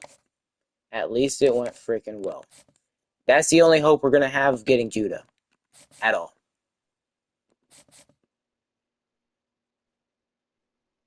Otherwise, we're going to be stuck with a bunch of these freaking 4-stars. Now, I can't be mad. 4-stars are still 4-stars. They are really freaking good. But us not having the chance to get a bunch of these guys... Oh, Lamar... Okay. Lamar is committing to them. Like 100%. You know what, Gallegos? Okay, I'm just going to take every point off. Put 50 into you to see if that helps any. Because we are not going to be looking good in shape to get these guys. Playing time? Okay, well, he's not really worried too much. I need to put way more than 10.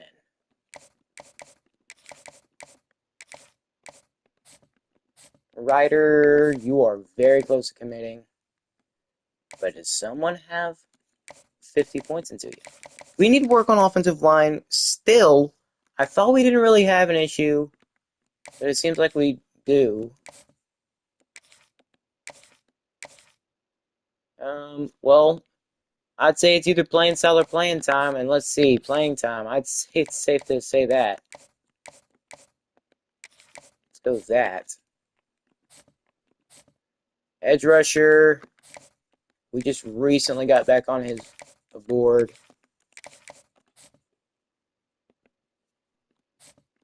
We can't quite put him on a visit. No, we cannot. We're still first on Damien's board. What about D-tackle Kronk? No, we moved to second. Okay, that's... We were first on Kronk the entire season. We're not going to get half these guys. It sucks just to think that one loss is what spiraled us down just tremendously. And we moved to third on 8. You're telling me all these... Wow. And we have no chance to get Adrian anymore. No chance. And Marquise. Wow. How the mighty have fallen.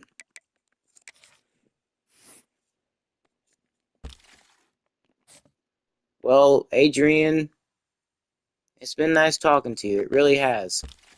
And I don't want to go to the prospect list. Gosh, bro.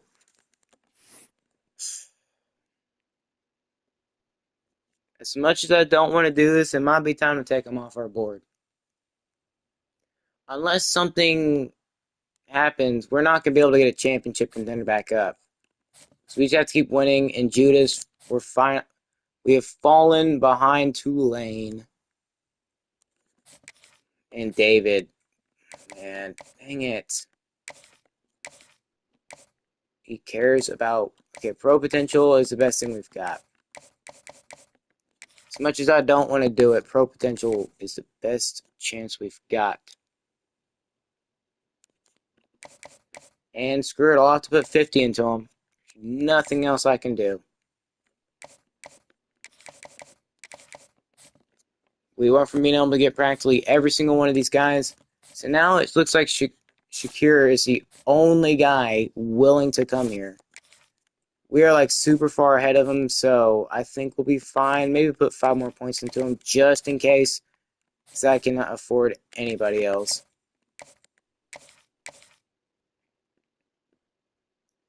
Championship contender doesn't matter. Not really. It's like your main want. And we've got to put 50 into him.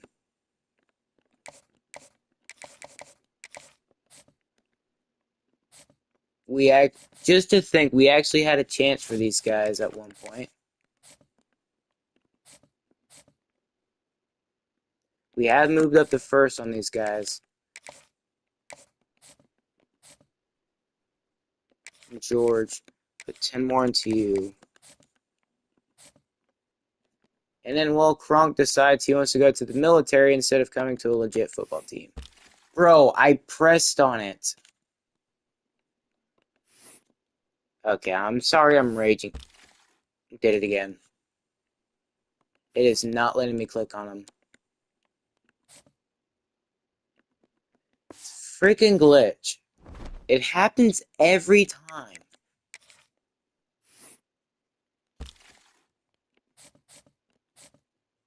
Yeah. I mean, unless some miracle happens and we somehow become able to get them, I don't think we'll be able to.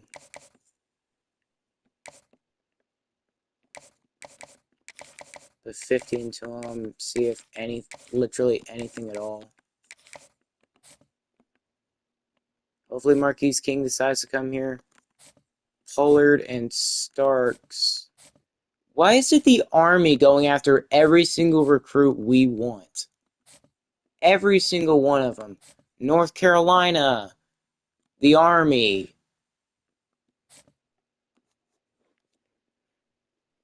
In a corner, I imagine we've actually moved up on. Okay, you know what? Let's take some points out of some of those linemen. No, not linemen. Who do we take points out of? Not David. David's the one that we really want. He's a gem. Shakir, I don't think we should. Well, you know what? Screw it. We can take 5 out. I'm not taking any more because I do not want anybody to steal any of my 4-star prospects that I've been working so hard to get.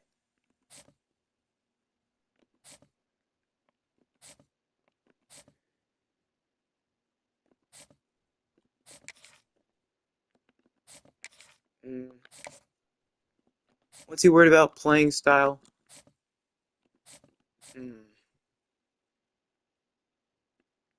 Don't quite know what I should take out. Probably the 10 I put into him, you know. Now for corner. I put 15 into him, considering I haven't put a single point into him this entire year. And now he just suddenly has like a lot of interest in us. Dude, I completely forgot we had this 3-star safety on here. I completely forgot. Okay, well that's that. Toledo is a 67 overall. Please don't screw this up.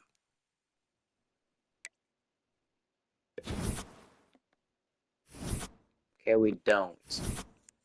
I mean, is there any chance at all to make the to make the conference championship? Yep, there goes Adrian. Man, the best quarterback goes to Ohio State.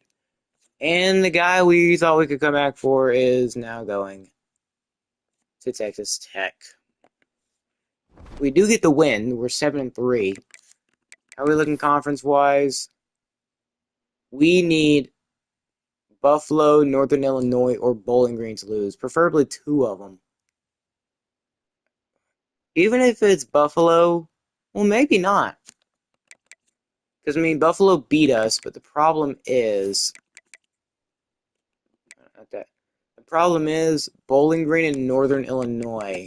Did either one of those 2 teams beat us at all? No, Buffalo beat us. We play Northern Illinois later. So, at the minimum, we can try to make the conference championship. Because I am ready to move to a new conference. Like, I don't understand. We're like 20 plus overall points better than all these teams, and we're somehow playing close. It confuses me. Like, do I need to put it to a freaking an air raid offense or something? USC's offense? Okay, we are projected for a bowl game. Let's see which one though. At least winning one. Oh, it's the again. I just hope freaking Samuel doesn't leave because he is our best shot at winning a national championship. So 140 points. Judah is most likely leaving us after this week. Once Tulane puts him on a visit, it's just game over. They've got a freaking tier 5. And we can't really do much for David. We have done every possible thing we could have. And Shakir just has a lot of interest in us in the beginning. Nolan Freese hasn't changed. We're first for a mod. We haven't put him on a visit yet, but I don't really want to. I want to put 50 into everybody. Yep. Not having 50 in Damien seems like a big mistake. And put him on a... Nope, we can't put him on a visit. 30. We are very close. Let's put 10 back into him.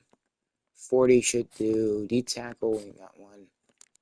Marquise King, that's a little upsetting. We were doing so good for these guys, and then, well, and then they don't. Put 30, no, 40. Same thing for Kevin.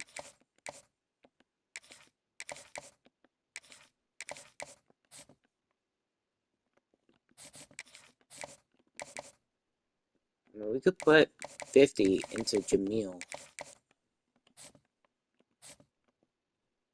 Okay, so it seems Evan Hills will probably end up just shooing us away.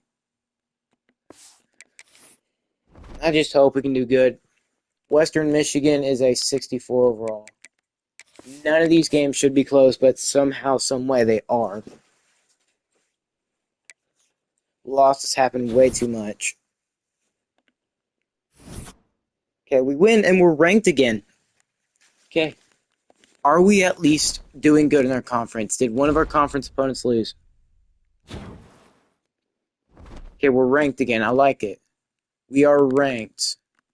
How's the conference looking? Please. Nothing has changed at all. Buffalo's probably got to be ranked high. Let's see. Dang, UCLA is up to 4.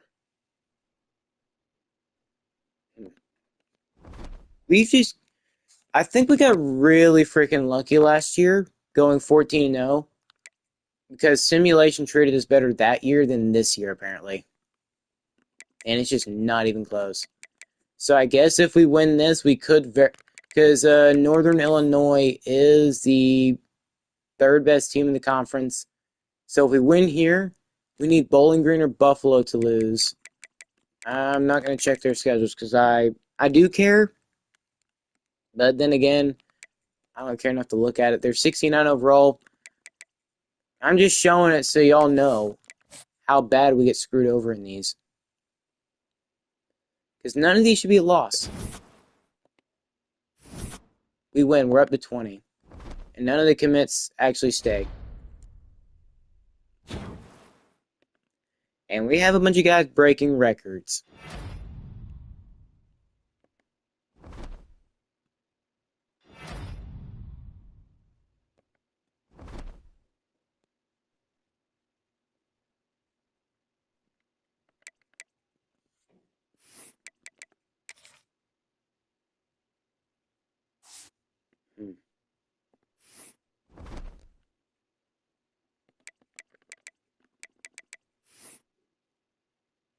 Well, neither Buffalo nor Bowling Green lost. So, that freaking sucks. Can we do something better than the 68 Ventures Bowl? Please. The Cure Bowl against FIU.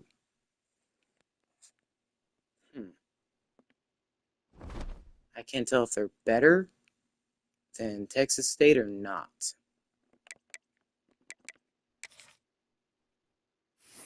But Buffalo won, and so did who the other school was, Bowling Green. So David leaves, but Judah, all we can do is hope. If only freaking Adrian would have stayed that little bit longer, we would have. Nolan goes to Miami. And the glitch happens again.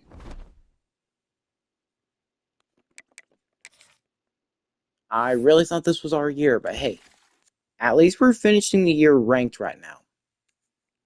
I'm going to say that. At least we finished ranked. Prospects will probably see, or recruits, or transfers, whatever, will probably see that and be like, this team doesn't suck. They're kind of there. They just need to work on it a little bit. And just, they went undefeated. They kind of got screwed up the playoffs a couple years ago. It's just, well, they need a big-time player. Maybe I could be that big-time player. I could go there. I could be the best player on that team. I get to play, win. Why is it being slow? Like, it is so confusing right now. Okay, we should be able to get like 50 on everybody. Obviously, I don't care to get 50 on that 3-star. He already likes coming here anyways.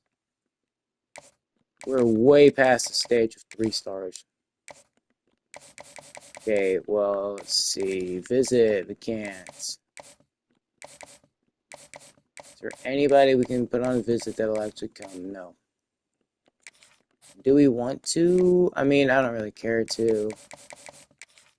We might end up just doing it. And we might put a bunch of players who, I don't know.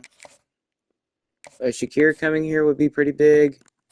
Judah is back on. Well, it doesn't look like we'll be moving conferences anytime soon. Let's see, what quarterback prospects are interested in us right now? Is there anybody we could go after? Like late in season?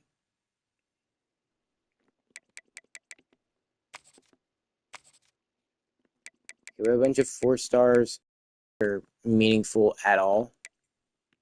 There's a left-hander. Okay, so Baguette, you know, I'm gonna say it like that just so I don't get, just so the freaking, I don't know. Yeah, Baguette. Probably don't need 5 QBs. I am interested in that left-hander, though. I'll look at them all. I will look at all of them. What's another position? His corners seem like a big problem we struggle with.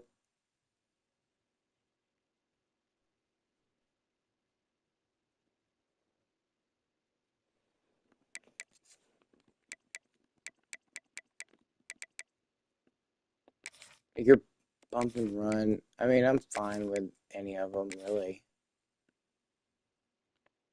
I just want something we can quickly put on our board and easily commit. Because 3-stars, I have a good feeling we can get practically every 3-star since we're just playing really good. Why is it being so slow? I can't answer that, to be honest. What I can answer is me trying to help improve this offensive line. It cost us the game because we had no awareness whatsoever of what we were doing. We no longer have an offensive tackle. Well, on the board, that is. Let's try to get some 3-stars. Heck, we might end up finding a really good 3-star.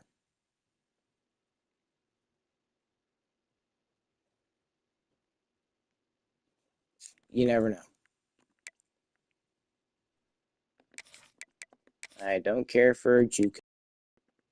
I don't need 6 of them.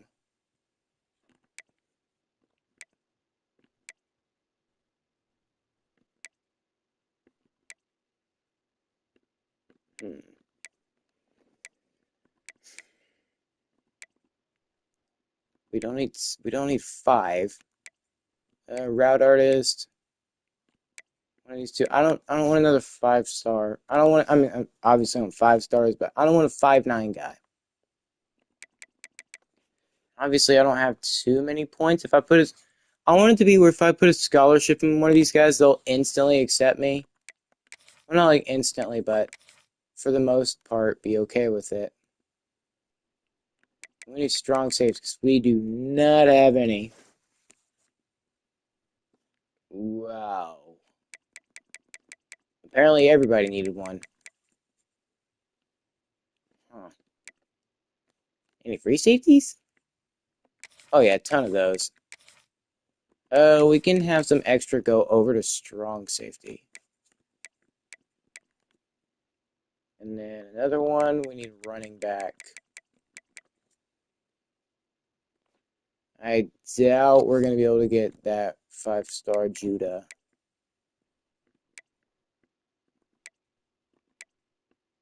None of these are East-West playmaker, which is a shame. I'll go with Blow. Whiteley is not okay with playing time. Okay, can I put a scholarship on these guys? Who do I like more? I can't rescind the scholarship, so Dom he's considered. So dual threat. These guys are more scrambler kinda, but they're not full pure runner. So they can still make something happen in the backfield. They're not pure running. Yahtzee, I have his top 5.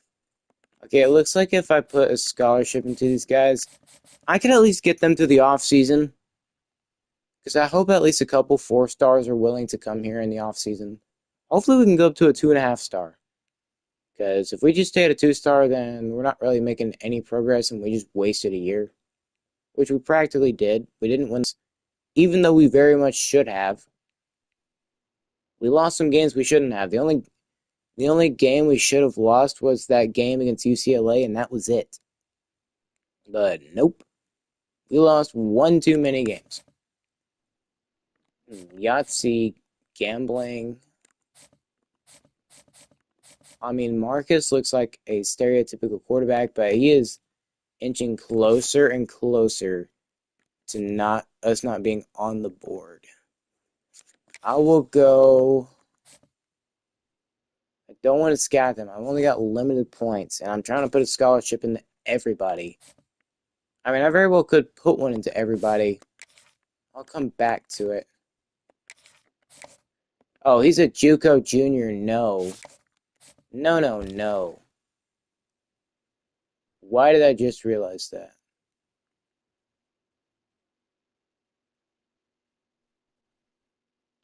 Sneaking any player that has interest in us in here at the very last second is what I'm trying to do. I could go after Muhammad or Keenan. You're 6-1 out of Detroit. You're out of Chicago. I'll go after both of y'all because I don't really have many other options. As long as you're not a JUCO, I'm sorry if you are, but I really don't care for JUCOs. I would love to be one, but that's just not how I like to build my team. I mean, you could probably do that in real life, but I don't really think we're that far just yet. Yeah, I don't think many. Okay, a couple of these teams have offered them one, but we'd have to fight big time to get them. And we are just not going to have nearly enough to give every one of them one. So, if we can get Dom, that'd be great. Yahtzee's the only top 100 QB. I mean, if we would have went after a bunch of 3-stars, I could say right now, we would have gotten them 100%. But we just only went after one, and that was at safety. And if I learned anything from him, it's that, well, 3-stars probably would have been the way to go. I don't want to take out a Judy just yet because he's a bust. But you see Auburn and Tulane. They're already super far ahead.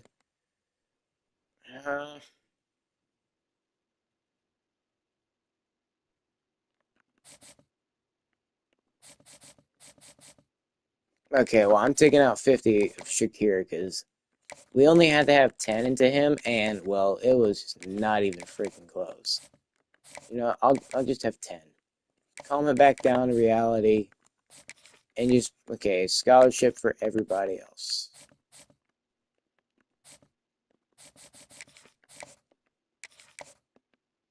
Because I remembered that had so many points into them, and I'm like, you know what? Probably shouldn't. And plus, some of these guys were first on. Like, we moved up Jaquez's board. We're first now. Can't put him on a visit, but we're first. The only reason some of these schools are running so far away is because nobody else just went after these guys at all. And if some of these guys are first, we might even be able to offer them. Well, I mean, that's pretty much going to be it. Okay, let's hope we can get some of those guys.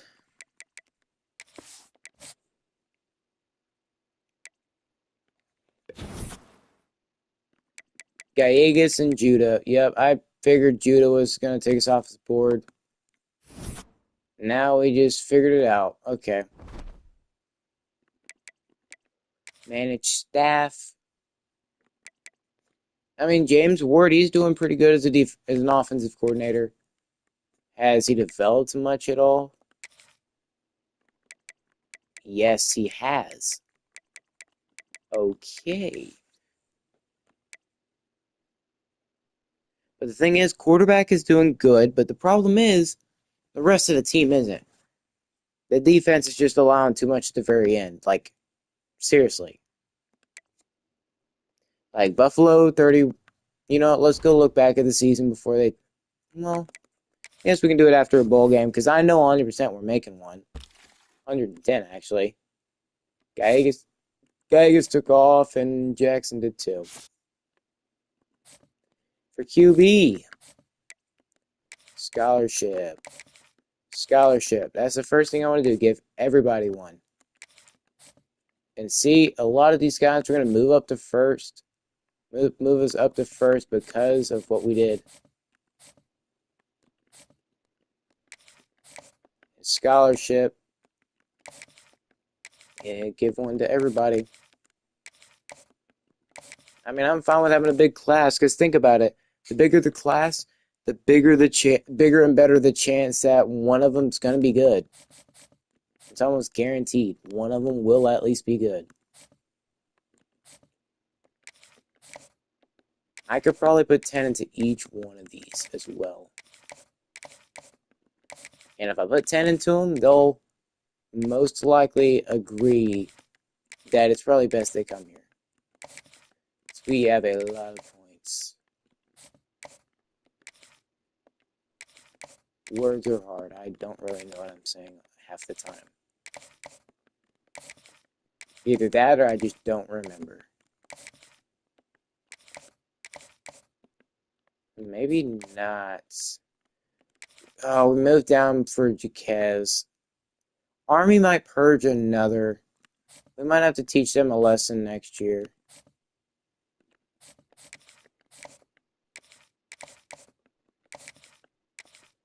Maybe putting 10 on them's overkill. Okay, let's not put 10 on these guys that we're already first on. Put 5.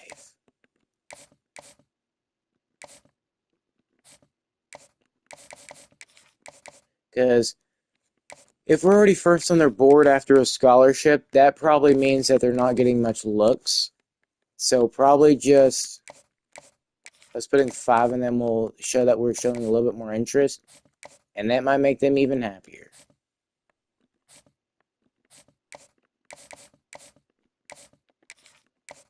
So let's have that game plan.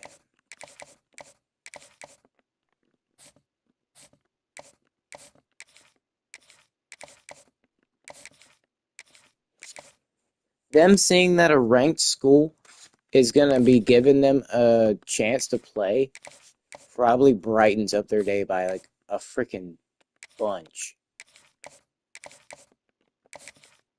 Some of these we might just only be able to put 5 into, because we've got 30. So we got 1,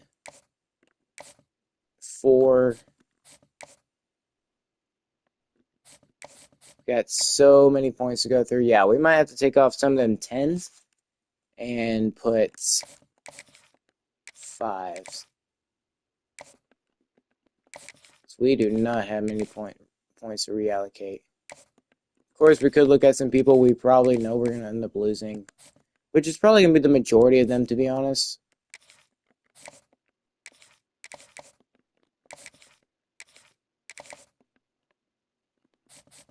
But it will end up coming close.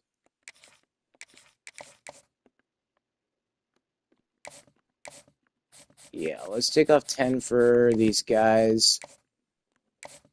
I guess second is fine. For like right there. Next week, we can probably put more points into them. Take off 5 so we can actually spread the love a little bit.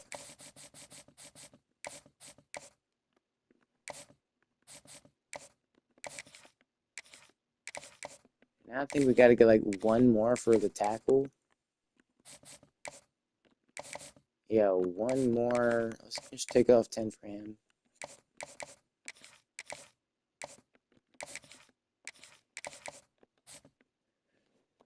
Okay, hopefully we've got points into everybody now. Let's see. And also another question. Do we fire our defensive coordinator, Kazim Harvin? Because it'd be pretty freaking important if we do. But you don't want to keep switching out your defensive coordinator every year. I believe it was Kazim last year who helped us go undefeated, but at the same time, we lost multiple freaking games this year. We should not have lost at all. Now, looks like for a bunch of these guys, we're second and third on.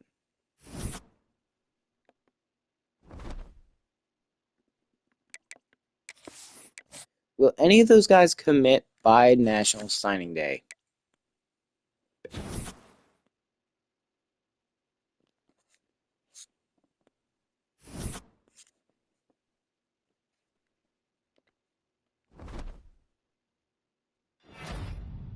And it seems a Nebraska wide receiver will win Heisman.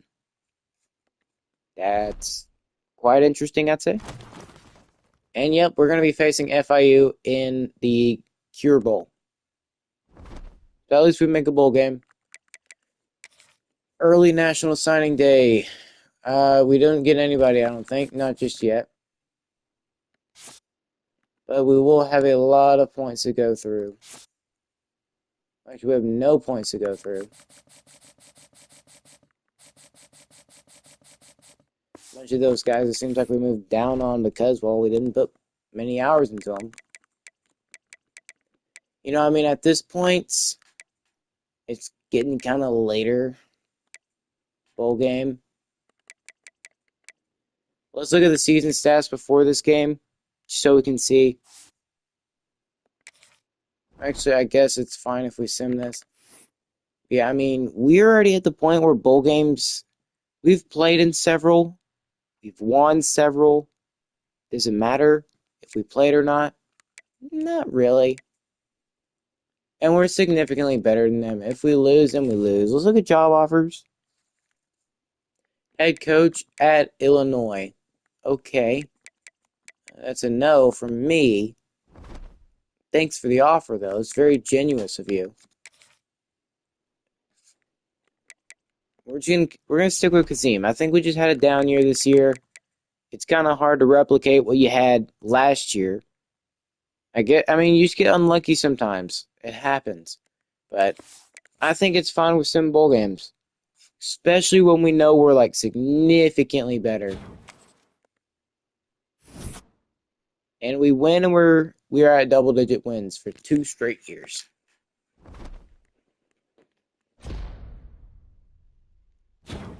And Ed Small has set the career record. I think it's for receiving yards. Lavone Neese has set the single-season receptions record, so basically breaking old records. I mean, this offense is really good. It's not the playbook. The offensive playbook is great. The problem is, defense is allowing points that we should not be allowing.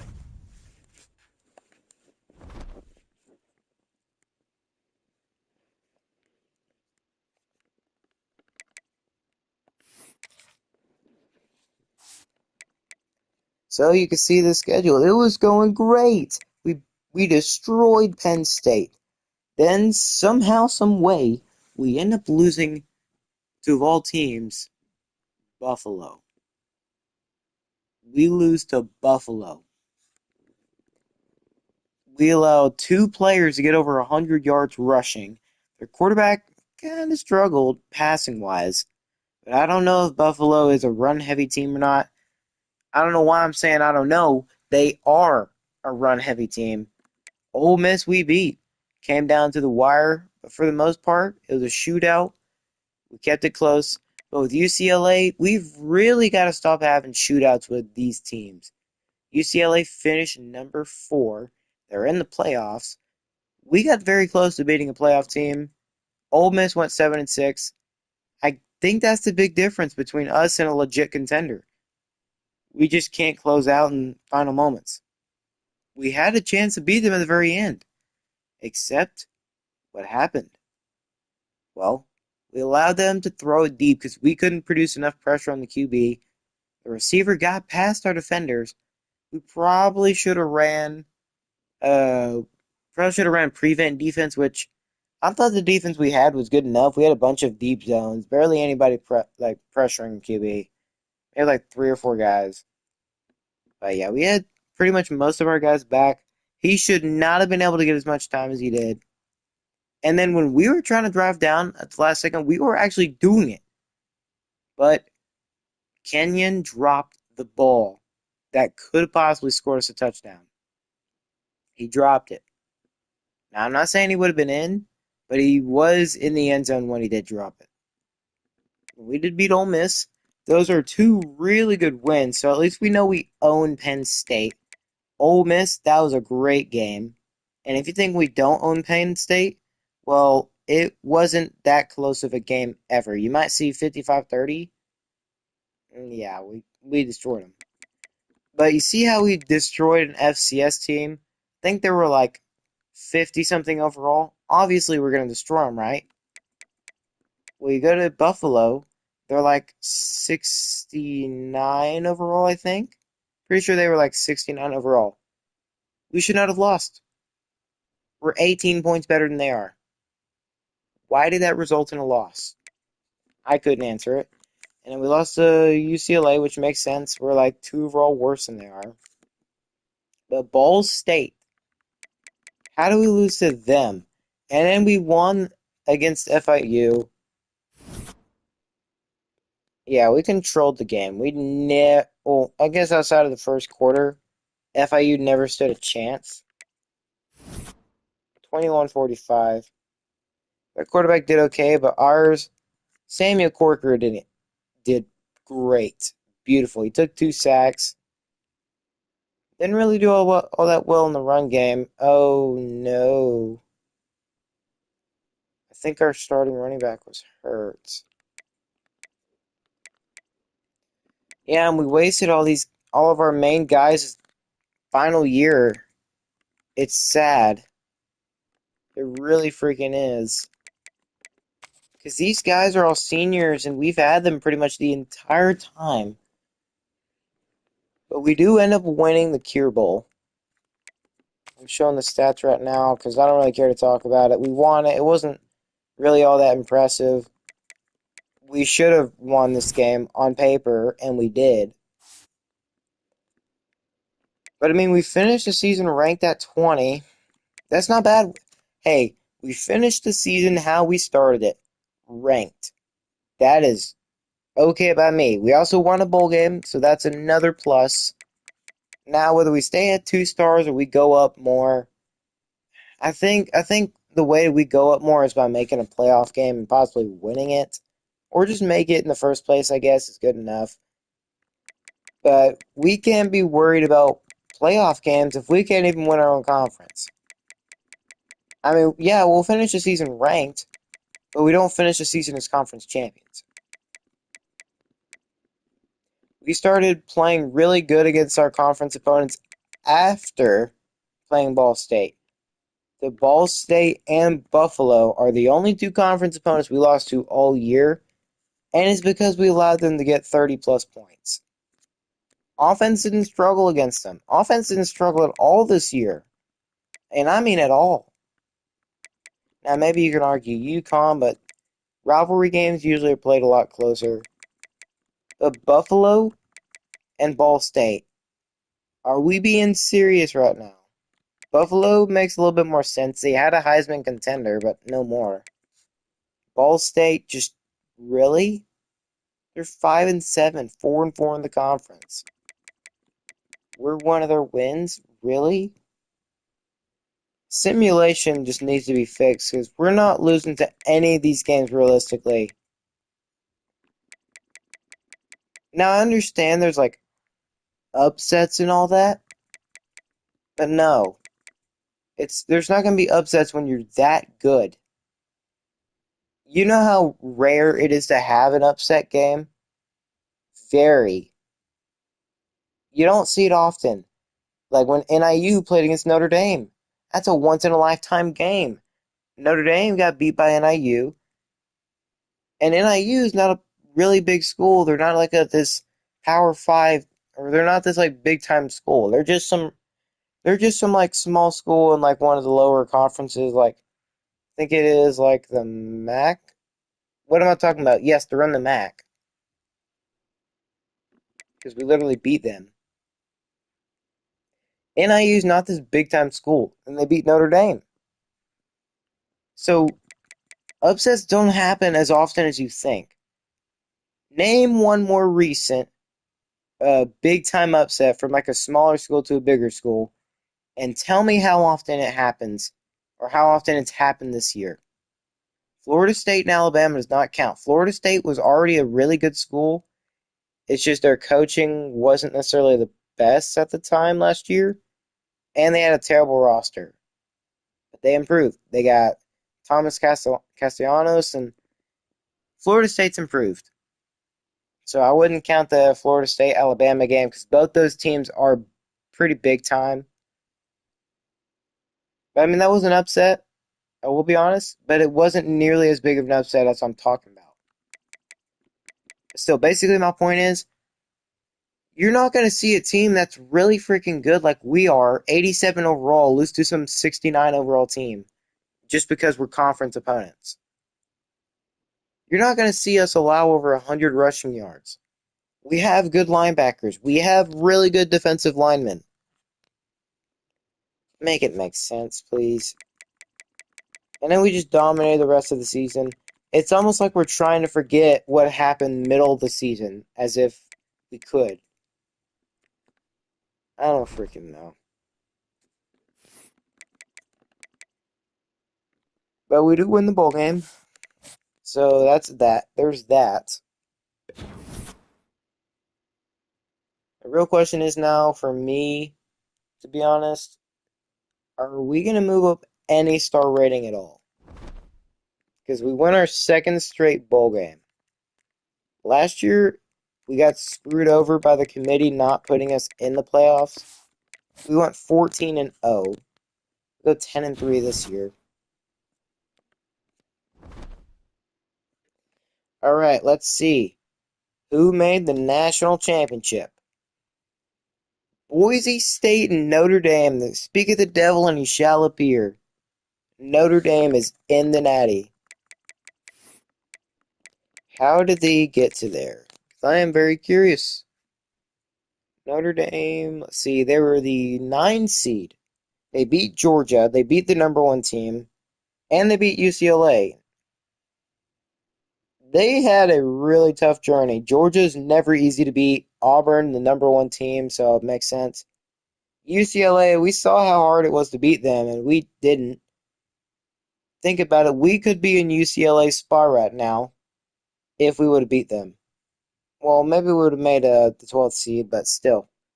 We'd be in a better spot right now if we did beat them. But UCLA falling in the 3rd round is kind of surprising. That Notre Dame team must be special. And in Boise State, they had to fight tooth and nail. 7th seed, 2nd seed, 3rd seed. Probably the toughest opponent you can get. That is as tough as it's going to get for any team. So Boise State, they're no slouch. They destroyed every. Oh crap! I just realized they destroyed every team they played. Arizona State, Michigan, Clemson. They aren't just beating teams; they're destroying them. So this is going to be a tough matchup. And Notre Dame, their realest struggle, it looks like, is against Georgia, but that makes sense. They destroyed the number one team in the nation. And then UCLA got cooked. So if I had to say anything, I'd give the edge to Boise State. They look like they did better. Now, Nebraska's wide receiver did win Heisman. I don't. Yeah, he won it. So make your picks now. Who y'all think's gonna win the Natty? Boise State or Notre Dame?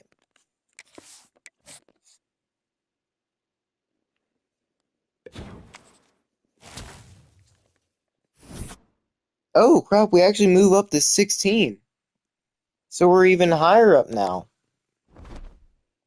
Wonder why that is. And as I said, I predicted Boise State to win. I wasn't expecting about that much, but well, 16-1. That's an insanely good record. Well, I guess Boise State runs the NCAA now. 43-14. How are they only ranked 10? This team should have been ranked like top 4 at the least. Like you saw they didn't just beat opponents, they were destroying them. Every single opponent. 7, uh 7, 2, and 3. Those are not easy seeds to face off against. Ever. I don't care who you are. That is a really tough group of teams to beat. And they didn't just beat them, they cooked them. I think they scored 30 something every single time. Alright, let's see. What do we struggle a lot at? DBs. I think our defensive backs suck whenever we play. So I do want to try working on that. Getting the zone coverage up is what I'm looking for. I already built us around playing zone defense really great. The problem is we just don't do it. We just don't try to. All right, let's look at the end of your stats before I continue. I mean, he didn't have the worst season. Okay, I don't like those 3 numbers right after the 3,000. But I mean, not a terrible season. That's a pretty good one. Most of the picks came from me in that UCLA game. We might have to reschedule UCLA next year depending on how actual talented we are. Because I have a good feeling we're gonna go down severely overall wise. Now, as long as, oh, sorry, I think if Samuel stays this year, we'll be fine. But I don't think he had a good enough year to be considering himself going to the league just yet. Now, don't get me wrong, he is really freaking talented. But NFL ready, he is not. Really? You're telling me John Denman did not? Wow. Okay. So 2 4-star running backs. That is a big time loss for us. Because if we were going to have a great offense out of any year, it would have been this year. Because we were destroying. Like, well, okay. We were doing really good on offense. You couldn't stop us. Now, Denman looked really slow for a guy who was 94 speed and 95 excel and 91 change of direction. I'm saying he should not have been that slow, but he looked really slow compared to everybody. Now you could say, "Oh, he everybody had great angles when trying to tackle him." So, he's got speed. He can run through them quickly. He's not even going to worry about that. I don't know. We didn't quite have 3,000-yard receivers this year, but we did have almost. Okay, we almost had 4, but we only had 2 this time. Lavone Neese coming in playing quite nicely, but Ed Small had 99 catching. half these guys are going to end up leaving us. Like, we're going to keep Kenyon. So we didn't waste Kenyon's career completely. We still got one more. I feel like out of everybody, Kenyon deserves a national championship. He deserves it a lot. And I mean, he deserves it. For tackling, where is Travis? Travis just disappeared this year. It's either they didn't try to pass it towards him because they saw how good he was. 99 zone, 99 man, you would think that would mean something, but I guess not. TFLs, Matthew Johnson and Enrique Brown. Good. They're the only two guys to get double-digit TFLs. You show every single one of the TFLs right now. Feel free to pause it if you want to look at all these stats yourself. Sacks, I think Matthew Johnson and Travis did a pretty good job. Okay. Oh, well, looks like we're actually going to have Travis for one more year if he doesn't leave. I have a good feeling the majority of these guys are going to. But Lamont Gaskin helped us out a lot. And I mean a ton. What game was it? I think it was a UCLA game. Because he got a pick six. Yeah, it was a UCLA game. Just we came up short, which is kind of terrible. The UCLA game, he got a pick six, and he got a fumble recovery. So Lamont, he did great. Hopefully he can improve a little bit more. I think he can. We can work on his coverages a little bit. Maybe even work on his speed. Well, I guess let's work on his coverage first. But yeah, and in defensive touchdowns, he's so far he was the only guy this year to get a defensive touchdown at all. In deflections, he was second, but Christian KO, he was first with 9 of them. Okay, pretty solid. Forced fumbles. There's those guys. Fumble recovery. Lamont is the only one. We forced so many fumbles, we just didn't recover them. Did we block any field goals? Nope, we didn't. And we got a couple safeties. Denzel, Matthew, and Enrique.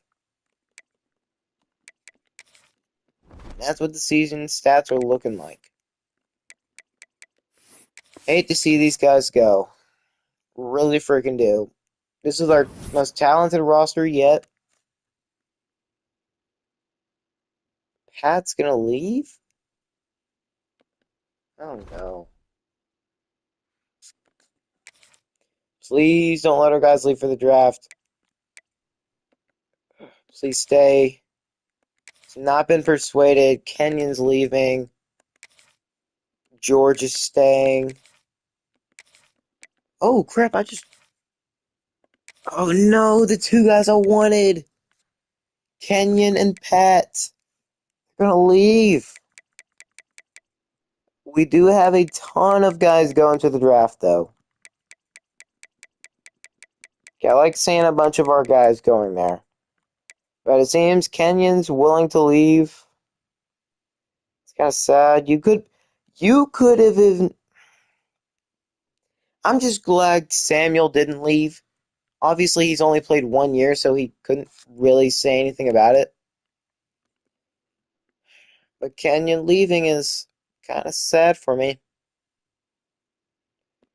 Didn't expect him to leave. Well, we're gonna have to find another really good jump ball guy. Only 90 overall. Oh well.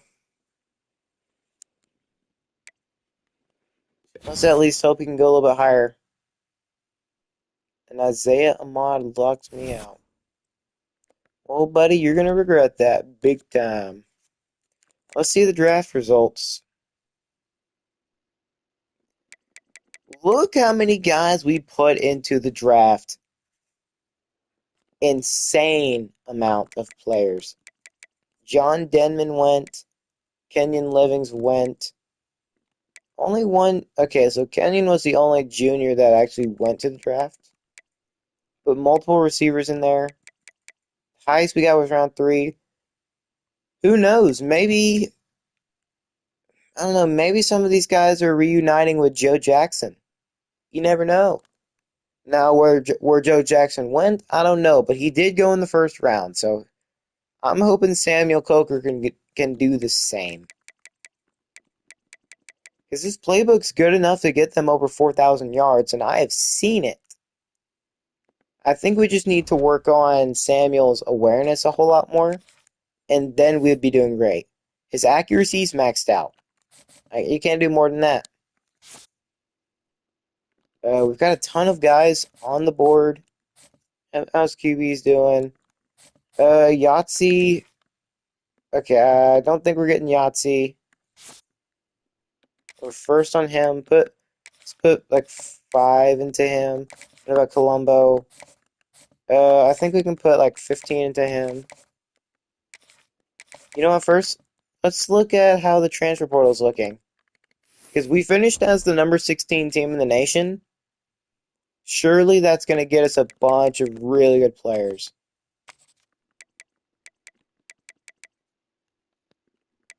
Leo Rubin. Why does that name seem familiar? Either we lost him in recruiting or he played for us at one point.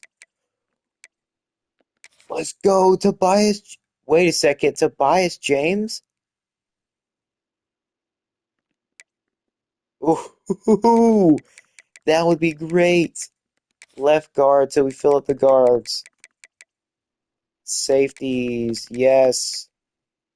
Daniel Kirpakis.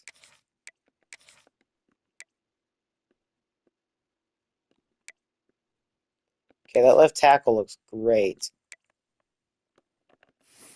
Time to go remove some players off my board.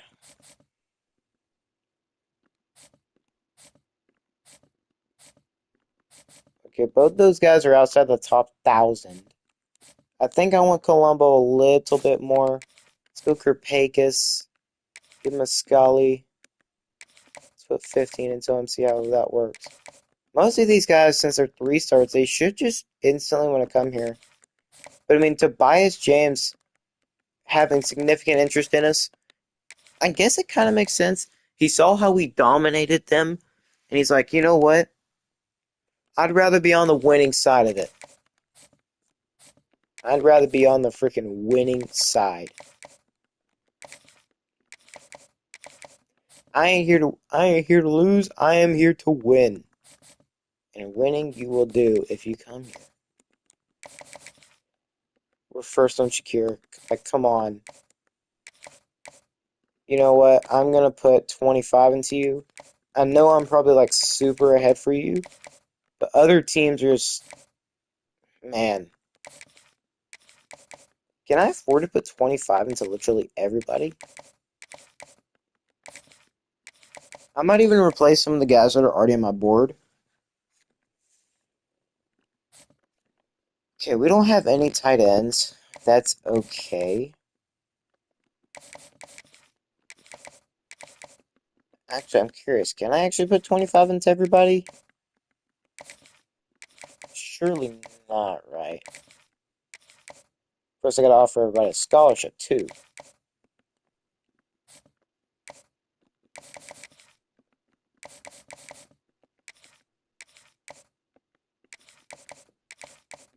And we're actually getting a lot of points into people.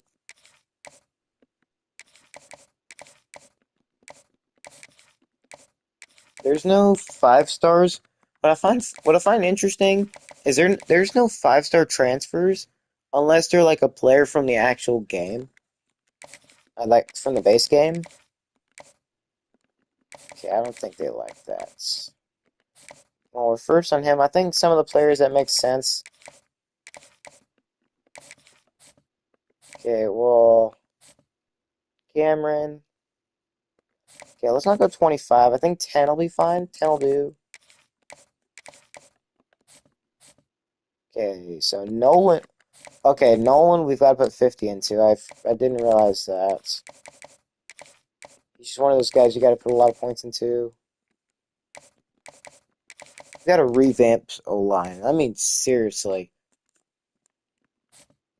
Do we have any 4-stars on here? No, we do not. Edge rushers.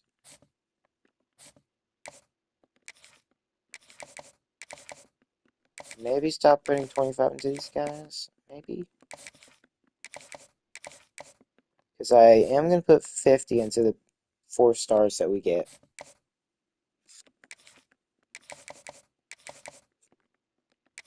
And put him on a visit week 1.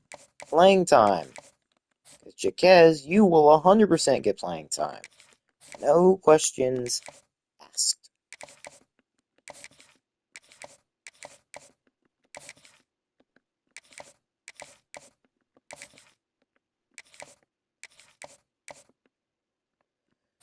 Okay, safeties. I know we needed a lot of them. Okay, we're actually far ahead, so maybe not put 10.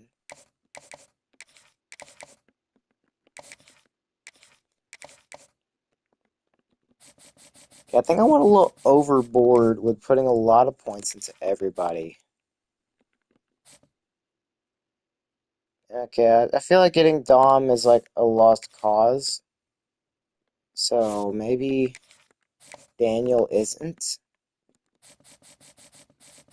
But I do need to put more points into safeties. Can't. Oh, frick. Forgot about these guys.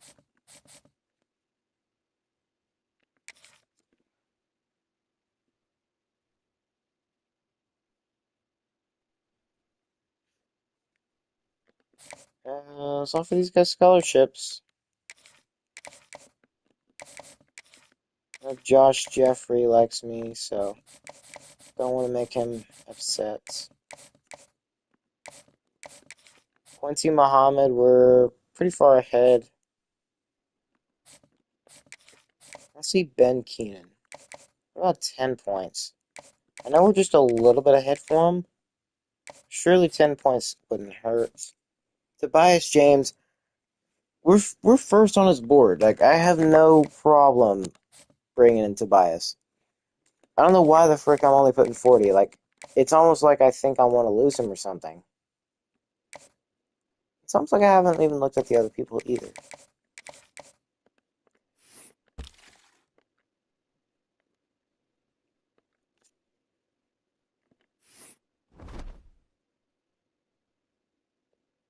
I might not get everybody I need, but I do have some good people still.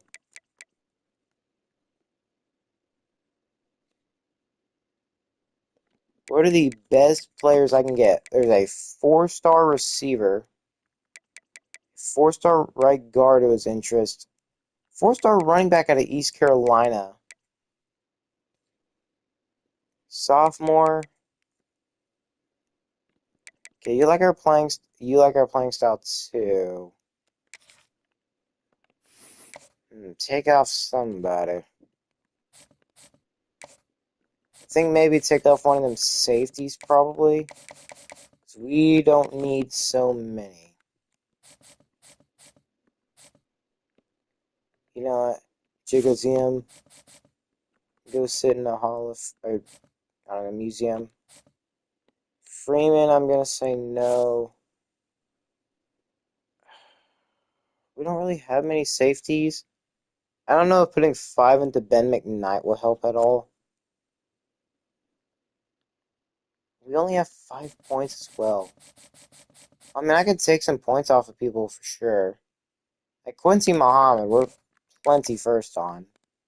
Take 10 off. But Tobias, I'm not taking 50 off. That's like one of the main guys I need. Since I realized we got Samuel Corker, I don't feel like I gotta worry too much about getting another QB right now, at least.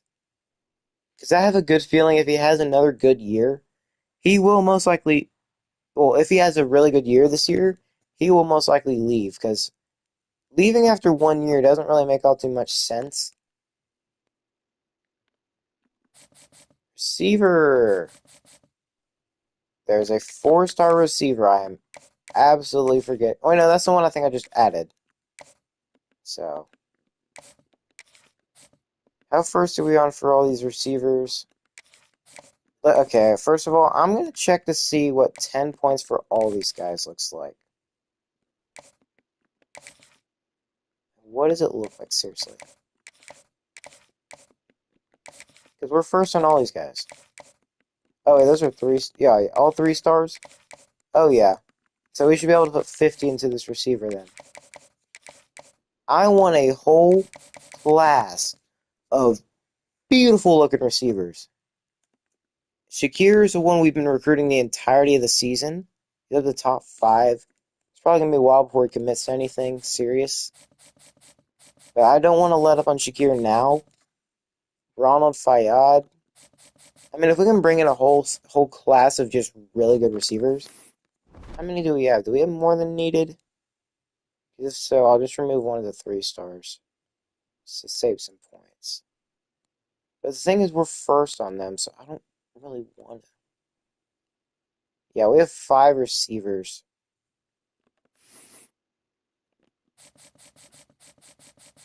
Yeah, so we can get another 4-star. And we've already got plenty of good linemen, but another good lineman would never hurt. Like, that is one of the last things you want to worry about. Having too many good players. Okay, we've already went after that right guard. Putting that running back on there seems like a good deal too. I mean, he's got significant interest in us already. 6th right guard. No, I didn't. But we've already got several.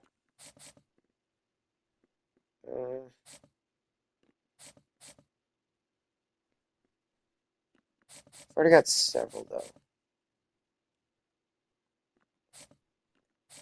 I feel more confident in not getting Doug Wilbur. Okay, I've got to look at the running back as well. We're 6th on his board. Scholarship. Let's get this guard a scholarship as well. I don't feel comfortable giving one of them. Which do we like more? They're both raw strength.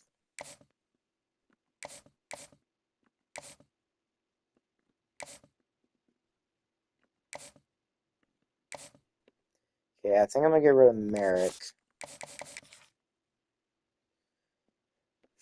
You know, I'll put 25 into him. I mean, if I can get any of these guys, it'd be nice. I need to take some points out of somebody else. You know what? I think Shakir will be fine. I mean, we've been so far ahead of him by just putting like a couple points into him anyways. So he should be fine. Now let's go to Duke Stead. Sounds like you're saying Usted. I can't remember if that's a forbidden word in Spanish or not. I do not remember. We'll see if that'll work. Hopefully it does. Hopefully we can get somebody.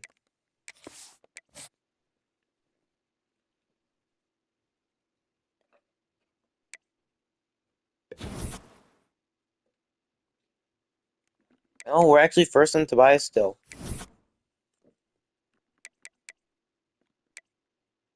Okay. Our punter wants to transfer. You don't see that very often.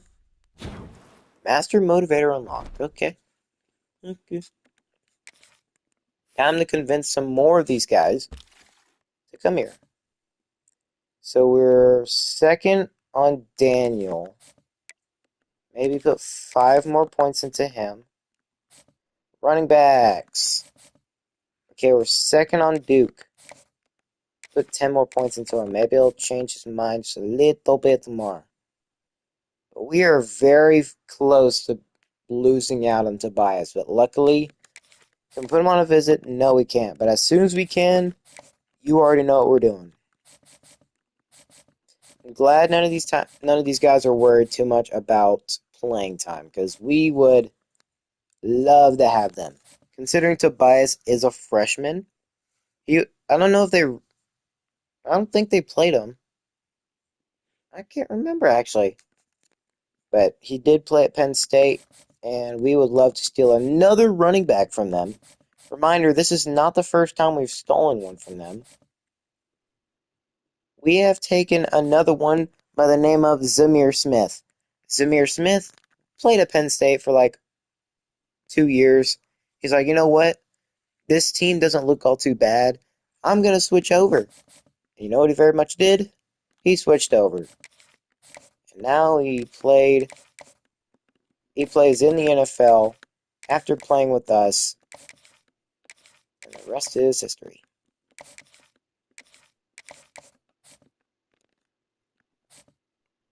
How are we looking on this 4-star lineman? Pretty freaking good.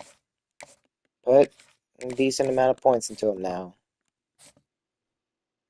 And we put 50 into these guys, so we've got to do as much as we can.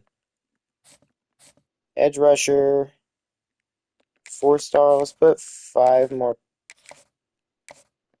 Oh no, we've got to put 50 into him. 50 if we want to get him.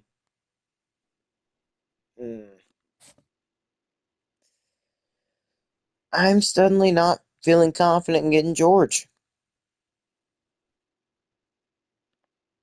We have to put 50 into him if we want to get him. Cameron Clancy, can I just put 5 points into you? Would you be okay with that? Can I put 5 more into... We need 10. Actually, we need 20.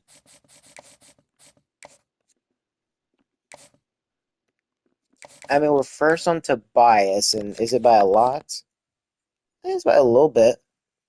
Getting closer to his top 5, where he's going to eliminate over half the people. We're getting closer and closer on Duke. He's getting close to his top 5. Ben Keenan, take 5 off for you. Now this is playing the game of manager. How can we take off for these guys? Okay, we need another 5 points. Okay, what's one that looks like we're going to lose pretty much? I mean, we've got 5 receivers. Okay, we're ahead on Miles Dora, the Explorer. Okay, now we can... Was it guard? No, it was edge rusher. Okay, because we wanted to put 50 into George.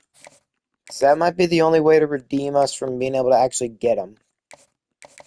It's going to come down to the wire, because this is the last week he will be without committing. No D tackle, no linebackers, except for Mike. We're second on Jaquez. Can he visit? Oh, we've already sent him on a visits. Corner. We're looking pretty decent for. Joseph is getting closer. And Micah.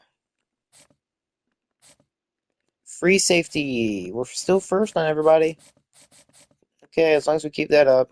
First on Jeffrey and Ben McKnight. We might even be able to take that 5 off of Jeffrey and put it onto, I don't know. McKnight's gonna get close. He will get close. But I'm liking what I'm seeing so far. We're actually becoming first on a bunch of these 4-stars. We could even steal another Penn State running back. Quarterback looks okay. We're on pace to probably get him. But for the most part, I like what I'm seeing. We could end up getting 2 more 4-star running backs. 4-star left guard Montague and Agbana finally commits elsewhere. So we stay at a 2-star. That sucks.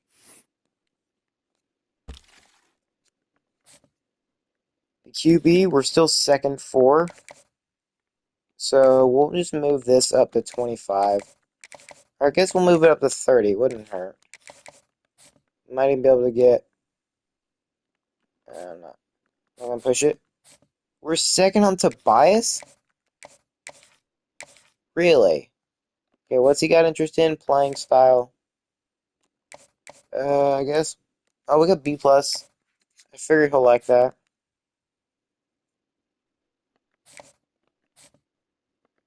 Okay, Tobias, hopefully. Let's put him on one. Likes playing time. You and Tobias would be a scary duo. What about the 4-star receiver? Fayyad. Okay, Booker as well. So we're doing good for these receivers. Really freaking good. Okay, Shakir, I'm going to take off your 10 and put 25.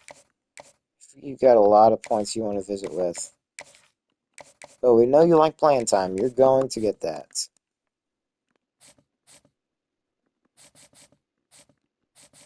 Okay, why? Why do you not like me? We might not get any of these guys. We're so behind on some of them. Madden, we're probably closest to getting. But Davey, we moved down the 4th. Okay. Guard, Montague. That sucks. We're not getting him. Harper, can we move up 10 points for you?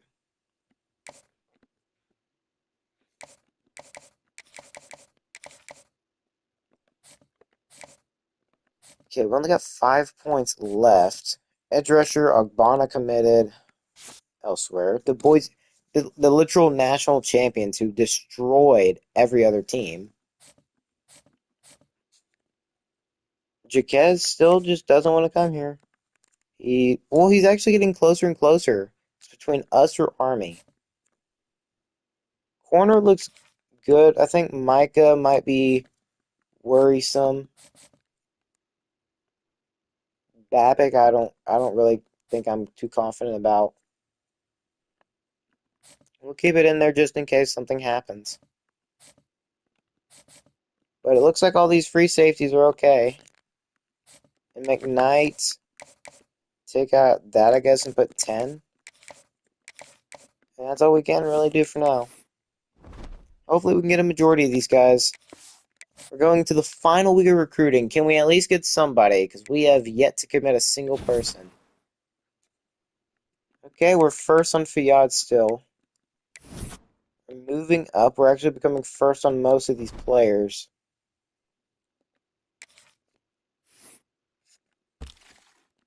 Okay, first on the QB. Let's go. We're first on Tobias and Stead. Good, good, good. Okay, we can get another two 4-star running backs. That'd be great. And this time we'd actually be able to keep them for longer than a year. Next year will hopefully be tons better. 2 4-star receivers, 3 3-stars. We're looking good for them right now. We're looking pretty freaking good. Tackles. Davey just continues to drop. I think it's safe to say Davey's probably a lost cause. So we put 10 more points into these guys. I think maybe those 10 points will send him over. We're getting close for Harper.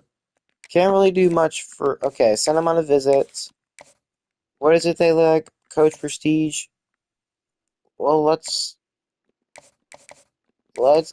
give them Coach Prestige. If he really likes it, then let's give it to him.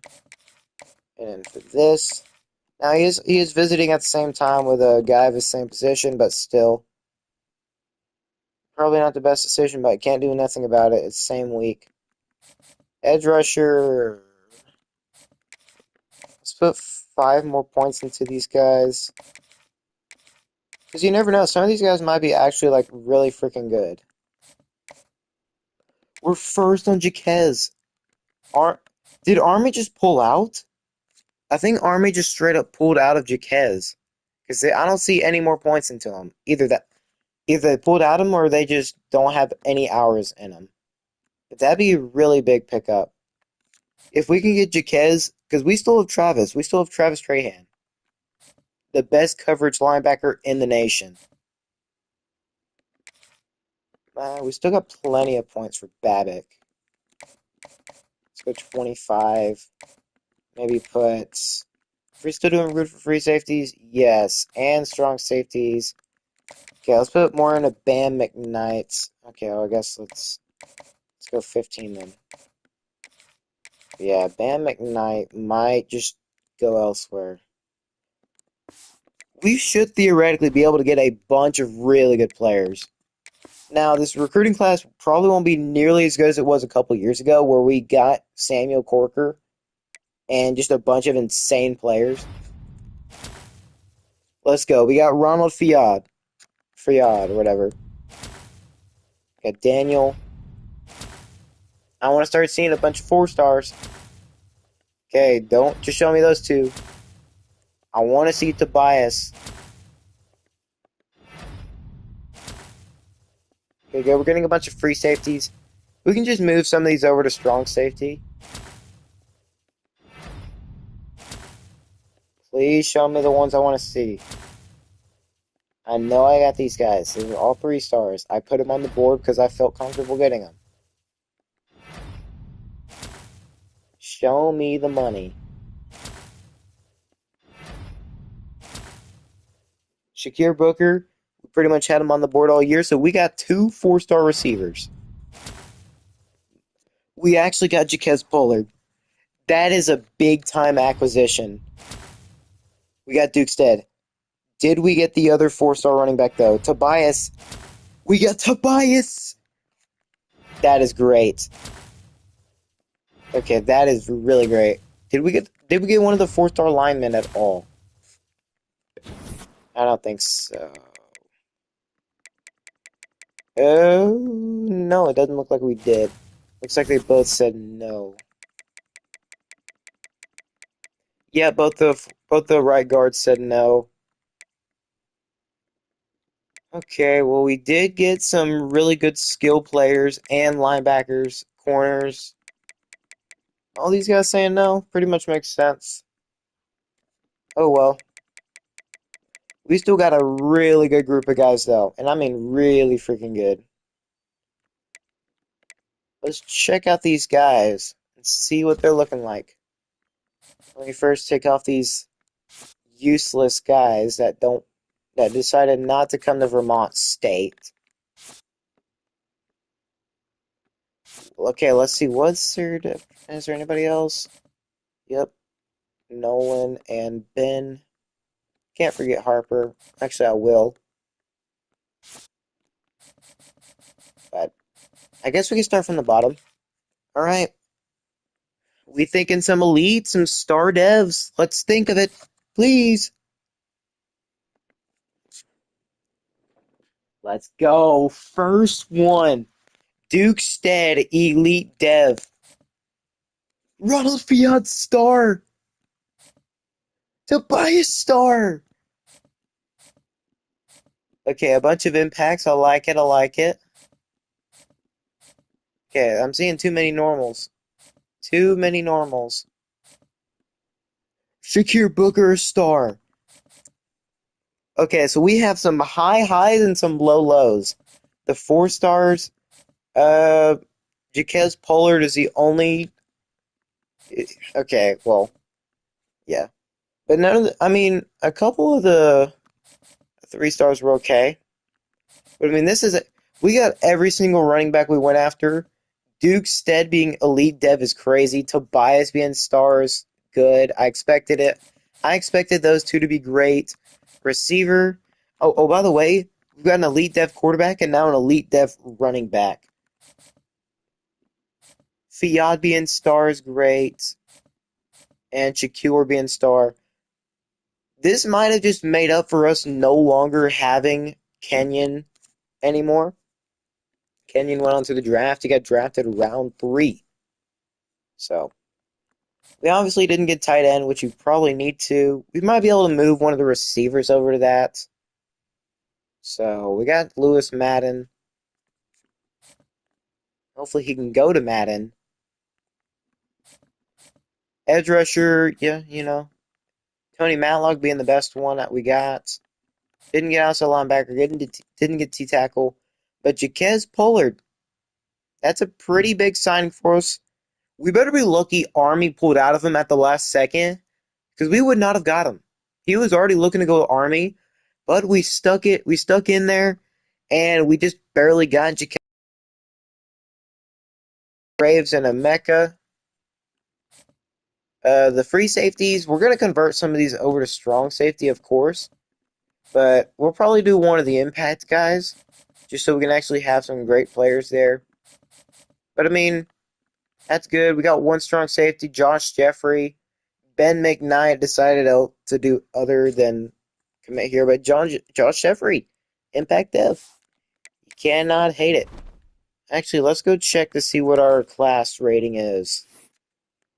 What is our class? Are we doing good in the conference at least? If we're first in the conference, I'm happy. We are, 29th.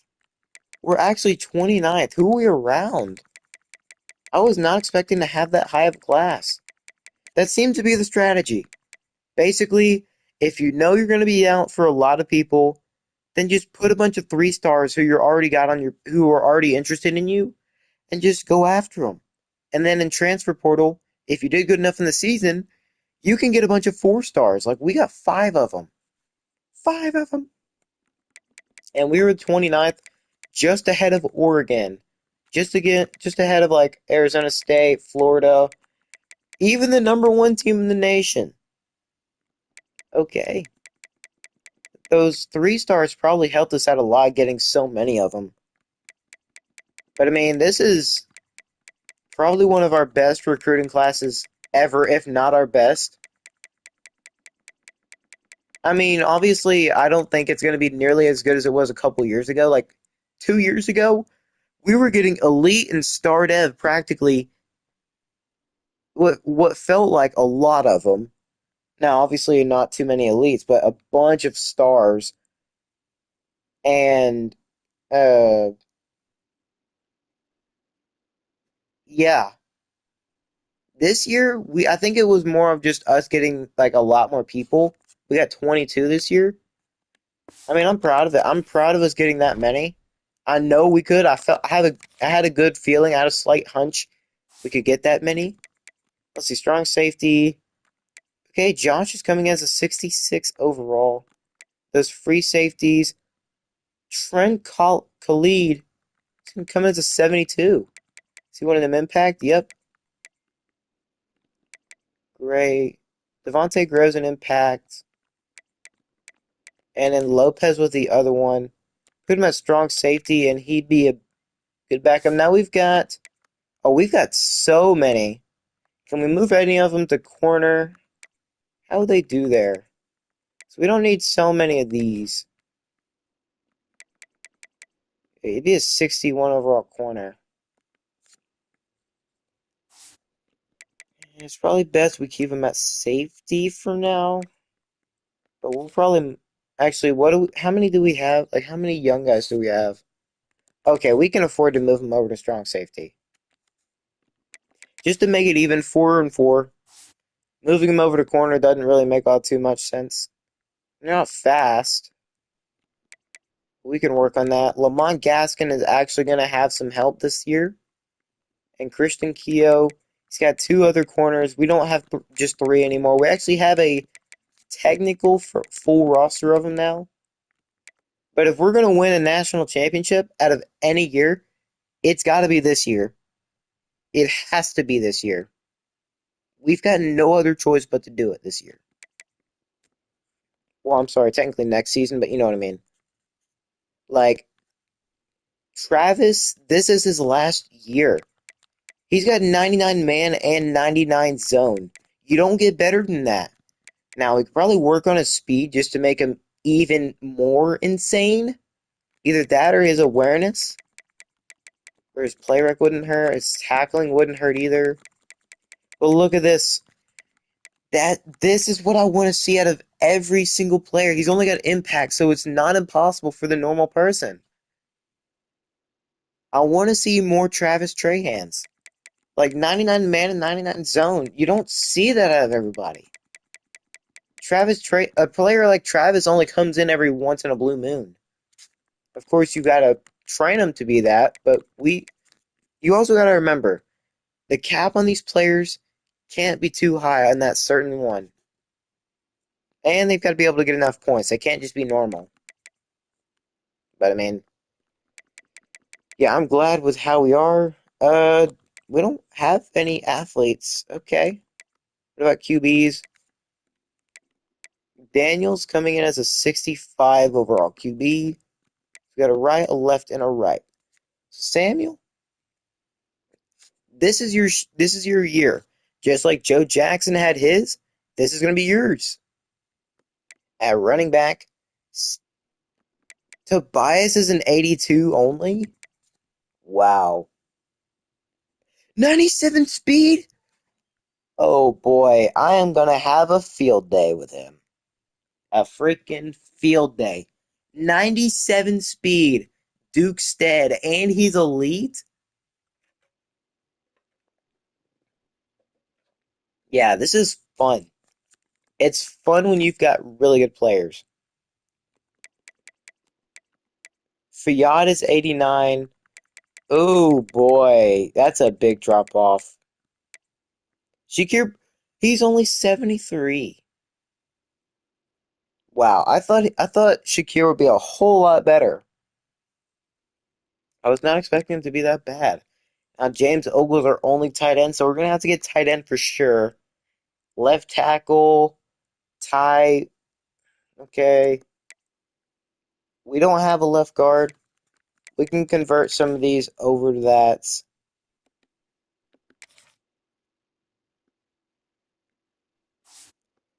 Okay, and I think Jamie's okay there. Let's go Goodley over at left guard. No, not left tackle. Left guard. We need left guards. We only have one. Now we got two. Yep, we got that. Center. I think Nathan's okay. Kazuma. I'm sorry, Azuma. Oh, well, I guess left guard will be fine. Because I want to get some actual good players all over the offensive line.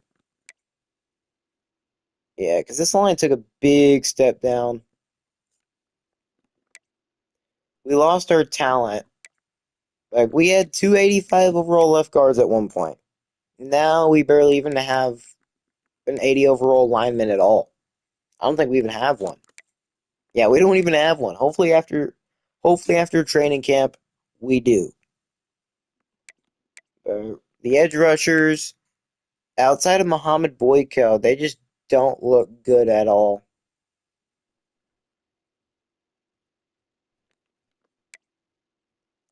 This defense is going to be so much worse overall wise. We're probably going to go back down in the 70s if I had to guess. We better hope training really gets these guys boosted up, because otherwise, yeah, I don't have much confidence that we're gonna look good. Now we've got a bunch more corners, which makes me happy. But we've got to hope we do great in training camp.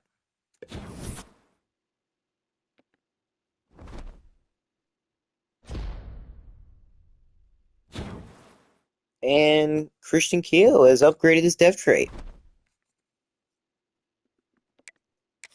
Let me see. I think I'm fine with just going ahead and doing this. Yep, zone coverage. So make that fully maxed out. I don't think it can really affect Travis, but if it did, that'd be insane. Over 100 zone. Yeah, buddy, that'd be great. 54 for Sam.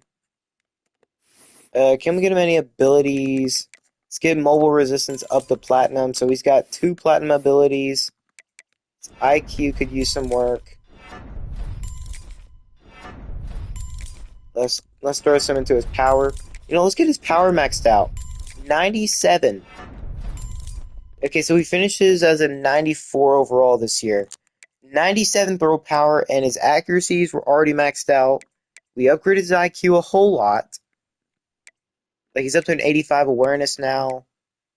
He shouldn't fumble, so if he does scramble, his throw power is maxed out. If he stays one more year, we could probably end up getting his IQ maxed out as well. Heck, we can even put him into elusive or quickness, I mean. But yeah, he's got 2 platinum abilities, and he just looks incredibly good. He got everything he very much could.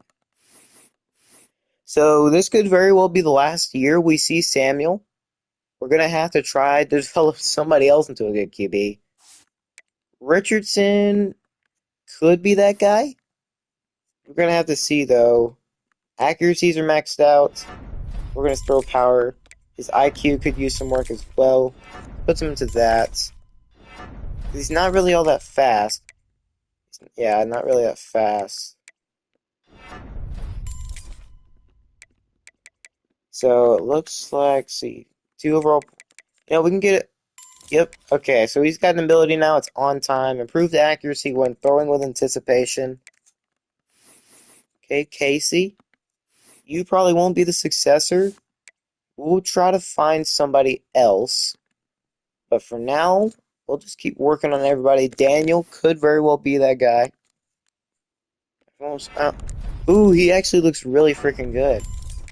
And his only problem is he's normal dev. He's up to 72. 74, okay. So he's a freshman redshirt. 74 overall. Normal dev. I only hope that he can get that upgraded. A bunch of these guys have so many points. Elite dev. Make him 99 everything. What about his abilities? Shifty. Give me platinum. Platinum Shifty. Oh my god. He is about to be so freaking fast. 99 speed, 99 excel, platinum Shifty. This is my dream running back right here. Oh, bro. Dukestead, I was not expecting you. Dukestead. Let's freaking go. How did we get such a good player? Like, I can truly not answer that. George Treggs, remember, he was a really, he was star dev. Improve his catching just in case we do have him out there pass catching. Oh, IQ. Let's get his IQ up. Can we get him above a 90?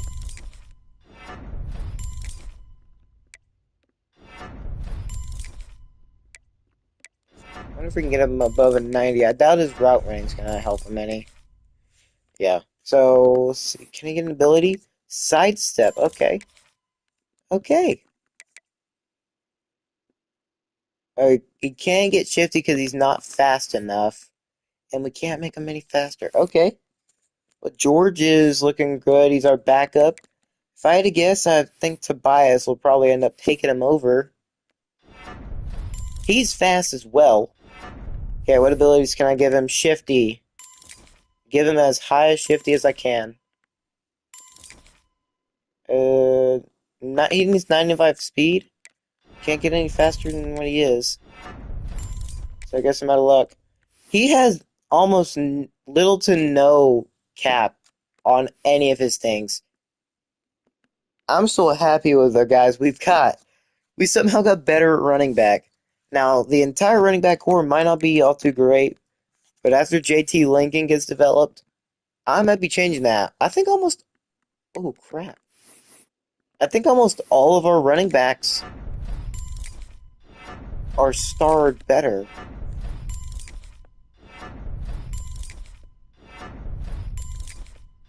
We can max this out.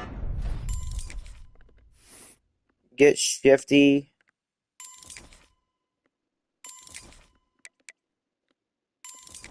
Okay, so he's got shifty. Silver shifty. We can't add any more to that. Let's just keep going his IQ. It's probably what's gonna work best for him. He's an 80 overall. Okay, every single one of our running backs are 80. I don't remember if we got. Actually, I do. I think we got some freshmen running back. Now for the fun part. Wide receiver.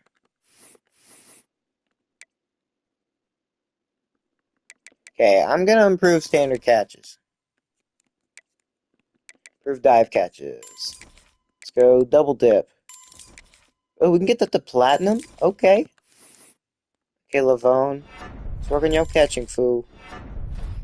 Okay, 90 overall. Good. Catching is one of the few things we work on heavily with everybody. Okay, Fiad. You've already got plenty of stuff. What's your speed? You're 92. Do you improve dive catches? I don't really. Let's get that up to platinum. You have so many points. Okay, you got a lot of points. Let's work on your catching. And then we want to work on route running, because route running was a big, big deal. It's basically what helped us in most things.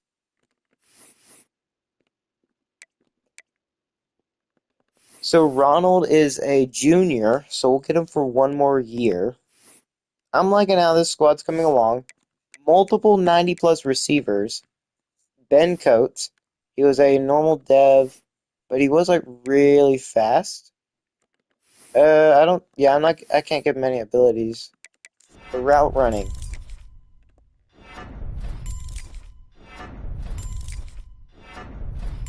I know his catching may not be the best, but if he can have really great route running, I'll be fine with it. A 72 overall soft freshman retro. Okay.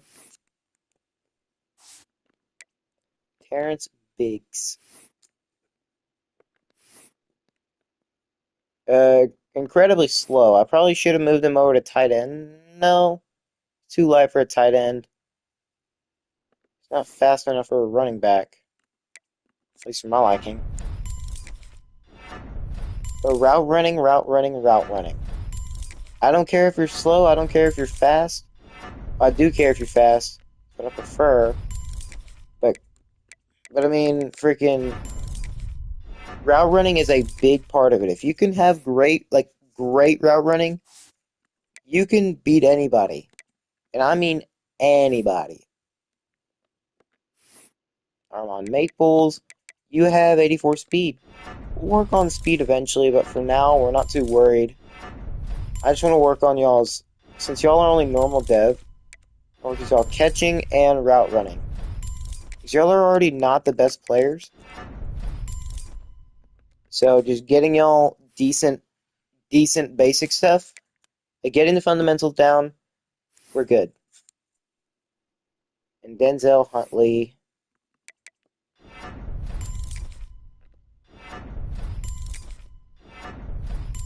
You maxed out your speed at 82. That's incredibly bad. Your catching is also trash. I can fix that. Okay, now you got decent catching. Okay.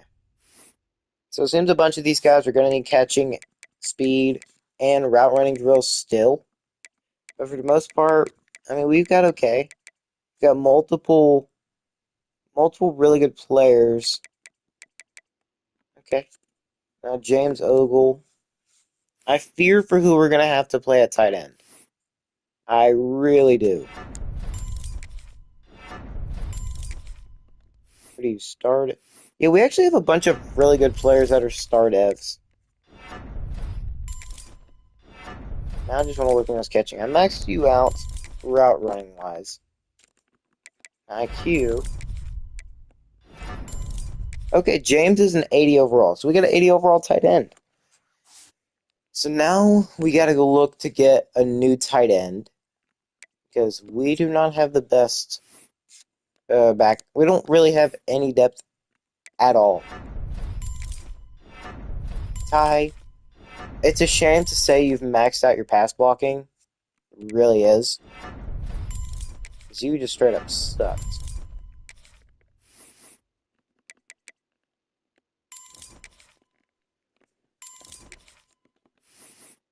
Okay, what can I do? Let's go IQ. You're an 82 overall. You have no excuse. No excuse to play that crap.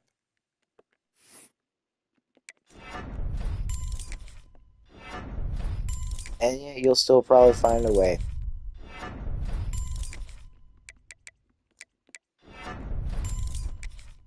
77 overall. I mean, we're getting better. I'm more worried about the intangibles than worrying about, like, you know, the overall. Like, when I play, is his pass blocking good enough? Am I going to get enough time passing? Am I going to get enough time when to run the football? I don't know. I'll have to figure that out. Now, the question is, can Cam Ingram get higher, like higher overall? He is 75 right now. I think awareness is probably a big deal. Okay, well, 76 overall, so he's going to be a very close backup. Going from like 66 to 76. So going up a nice 10 overall. Patrick, I'm sorry, I don't really care about making you run blocker. More interested in pass blocking. We've got a really good team, skill-wise. Receivers might have taken a dip, but that's okay. Running backs have still just stayed the exact same, if not gotten better. 99 speed running back with 99 excel, platinum shifty. You're not catching him if he gets into an open hole. And I'm not talking about like this year. I'm talking about like just deadly speed. Okay, Nathan Holiday. You know, why not max out his pass blocking? We'll just do that. So basically, he's got okay, this man, you should not be able to get past this man when you're pass blocking. So a bunch of I think it's like power rushers or something, they're not getting past that guy. They're not getting past Nathan. They shouldn't, at least. Now, I don't think he's got really any abilities. He's got mental, but nothing really important. Well, I guess they are important, but you know what I mean. For a guy who said he's better at pass blocking, you sure don't look like it. I will upgrade your awareness just so maybe you can be more aware of how crap you're playing. Because I don't want to have another freaking UCLA situation where we can't realize our left foot is our right foot. We cannot have another crappy situation like what happened at the end of the UCLA game.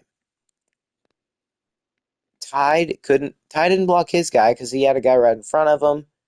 The right guard decided, hey, I'm not going to block the correct guy, but instead, I'm going to block the wrong one and just get in everybody else's way. Being absolutely useless.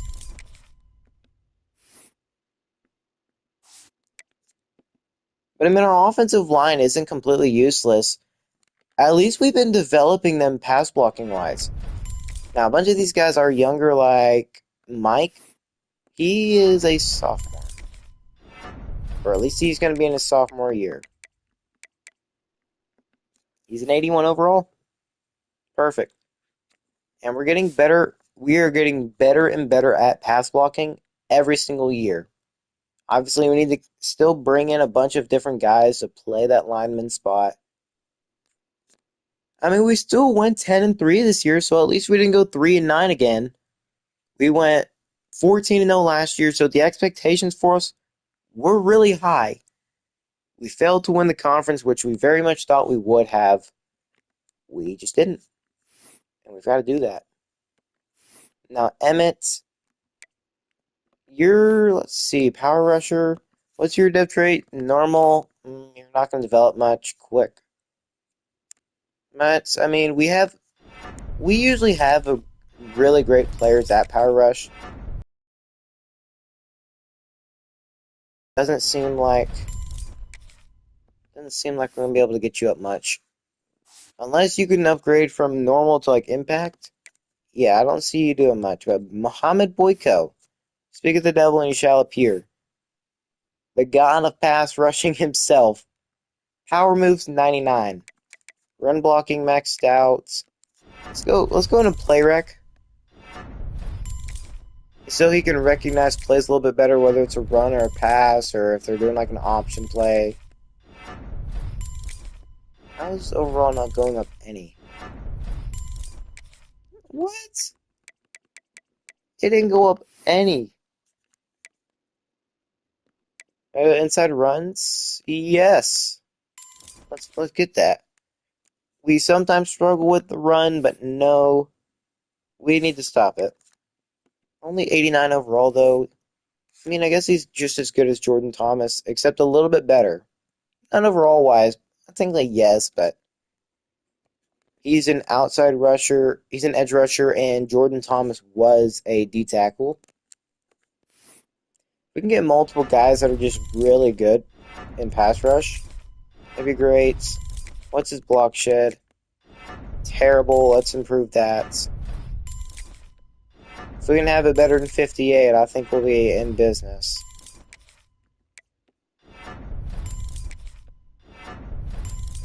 Okay, 78 overall is not terrible. We're not going to be near. I don't think we're going to be 87 overall. I think we might go down to like 85, if I had to be honest. Because our receiving core was really carrying us. We had a lot of 80 overall receivers. We just don't have that now. And we brought in a bunch of younger guys to come in and try to help us be better. It's just if we're not winning games, we're not really bringing in too many good recruits. Like, we had a chance to get a freaking 5-star QB, but what did we decide to do? Lose to Buffalo and UCLA and Ball State. We could have had him. We were like second on his board. If we would have kept winning games, if he would have been able to stay on a little bit longer, we probably could have kept him going from Ohio to Ohio State. But it's just what happens. I think we need to get another D tackle. Another good D tackle would help a lot. And maybe getting Enrique to shed blocks a whole lot easier would be nice.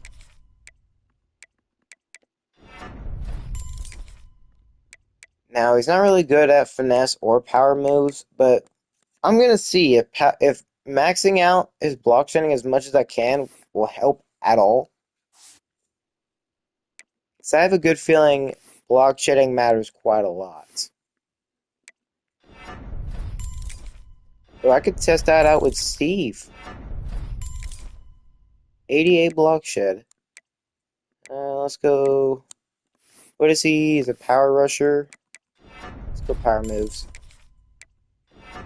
I guess we could go both anyways.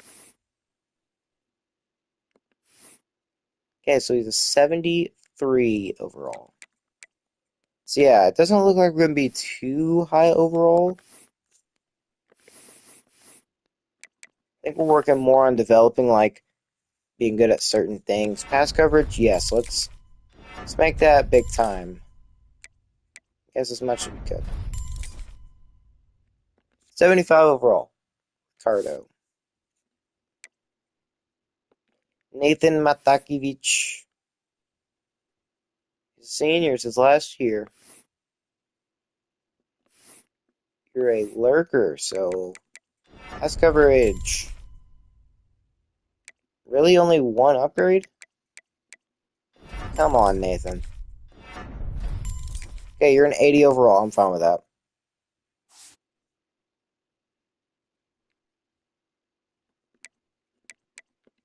Now for Dylan Guy.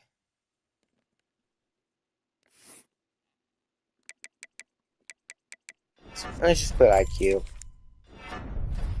That'll probably help. Play rec will be a big time thing for him. I guess we should eventually put points into runs or into that so we can have better block shedding for whenever we do actually send. So whenever we eventually send a guy blitzing, then we'll be able to actually do that. Can Travis get any better? I mean, let's check abilities.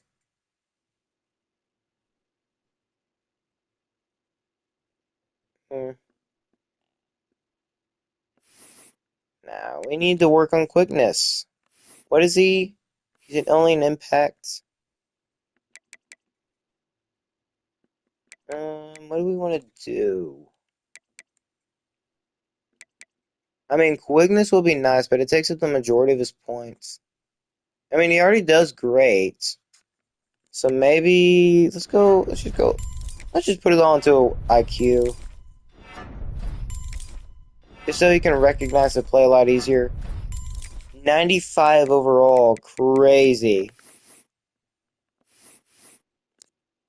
Not only is he gonna be able to easily do like the coverage easily, he's gonna be able to process it even faster and know what the play is. 95 overall, yeah, that's probably one of the highest overall players we have ever had. Travis Trahan will go round one for sure. I'll bet my money on it. He'll go round one next year.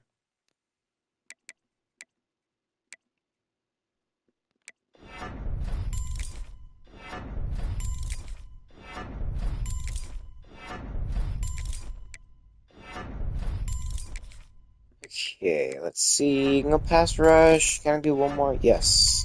Okay, 78 overall for Jason Jewell. And we got Frederick Coker. Freshman red shirts. Let's do what I always do and pass coverage. His man just straight up sucks. Let's improve his IQ as well. I can't stand to look at that terrible IQ. If I want a guy on my team, I want him to have good football IQ, and well, he just didn't. It's a Christian Keo. Yeah, he wanted to impact.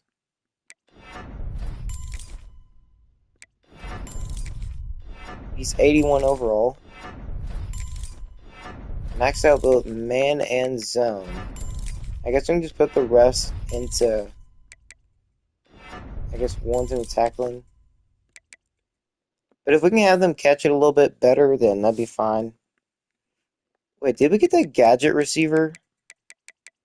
I don't remember if we did or not. No. Ben Coates is speedster. Everybody else is a route artist, so no. The answer is no.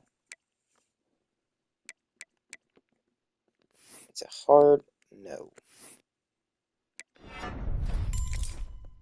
He's an 80 overall as well. I think at this time I was trying to go after only guys that were doing like who were zone coverage guys. So two 80 overall corners. Can we get Taylor Amano up there as well?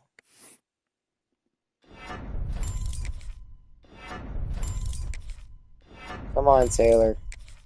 There you go. He's got great change of direction.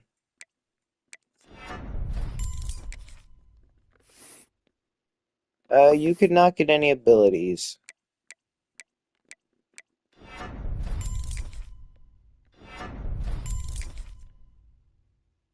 Okay, well that's as much as we can do with Taylor. He will get up to an 80 overall. 90 speed. He's our fastest corner. He's our best coverage corner as well. Actually, I think so.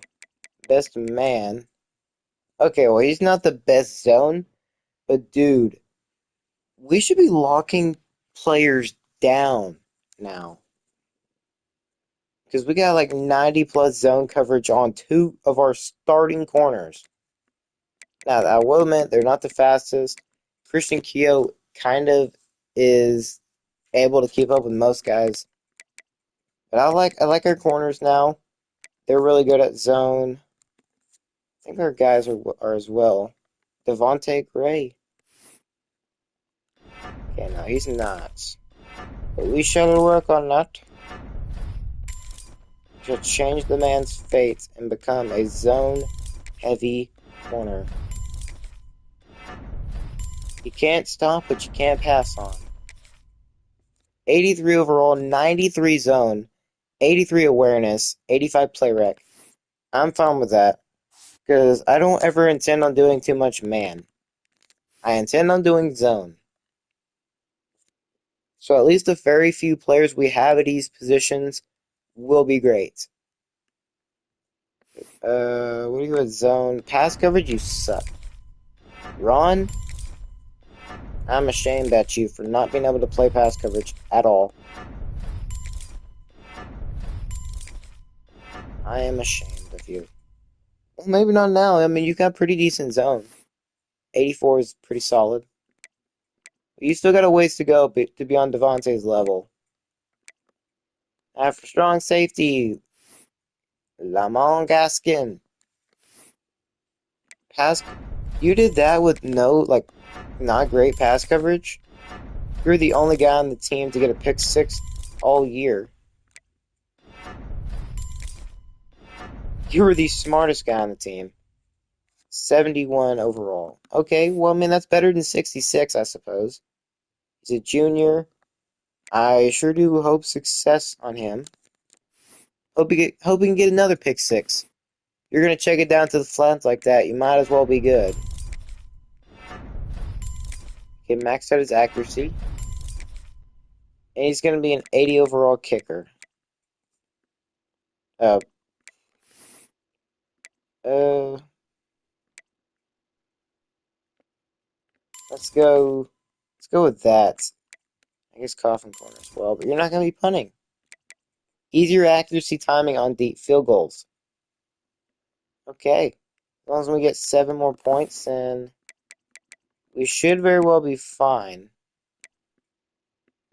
92 kick power and 89 accuracy. He is a senior. So it's our last year with our kicker. And for the final man on the team, we'll kick power again. And that's all we can do for that. So the final player upgraded on the team, it's time to figure out, hey, what overall are we? I wouldn't know, but we will see. This is not our overall, by the way. See, encourage transfers, I don't imagine we will. So we don't have... Yeah, we have 65, so we're going to have to do the same strategy again.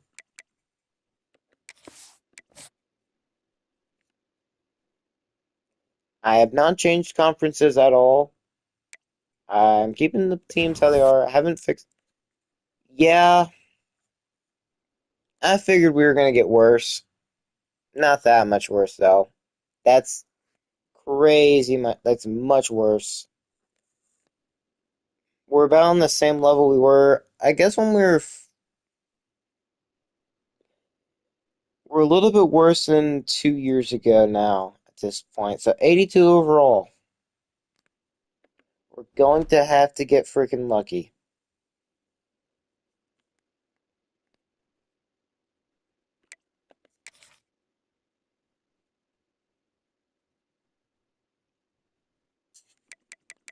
We are starting the season ranked again at 25. I think last year we were at 23. Oregon would be a really tough game. But we already know we've got to get Penn State on here. We got to put our children on here. And since we played there, we get to play at home now. We won't have to play against Penn State at their house until they can beat us. And they went 7-6 again. They are just the definition of mediocrity.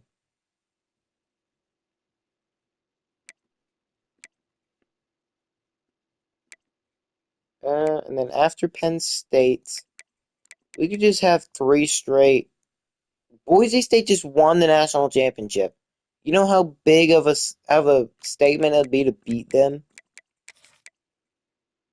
It'd be a massive statement. And we can go to their house, I don't care. Oregon, however, that would be a really tough game. And if we struggled when we were 87 overall, how the frick do you think we're gonna do whenever we're 82? Like, I don't know how confident I am with this team right now. I mean, we have some really talented players, and I mean really freaking talented. Our quarterback is 94 overall, 93 receiver, 90 overall receiver, 80 tight end. Offensive linemen are pretty solid. Some of them are 80 over, like 80 something overall, and at worst we're like 75.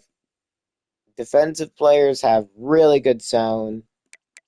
So if I were to hop in to play every single one of these games, I could realistically win. Now against like Oregon, I don't know how confident I feel. I feel like Oregon should realistically be the only loss we have. Because obviously we're playing in the max, so you can't. I don't want to have too many crappy teams. We already play a bunch of crappy teams. It's just a matter of who do we play outside of the non-con that can get us up to where we want to be. Like that's how we're ranked. We've constantly beaten Penn State. We beat Ole Miss, and we just gotta be the top another team. We know we can do it. It's just a matter of doing it. Let's see who can we place. Okay, we're not doing Alabama. That's a big new for me. Okay, Mississippi State's 15. Michigan's no. We'd have to get real freaking lucky to beat these teams. We got lucky to beat Ole Miss. Tennessee's 92. A&M's 84. They're a really prestigious school. UCF ranked at 25. We could get a revenge on UCLA, but I don't know. I don't know if I'm ready for them this year, though. I mean, we did get better coverage wise and top tier, like higher end talent. We got better at that, but overall, I don't think we really improved too much. But I don't know if I feel like I'm ready to go against UCLA again. If we couldn't beat them when we were 87 overall, what makes you think we're going to beat them when we're 82? I don't really think we will. Now, the game against Oregon, that is going to be a tough game. The game against Oregon will 100% be a tough game. Do we think Auburn's going to be ranked at number 2, though? I mean, let's give Auburn a chance. Why not? I mean, if we already know we're going to lose that game most likely, let's just play it. Why not? We already know they're probably going to get pressure in every second. We're probably not even going to get like 1 or 2 seconds. So let's just go face Auburn. Boise State, folks, excuse me. Boise State should very well be a win. They're 79 overall. Penn State, we beat every year. We weren't saying that to begin the series, but we are now. Penn State should be a win because they've got to come to us. We literally just went to their stadium last year and beat them. Not to mention, we're starting off ranked. They're not. The game against FCS should be a win. We could very well be 3-0 come against the Auburn game. Hopefully, Auburn's still undefeated by then. They should be like 3 or 4-0. I don't know. But I feel like they should very well be undefeated by then. And hopefully, they're still ranked number 2. Heck, I'd be fine with them being number 1. I just want to see how far apart we are from the number 2 team compared to, I guess, bottom like 25. My goal this year, win the conference. I think that should be our new goal going on. We don't need to worry about the playoffs just yet.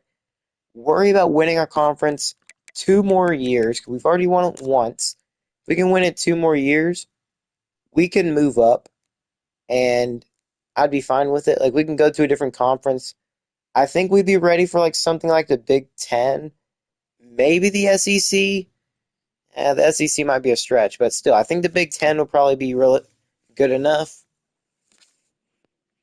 So that way we can basically face Penn State without us having to worry about like scheduling them every year.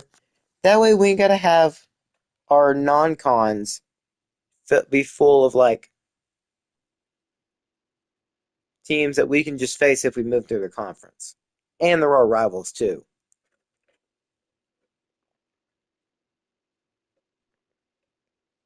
Or better yet, we could just move over to the independents, maybe, and just put every team on our schedule that we want to play.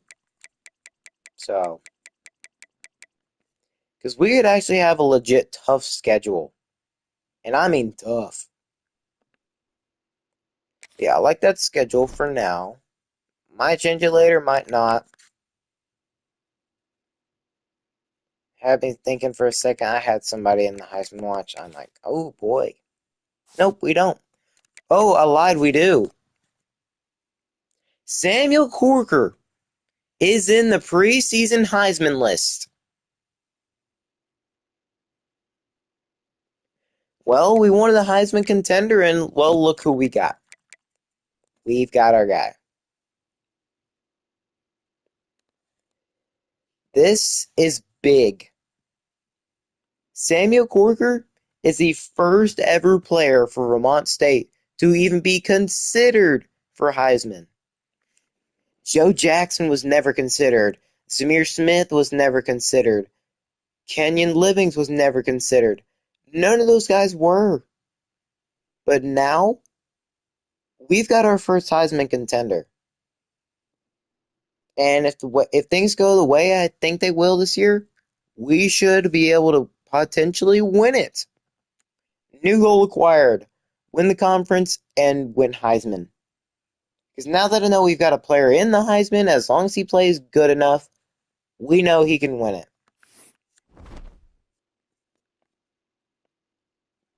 Because, I mean, we've got some really good players. Let's look and see how tough the conference is this year. 72. Oh, Bowling Green, that's a close game.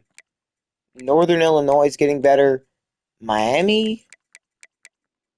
Ooh, okay, so we've actually got some closer games this year overall-wise. We're still better than them. 82 overall, still really good. We might have to play some more games. Because our conference is starting to get tougher and tougher.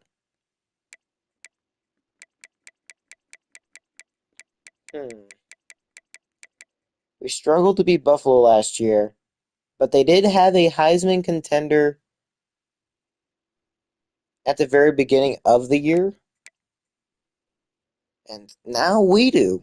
Are we on the Buffalo trajectory for last year? I sure freaking hope so.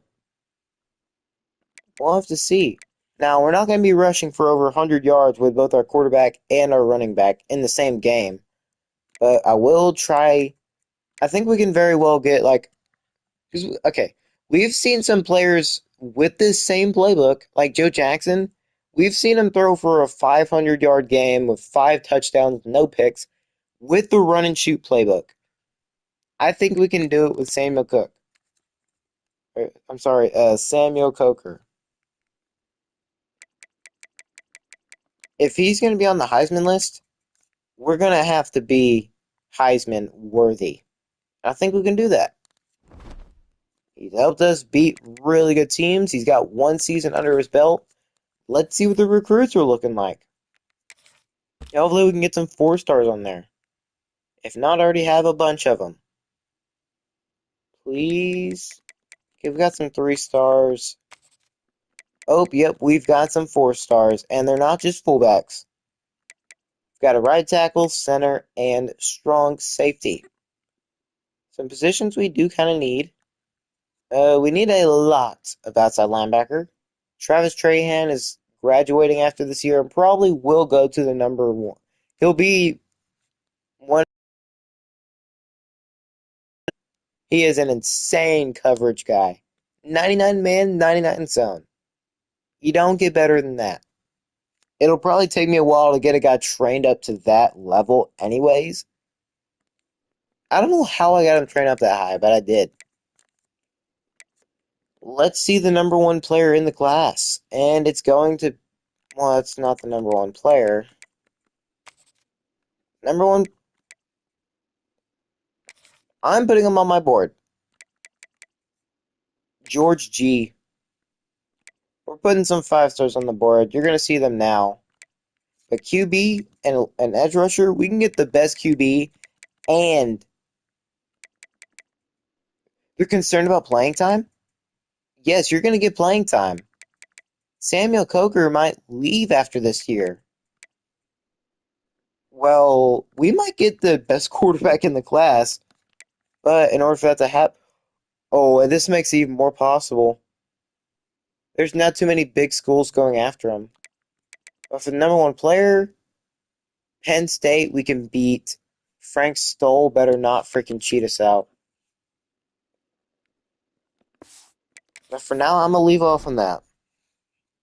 I'll try to put some prospects on there I like.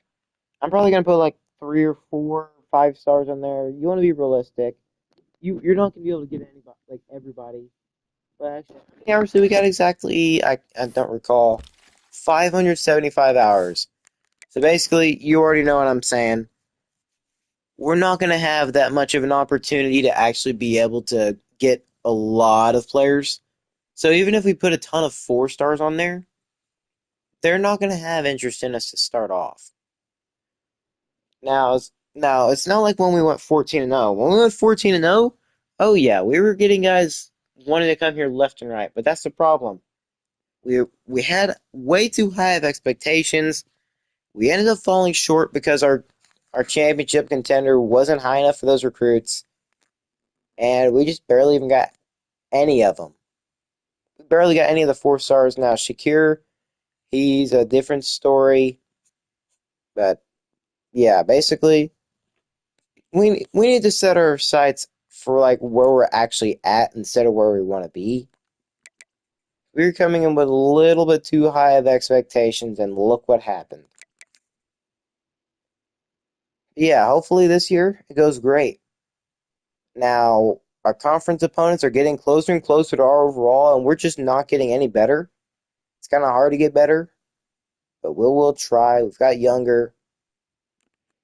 This is the turning point of our rebuild. We either have success this year or we just fail.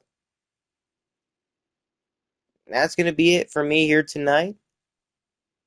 We hope to see you in the next episode. If you have enjoyed the video, consider liking and subscribing, as it does help the channel grow.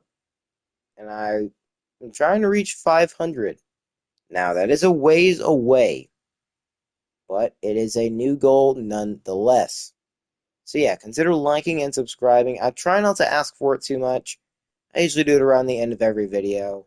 It'd probably be better if I ask at the beginning, but I don't want to seem like I'm too like subscriber hungry. Obviously, that helps you grow, but it'd be nice. You can completely just unsubscribe later if you don't enjoy it. It's completely on you. It's completely free to do it. But anyways, we're Vermont State. I'm Yo Boy Baller One saying, have a good day, have a good night, and as always, peace out, everyone.